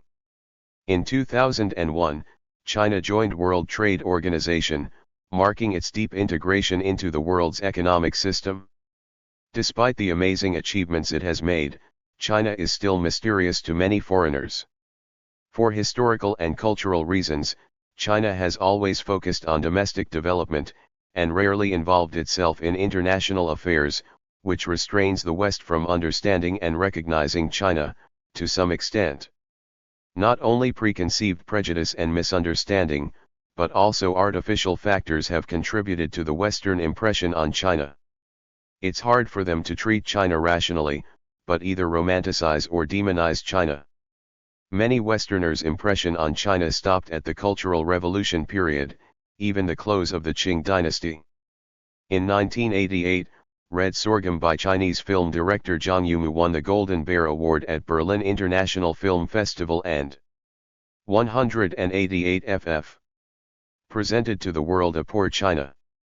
When his Keep Cool presented to the world a modern and rich China in 1997, the Westerners doubted whether it's true, whether China had such high buildings, whether it's China or not. In 1997, a Western female intellectual even asked a Chinese diplomat, "Are the Chinese men still pigtailed?"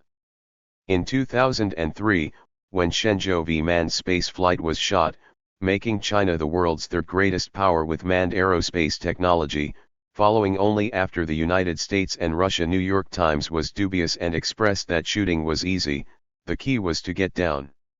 When the spacecraft returned to the Earth successfully, they were unwilling to believe that China had made such a development. Reuters deliberately strengthened the military threat posed by China, saying that China entered the space, joined the club of elites composed of countries which were dedicated to exploring the universe, and posed a great challenge to the United States, and that may present a military significance. 2003, China successfully launched a manned spacecraft, Shenzhou VY. In recent years, as China's economic strength grows and its national defense gets improved, China threat theory becomes widespread. The Cold War mentality remains to influence the Westerners' attitude toward China, misleads them into thinking that China is a malicious opponent, a student with poor performance in the world and an irresponsible country. To counterattack such comments and change the prejudice and misunderstanding, China has to not only reflect on its past practice of being mysterious to the outside world, but also positively shows its strength and confidence and present its national image to the world. A good national image is an 6 important component of a nation's soft power, and helps demonstrate the governance capacity and influence of the Communist Party of China. In 2005, Hu Jintao, the current topmost CPC leader and Chinese president, brought forth the concept of building a harmonious world at Jakarta Asia-Africa Summit. Soon after that, harmonious world was found to be a consensus reached between China and Russia in joint statement of the People's Republic of China and the Russian Federation regarding the international order of the 21st century. At the leadership conference in commemoration of the 60th anniversary of the United Nations, Hu Jintao expressed to the world the idea of building a harmonious world.